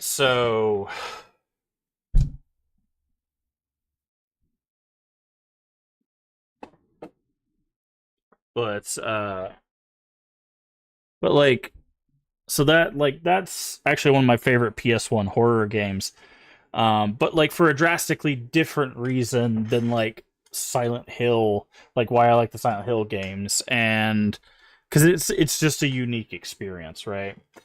And like I love the like Fatal Frame for a different reason why I love Silent Hill, and like that's why it's like it's such a loaded question, like what's your favorite games? It's just like I love so many, but for so many drastically different reasons. So it's hard to really nail down one there, or even like a top 3 in a lot of cases. Hello, where are you going? I was wondering when we were gonna face you.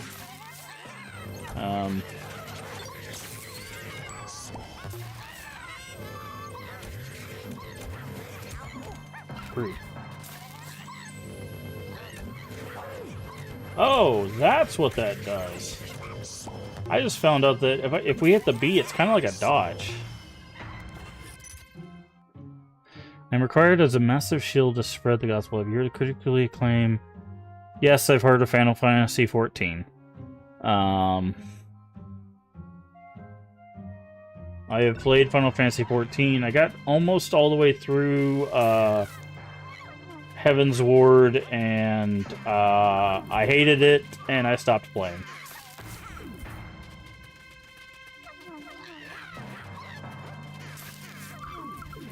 So, it won awards, but not with me. So...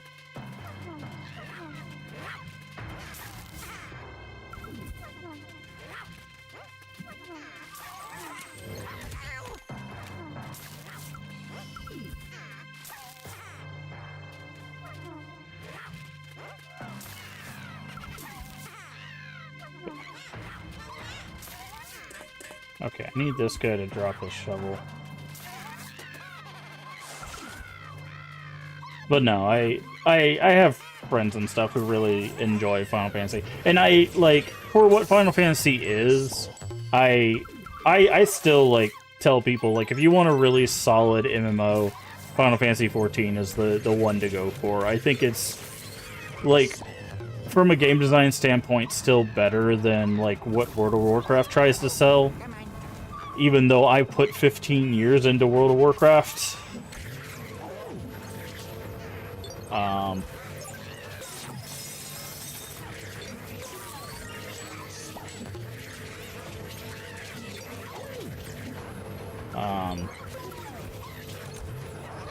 Can you break this by keeping the pull on it, or do you have to...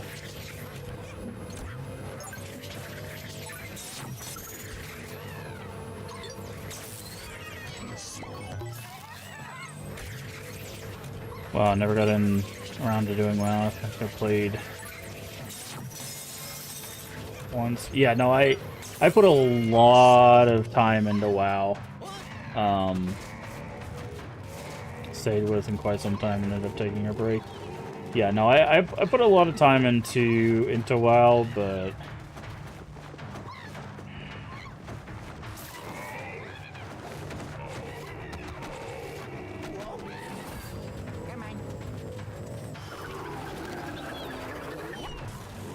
oh my.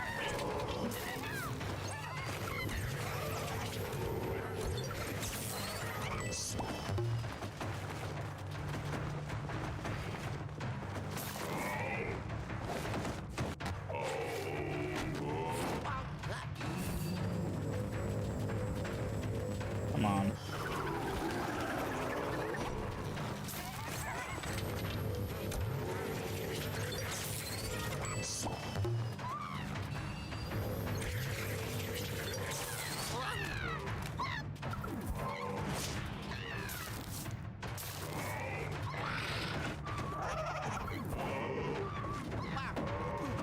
That was weird. I wiggled off the thing. Ow. I might die.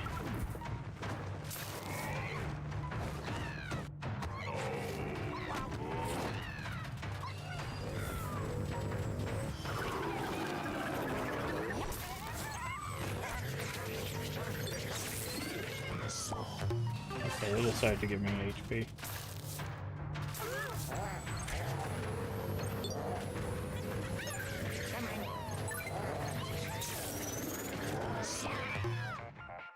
Okay. Whew. Hello?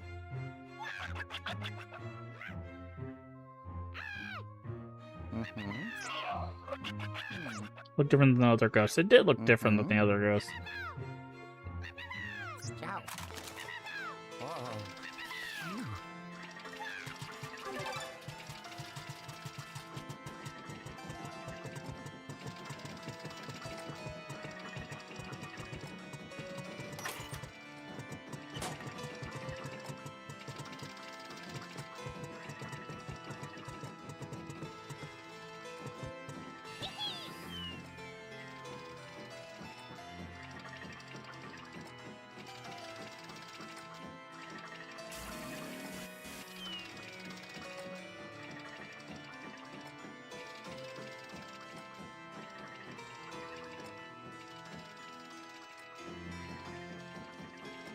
Let me target there for a second. Oh, I guess I gotta be closer?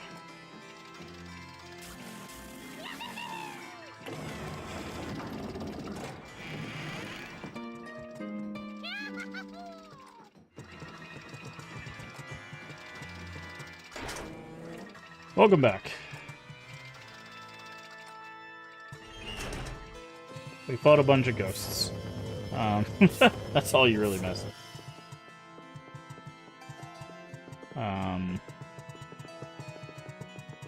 So nothing really huge.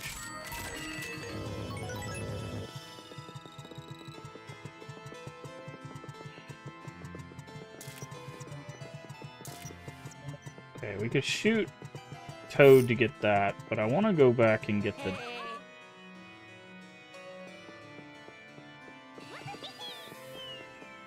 Actually curious about what? Oh, we can't take Toad with us? Said you had thoughts on Parasite Eve? Okay. I was wondering if you were gonna ask. So, I think Parasite Eve is great until the end. I think it is absolutely the worst game at the end. The end of that game is an absolute failure of game design.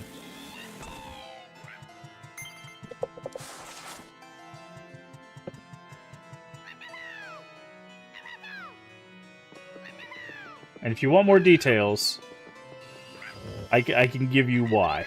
The last battle, yes. The whole last section, from the battle with Eve onward.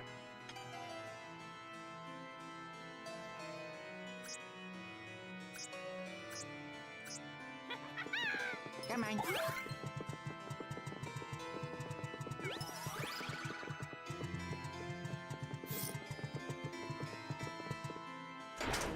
Come on.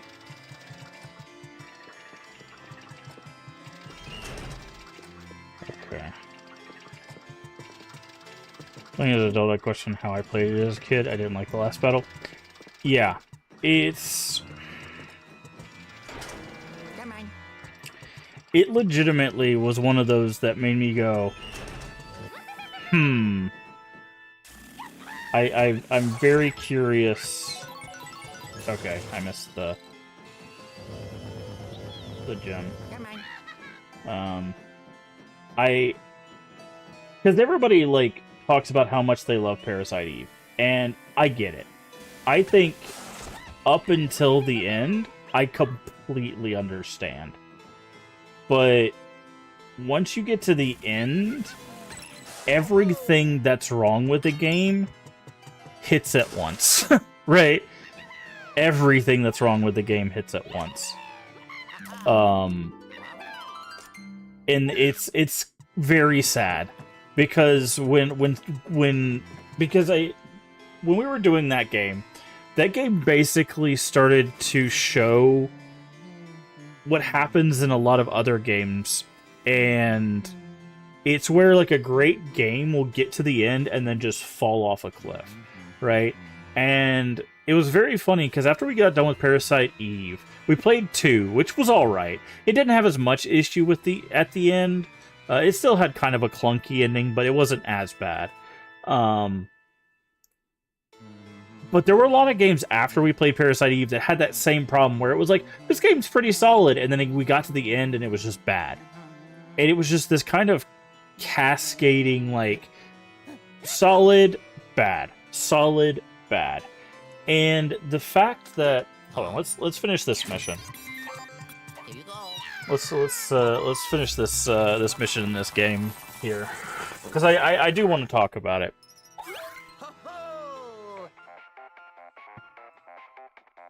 Oh. The one you get.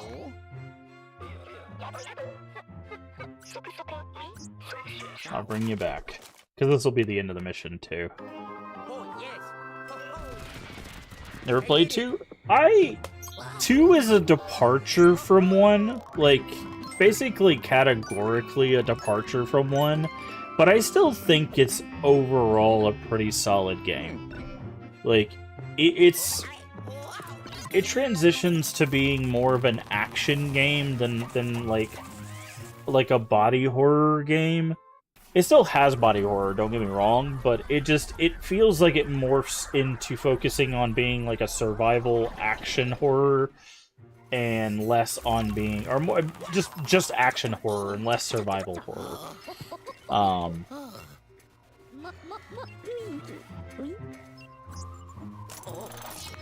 And I'm not a big fan of action horror, but that one was okay. I didn't mind. Like I said, the end boss was still not great, but it fixed a lot of the issues I had with the end of 1. Like I said, we'll talk about it in just a second. We're almost done with this.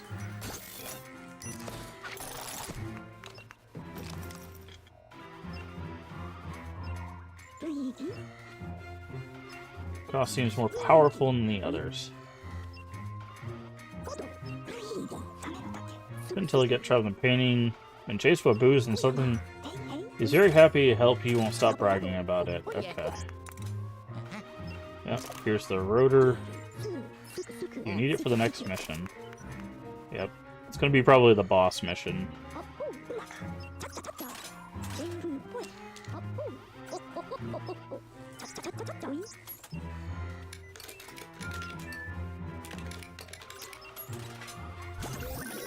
Okay, is it just gonna be the boss mission?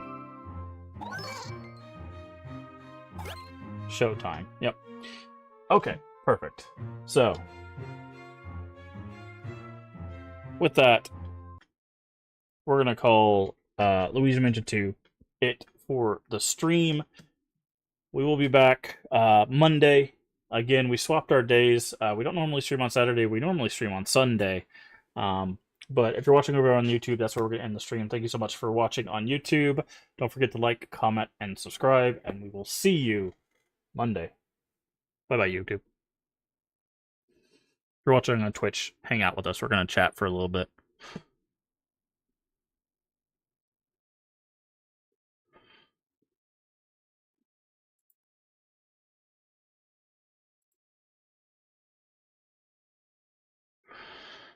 Okay. All right. I try to end the YouTube stream when we chat for a bit.